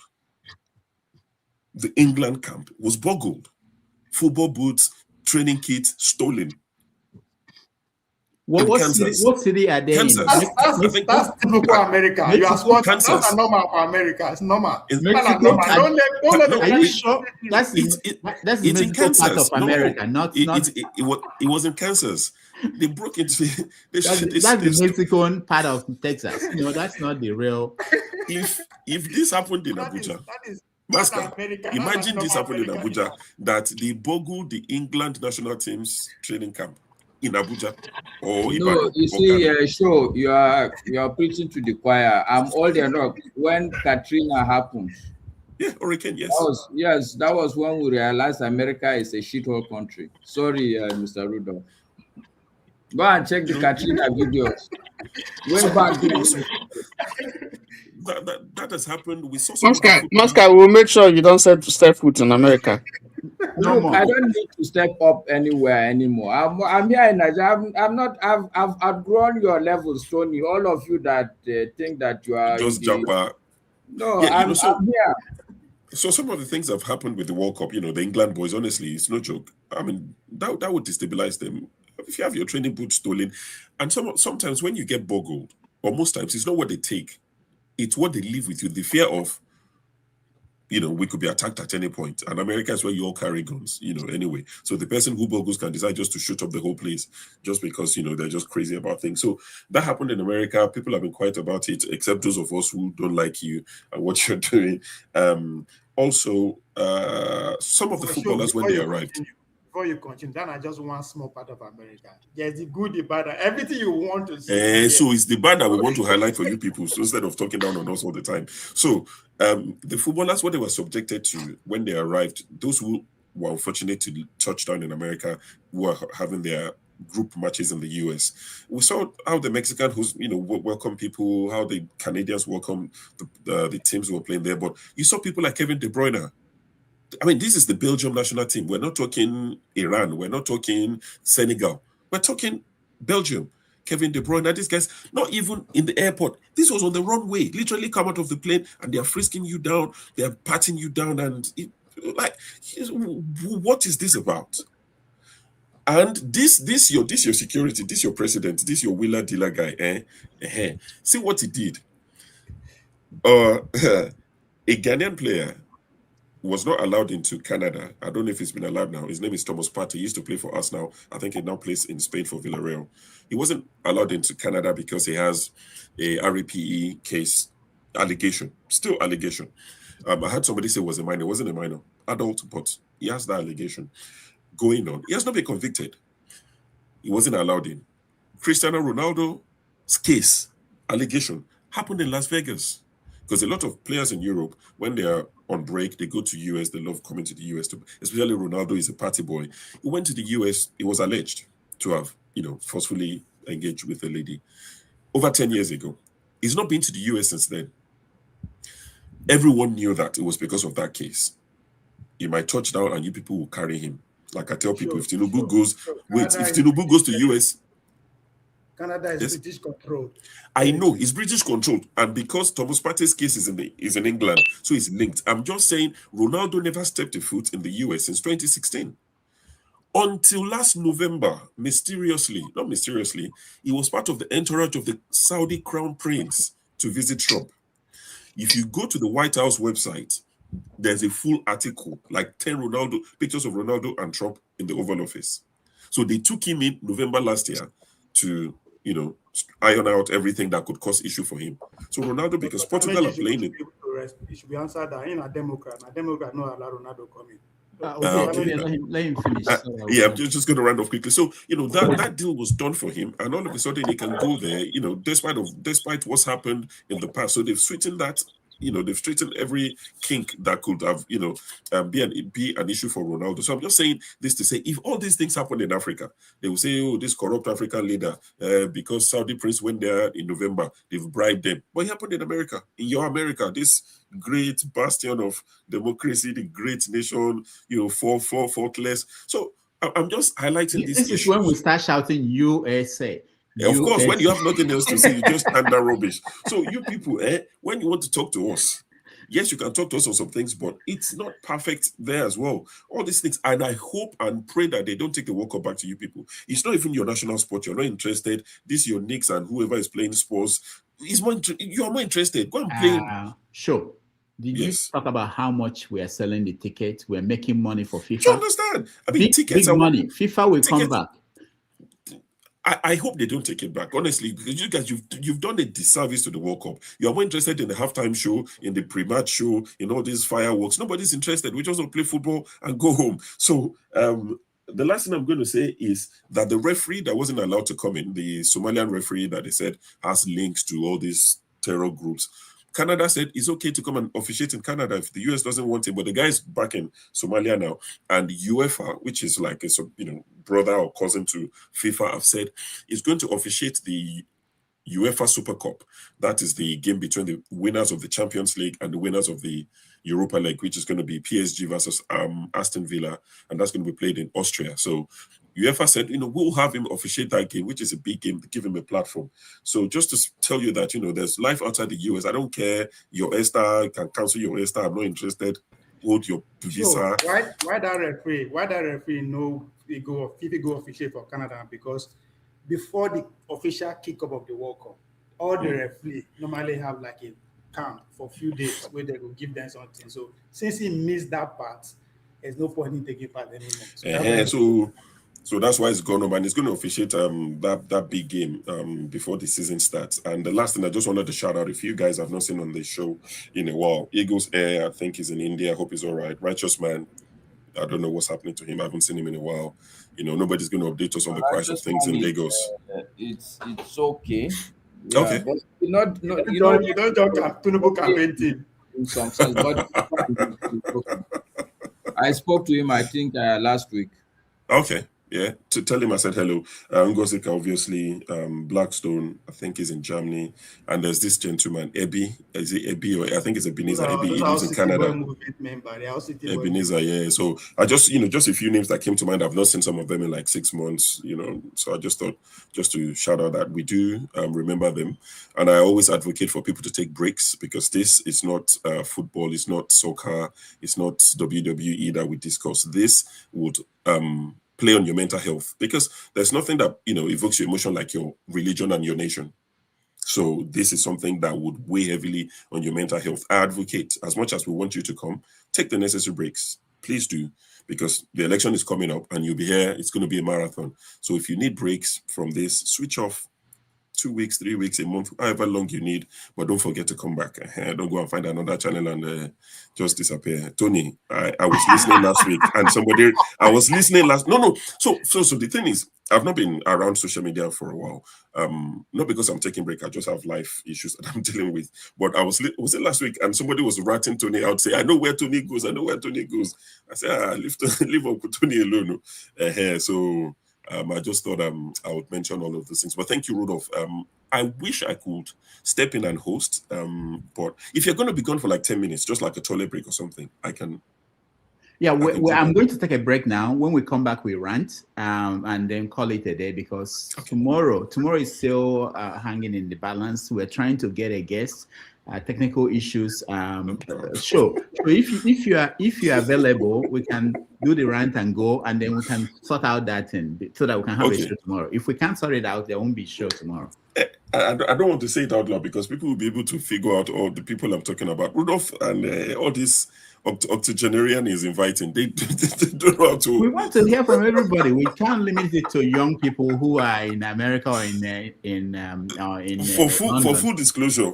Most Sunday shows, I'll be on the call with Rudolph 2 hours before the show with the guest.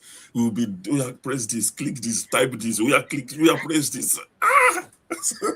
I've spent 3 hours trying to do 2 days ago, trying to figure out how to get the guests to come. Oh, God. But no worries.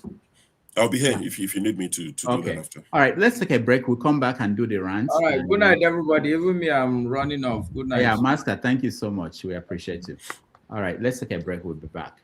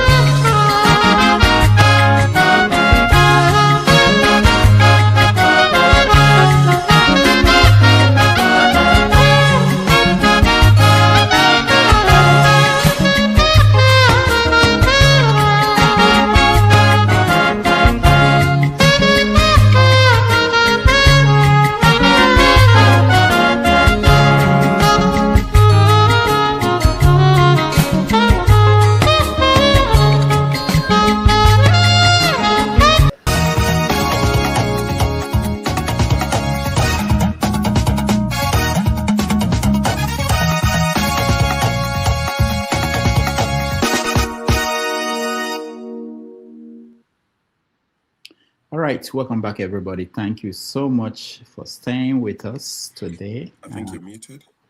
Oh, muted? No, I'm not. No, we can hear you. Okay. Thank you, everybody, for joining us and staying with us. We are happy to be here and the rounding up for today. We said at the beginning that there would be a second part of the show because forefathers took a break for the first time in a long time. So, and KJ is having a nice time in Virginia, enjoying himself at Virginia Beach. So we end it after a rant. And if you want to be part of the rant, I'm sharing the link for those who may want to join us to rant. All right. But doctor, try this the BBR waiting is talk about to Nigeria. I say if you call Southeast, Biafra, Igbo people 3 times. So no, start again. He said what? He said if you mention Biafra 3 times, forefathers would appear. No matter what he's doing. Well, maybe we should try it. No, I actually saw the comments he was making at the beginning of the show, forefathers.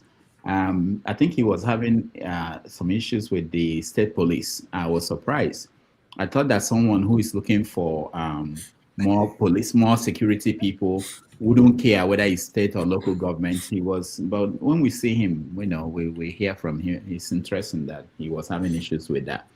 That the idea that we are decentralizing it was what was the problem. I did have issue with it before, but when they closed my primary school down and all the school for. Oh yeah, Ovie, that's true. I sent you that story. The school in his hometown, they are closed down. That's the school where those places. Oh, the school you went to. That's my placenta there around those rocks. Wow. So now this issue is coming home to you. It's not a joke. No, it's been there. It's been there since when they born me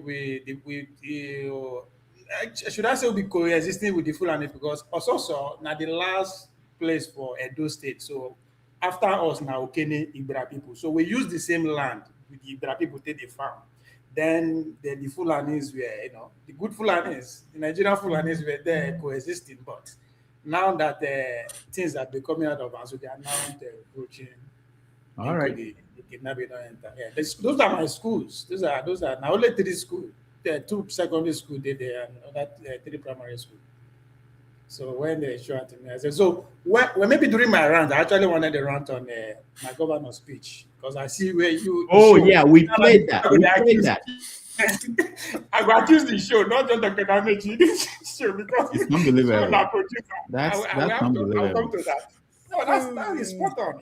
All right. So let's start the rant. Maybe show you can start for us. Okay. Rant. I'll call it more. What's keeping me up at night? I think they're very similar, interchangeable. Well, what's the rant is, how do I translate FDI? That FDI is growing, that the foreign reserve has, it's now at its all-time high. What other metrics do they talk about? GDP growth, all these things that President Bola Tinubu supporter talk about and they rave about online. How do I translate that to people in Nigeria that I talk to on a daily basis, and they tell me that the price of gas has gone from 1,200 naira per kg, it's gone up to about 2,000 naira in some places 2,500, some places 1,18, but it was 1,200 naira about 2 weeks ago. How do I tell them about FDI and foreign reserve when they tell me that they've been moved from band whatever to band B and their prices have gone up, their tariff has gone up, and they had better electricity temporarily, but it's gone back to what it was before they banded, put them in all these different bands. So now basically they're paying more for what they used to have. How do I talk to them about these things? How do I talk to them about the price of food? How do I talk to them about the price of water? Because when they keep telling us about FDI and all this nonsense that they'd like to parrot and come to us and say, no central bank, what's this, their bank, World Bank and MFI, what's the other use rubbish one, that all these places that they go and do their Babiala, That's what keeps me awake, because Rudolph, I sent you a screenshot of my chat with the guy who makes my clothes in Nigeria during the week. I was just having a chat with the guy, and the guy just said, hey, bro, I've not put on my generator for 2 days. He said, because when I tell people how much I'm going to charge to make things I made for them a year ago, it's almost double. And they're telling me, is it because I'm in the UK? Is it because I'm in the US? And the guy's like, we've not had electricity for 2 straight weeks somewhere in Ibadan. 2 straight weeks. He said, so I spend about 17K a day to buy petrol. He said, where do I put that? I need to pass it on to the customers. But they think I'm crazy. I'm just charging them because they're in the UK and they patronize me all the time. How do I tell that guy about your FDI? In a country where we rely heavily on petrol and diesel to power anything, to keep your soup fresh in the fridge or freezer, you need petrol because we don't have electricity. For the barber, he needs petrol. For the hairdresser, needs petrol. The welder needs petrol. If we had electricity, stable electricity, you can take your subsidy away and do whatever. This idea of taking subsidy away, I think, is a stupid idea in the first place, because what you're basically saying is, I cannot fight the corruption that is embedded in subsidy. Because if you can take away the corruption, there's nothing wrong in paying the subsidy. It would reduce drastically. So you're basically saying, I cannot fight the corruption. I cannot fight the big boys. Because poor man know they do subsidy scam. It's the billionaires who are involved. So you're saying I cannot fight them. They're my friends. So I would rather let the poor people suffer. So I will take it away, because I can't just say, oh, my friend, take away your hand from the cookie jar. So I would break the cookie jar and nobody has it. That's what you've done. In a country where there's no electricity, 2 straight weeks. This guy said, I will not put on the generator. All the shops around me who don't put on generator will now bring their phones and power banks to charge. How do I tell them no? When I say no, I'm the bad guy. Say, but they're draining the petrol that I buy to sew people's clothes. This guy is a legit hustler. I was here talking to you about the video I took at ShopRite when I went to Nigeria last year. Half of the ShopRite was dead, closed. The freezers were not working. They literally closed half of it. And I posted the video here and we discussed it. And they said, oh, Shu went to Nigeria mystery shopping. He was looking for mystery. Someone even said in the comment that they can bet their life that this ShopRite was undergoing refurbishment. That ShopRite is closed now, gone. That particular one is closed. It doesn't exist anymore. 1 year later after I took that video. But they told me that it was undergoing refurbishment. How do you tell people that worked in that ShopRite that FDI is going up? How do I translate it to them? In layman's language, FDI is going up? Tell me in layman's language, FDI is gone up. Foreign reserve is gone up. People are suffering and you're talking about all these useless indices. Indices that does not reflect in the lives of the people is rubbish. The same way they told us that Buhari was working. Until Buhari's last day, they defended him. Until his last day. The same people that defended Buhari to the last day are now saying that, oh, Tinubu is starting from scratch. All the foundation that you said Buhari was digging, that it become Julius Berger or Costain. What happened to that foundation? I have a personal friend who was telling me that we will be grateful that Buhari lived and ruled Nigeria between 2015 and 2023. He's stuck in Nigeria, he's trying to escape now. I say, God will not, they won't give you visa. You and your family, you'll be there. Because this guy defended Buhari till the last day. Now, they're telling us that Tinubu is doing foundation. The people defending, remember their names. They will come to you in 2031 or whenever he finishes, if they put him there again. They will come to you in 2031 and give you an excuse why it didn't happen. Because this suffering is not about to stop. But they will find a reason to absolve Tinubu from this problem and blame anybody else. They did it with Buhari. It's recent, it's fresh in my memory. They kept saying, don't worry, Buhari will fix it. He's doing foundation. What foundation? How many story building? If the foundation is deep, how many story building are you building? But they will find a way to keep defending. I mean, one last thing I will say, when they brought that nonsense water cannon salute for the Nigeria Air, I was on this channel. I brought that news hot that day. I said, this thing is fake news. So I said, in fact, I followed David Hundeyi's tweet where he tracked that airline. He tracked the plane, not airline. He tracked the plane. The plane was linked to Ethiopia Airline. It was used to, that particular aircraft shuttles Addis Ababa and one other African country. You can trace these things. And that plane left Addis Ababa and went into the Middle East and disappeared for a few days, where they went to go and give it a facelift and makeup and put Nigerian color on it. And after a few days, it resurfaced in Abuja, and they gave it water cannon salute, which is what is reserved for brand new planes. And they celebrated it. And I told them here, don't believe these people. They've lied to us. They said, oh, you hate good news. You don't like anything positive. Ariki, Abi, whatever that man's name is. Where is he today? Where is he? The same people that defend. I know some of them in this panel, in this chat section. I know some of the names who defended that Nigeria air. But if you talk to them about it now, they will pivot. They will find another thing to talk about. They will bring Peter Obi's name up, as if I've mentioned Peter Obi since I've been talking. You will think Peter Obi is the cause of their problem. I've not mentioned Peter Obi in this. I'm not joined to him by the hips. If there's a better alternative, I'll follow. That's not an issue. As long as you know Showore, that's just going to be that one. I'm not interested. Bring a better alternative and I'll follow. So be careful with these people. They are not patriotic. They don't like Nigeria. They like individuals. They like their political parties. That is what they like. They do not like Nigeria. Be careful with these people. They are. Okay. Yes. Thank you. Okay, that was a good one. Let me say something. I didn't plan to say anything, but let me play a video, and I will say something briefly. I will be very brief. Security vote thing. Whenever I hear some of my colleagues talk about it, I don't know what it means because I never had it in Lagos. Well, maybe you were the governor, but I was the governor. So I speak for what I know. I was the governor. There was no security vote. All our acquisitions were domiciled in the Ministry of Budget and Planning. So you were saying governors received something as security vote. I don't know if Governor Saraki got that kind of, I didn't get it. And I don't know from where they were getting it. Okay, so I don't know about you guys. I've come to the conclusion after 40-something years. I've been counting. I started writing about Nigeria in 1986. So that's 40 years ago.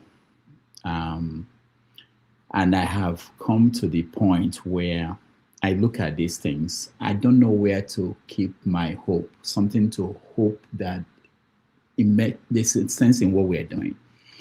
I used to think that people like Fashola, people like Oshibanjo, when I see them around a presidency, that maybe there is hope, that they will tell the truth, they will guide,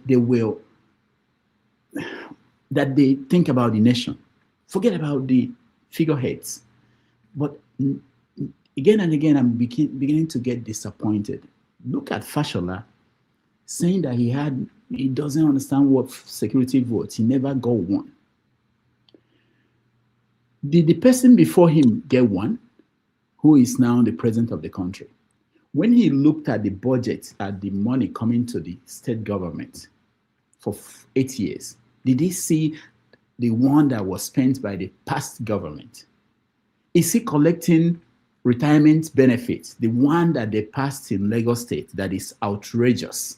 That if every person in Lagos sees what they give their former governors, and it's not just Lagos, all the states in the country. When I hear people like that, this is the man that said they made him minister for power, minister for works. I don't know how many ministry he got at that time, Buhari gave him. And he said that what is electricity? Is it not just I better pass my neighbor, you connect them? It's not nuclear science. 8 years after, nothing. When I see people like that, people you could look at and say, there is hope, talking that way, acting, you lose hope. If Fashola cannot tell us the truth about what happened, who do we count on? I don't know. I don't know, seriously. All right. Let's go to Tony. That's my rant. That's my governor that you're challenging, but I hope you have opportunity to bring him here so he can answer that question for you, because that's a puzzle that you posed.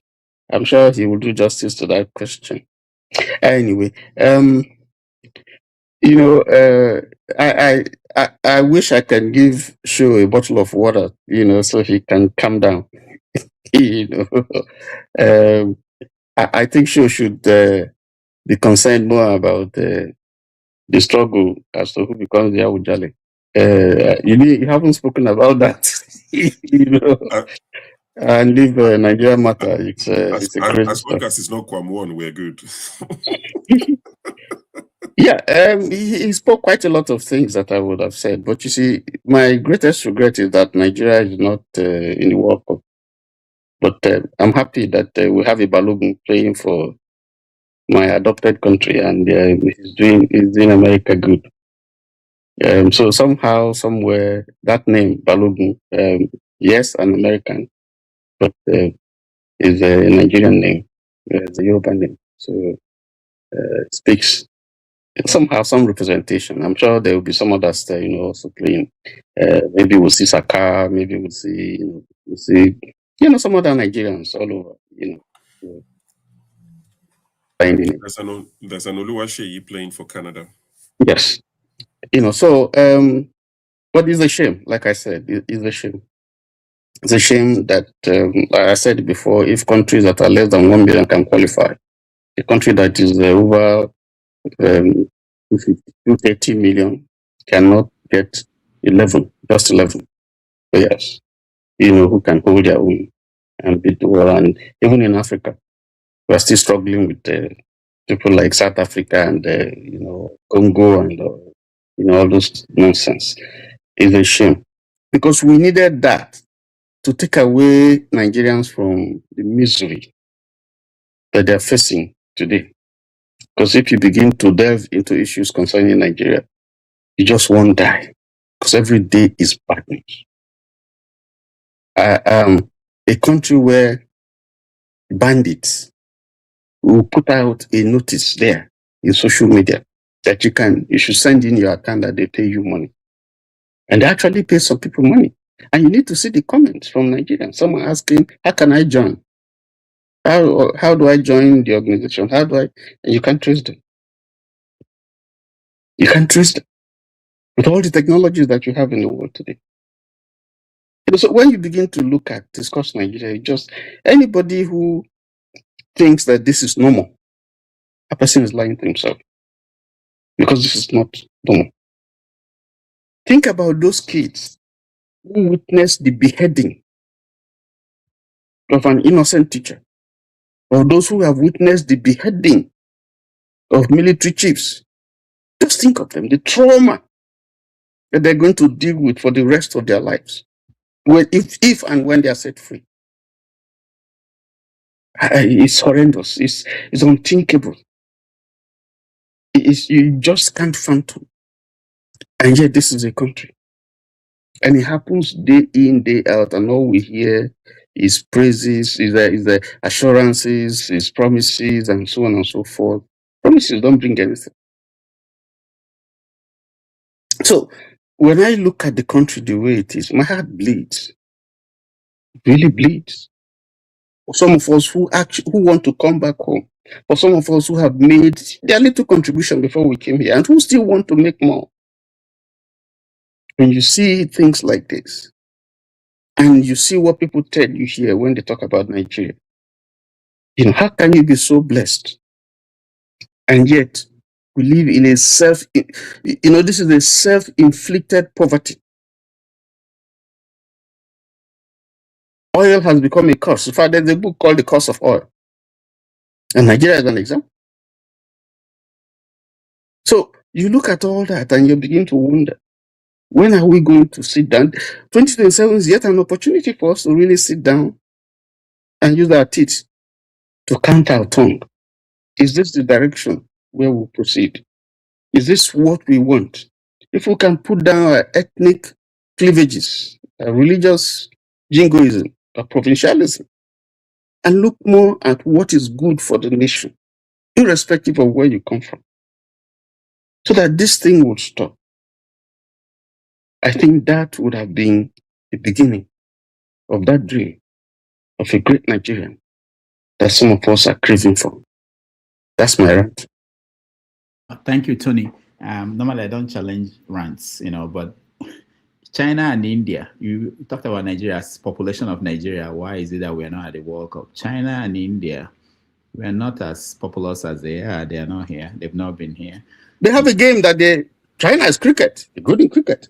Okay. All I right. mean, sorry, So India it's is not, good it's in. not about the population. What I'm saying is that the argument shouldn't be that we have 200 million people. Why are we not here? The argument should be that we play this game very well and we're all over the world and we should be here if we organize. All right.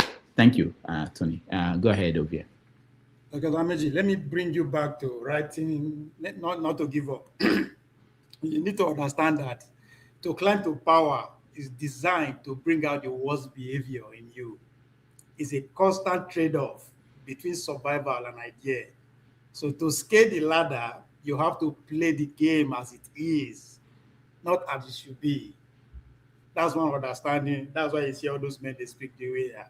Now, come to my neighbor governor, to which Dr. Damaji should make an attempt to do in a satirical way to make caricature of the greatest speech of all speeches. Monday Paolo alluded to the fact that now opposition now they sponsor insecurity. Is he lying? I say no.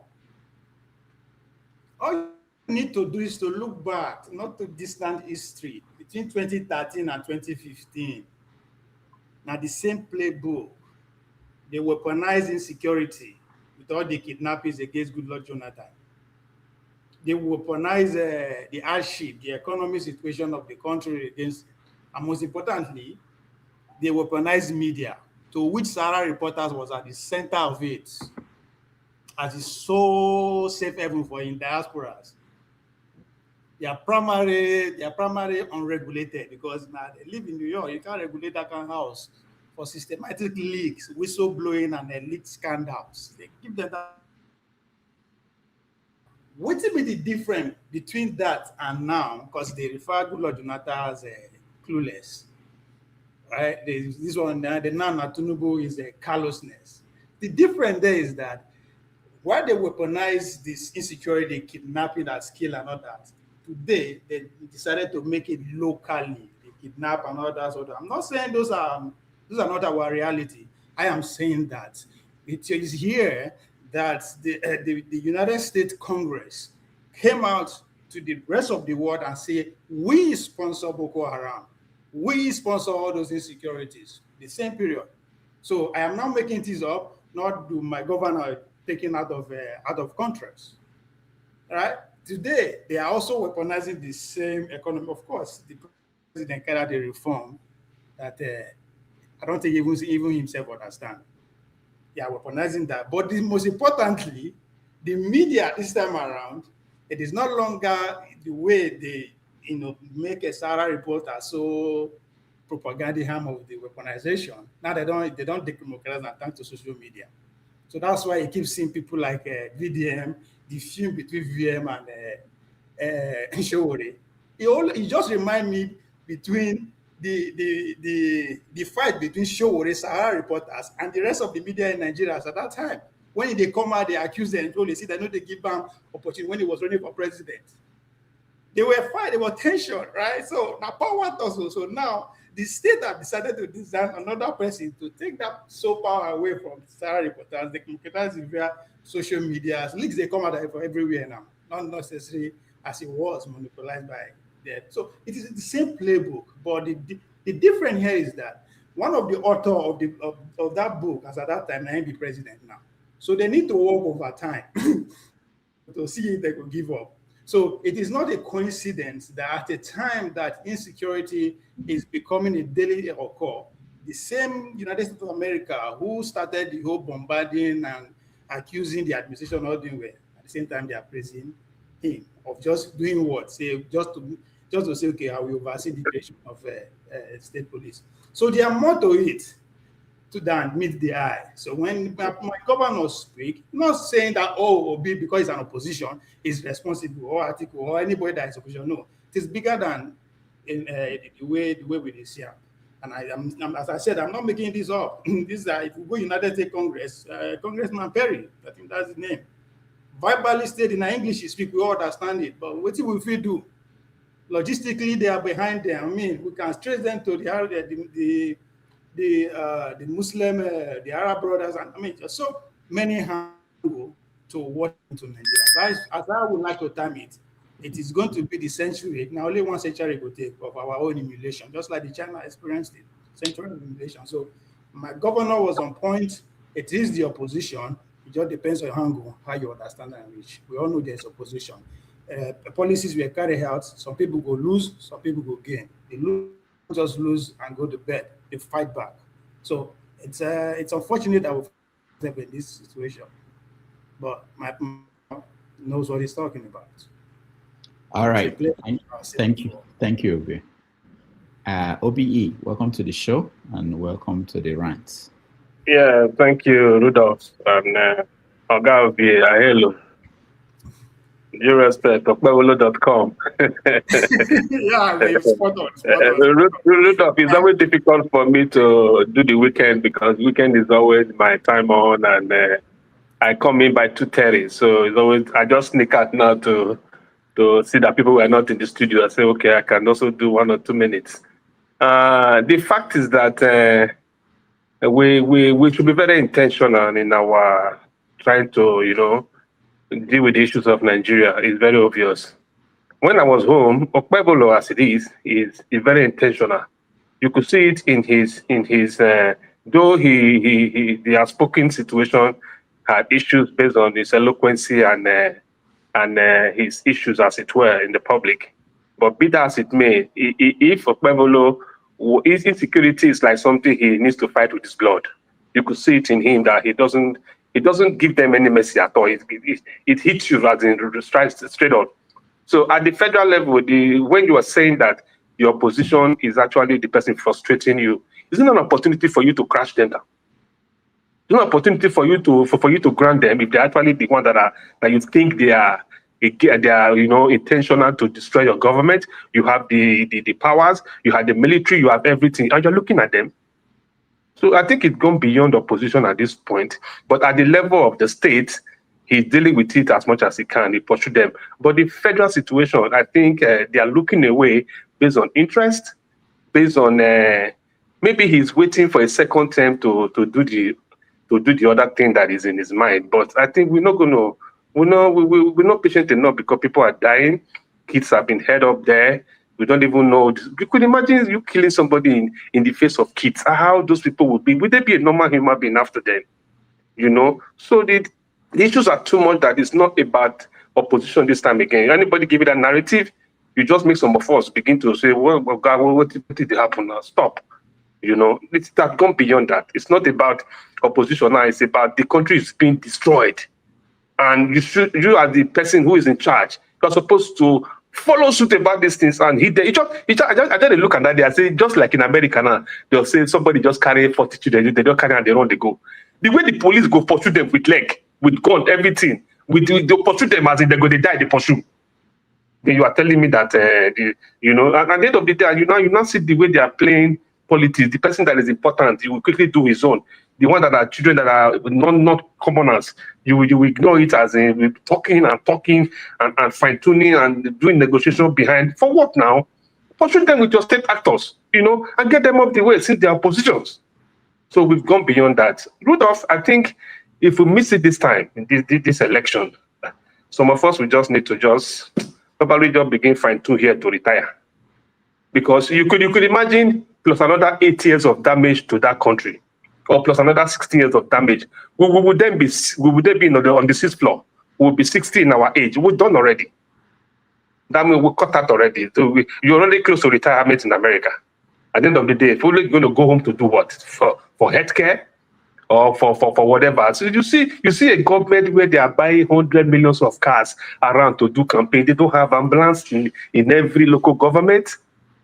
The basic things are not there. Those are the things that make people cry for this government. You say you have made a lot of money based on whatever you have done to impoverish people. Fine. What did you use the money to do? And you are rubbing it in their face daily. The people are saying it. The people are willing. They can't talk. Because if they talk, somebody came here today, I was telling me that VDM is Kiniko, that is Kiniko. Suddenly was just talking like a child. What is VDM? VDM is just a single boy. A young man that is speaking his own truth at his own level. And you are coming against him like that. You are telling him the money is spent, the money they don't spend. Come on, guy. That will stop those things, man. The reason for that, the riot of that day was because it is June 12th. That was why they came out. Not because VDM came.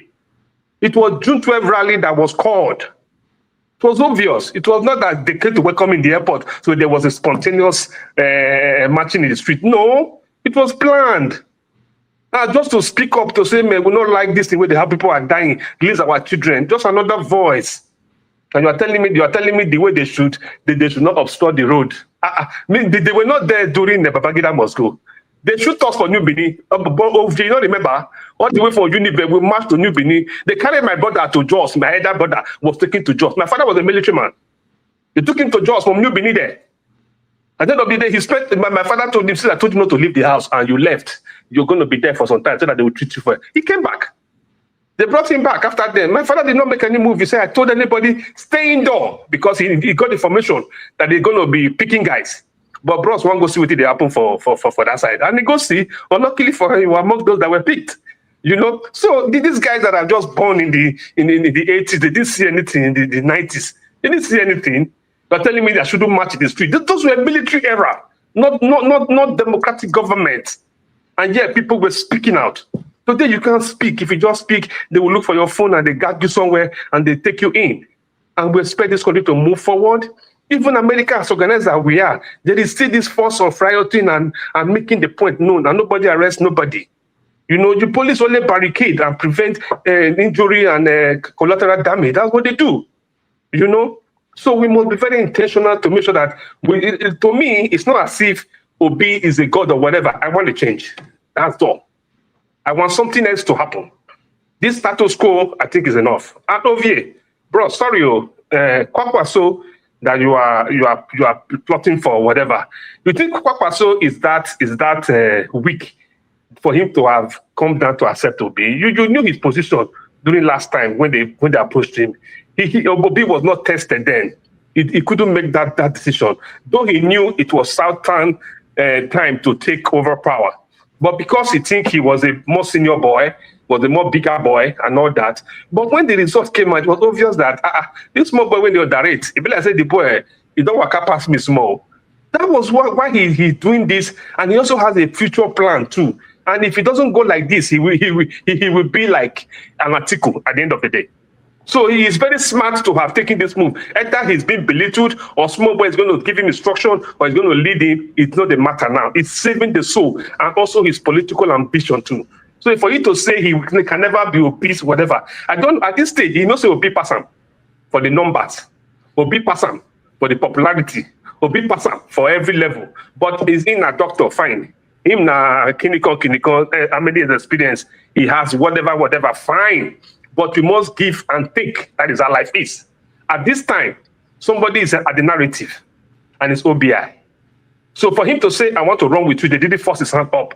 Kwakwaso knows what he's doing. Kwakwaso is not a fool. It's not a small boy. So for you to be trying to build a narrative that Kwakwaso will not be, guy, I want to say that no. Let us go with. Let us see a change at least for now. A change. Let me just say, let another person enter that house. Let us see whether it will be the safe outcome, so that we know that we have a peculiar problem. Then we can take it off from there. But for these guys to continue for another 4 years, have you asked yourself why did they keep that tax law? Why are they keeping it? Why are they not implementing it the way they implement national item? Why is he keeping it? Because he knew it's going to bring down the people more. He's saying that you will not pay tax if you earn 1 million, 100,000. How many people earn it? Guy, calm down, no. These guys are too intentional to wound Nigeria, and they are not sympathetic with our situation. They don't know what the people are feeling out there. That is why he's doing all those things. If that tax law was good, implement it immediately, and let us run with it. So why are you keeping it till after elections? I rest my case. Thank you. All right, thank you, OBE. As we go end the show, let me play this video for people who may not have seen it. That are seeking for power, let them stop disturbing our president. Let them allow him to think Oh, how to move Nigeria forward.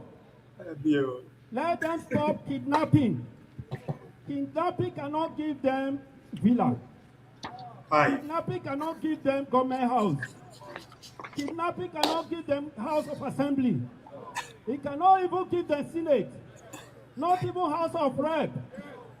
They should stop disturbing our president by using kidnappers to disturb us. The children that they have kidnapped, let them release them unconditionally. Let them know they can even kidnap me. Yet there will be no vacancy in Aso Rock. They can even kidnap all of us. Yet there will be no vacancy in Aso Rock. What is happening today is the hand of the oppositions. They had faith. Have they not faith? Is it by kidnapping children? So this is let them stop disturbing our president. That's the one that bothered me, you know. Exactly. Doctor, on that tax, I think we should find a day to talk about it. Because the tax, yes, now there is a point that's a good point that if he implement that now, it will actually, man, it will push the poverty to a different level that the opposition may capitalize on to work against in 2027. They keep on. So I think what I'm more concerned about is that it is a tax that has been designed from outside. I think I don't point that out when Jimmy Diamond and the rest was here giving them our elected official. So let's say they vote them out, right? You know, I know say you implement them, right? What is the probability that the next person will go come, go implement them? I think that's what I'm more worried about. It's not about who implemented it. It's an order that has been passed on. It has to be. The empire is in war. They need money. These are the things where happened the first 2-3 weeks of Bola Tinubu administration when those men were in time implementing things. So it is beyond. Yes, Bola Tinubu is trying to be strategizing about the honor, but it's beyond him. Because it's just like for us. It's just like Jonathan constitution that he did a constitutional conference, and after he left, was it implemented? So, you were coming. If you come in and you understand the situation, you make your decision as a leader. That's what a good leader does. This is thing that this guy brought. Set up a committee. Guys, look at it. How does it even matter to this situation? Oh, it's not good. You dump it. Then you move ahead. That's how you run. Okay, when they were trying to remove subsidy and all that, all you need to do is to set up a brainstorming committee of experts. That's okay. This is. Let me understand what it is. Just check out where the fraud is, why this money is not coming in, who is leaking the oil, and where the money is being siphoned and all that. Give me a report under 1 or 2 months, or maybe 4 weeks. They give you a report before you now come out with a decision. That is how a leader leads, not just who phone they talk. Right, okay? But you never see the other side, wasting my point. The tax has to be implemented. And if they implement that, it's no good for... Exactly, that's the point I made. Say this one, power. There is another power beyond our presidency. Oh. No, this one, okay. It's been signed to law, but not implemented, right? No, the point I'm trying to make, the tax is not good for Nigerians, regardless of who implement or how they implement it. It's not designed to help us in any way. But it has to be implemented. Why? That's why I say we should because me and you, we are paying VAT right now. We are paying income tax. We are paying everything that we are paying. It's going on. So Nigeria they pay. They won't increase them. It's going to be an implementing thing. That won't be the cocoa. I got you. Okay. Rudolph, thank you, Jared. Let me retire back to my farm. All right. Thank you. Thank you so much. Thank you, everybody. Okay. All right. Wonderful day. I really appreciate everybody who joined us. Those at home, those on the comment section, and those that supported us on through our super chat. I want to thank Oriako Tope. Thank you so much for your support. Kulata, thank you. Dr. Alexander Gomez, thank you. Kulata. Thank you, Guy. Thank you so much. And everybody that watched at home, we appreciate all of you. Tomorrow, we are going to have 90 Minutes Africa. I'm not sure about the guest at this point. We have technical problems trying to connect, but we will work on it until tomorrow. If we don't succeed, we will have a conversation, just a regular conversation around that. Again, thank you, everybody over here. Thank you for being here. I want to appreciate everybody who joined us in the studio. It's been a wonderful day. I hope you enjoy the rest of your day, and we see you. I'll see you tomorrow.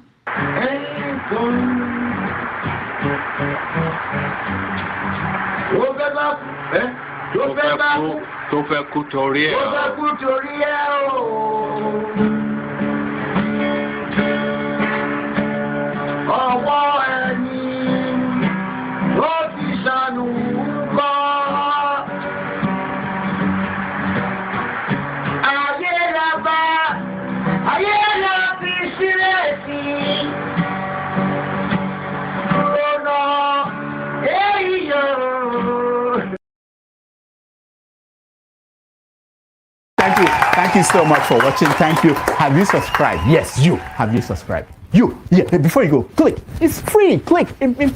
Just that's it. Have you subscribed? You are laughing. Have you subscribed? Have you subscribed? Thank you. Thank you. Thank you. Hey, madam. Thank you so much. I can see you. I can see you. We have to get to 100,000 subscribers. By the end of the year, how are we going to do that if you don't subscribe? Yes, you. Yes, you're about to click off. Why? Have you subscribed? It's free. If you don't, ask your son, ask your daughter how to. Just one click. Thank you. Thank you. I see you. Aha. Thank you very much. Thank you very much. I'll see you tomorrow.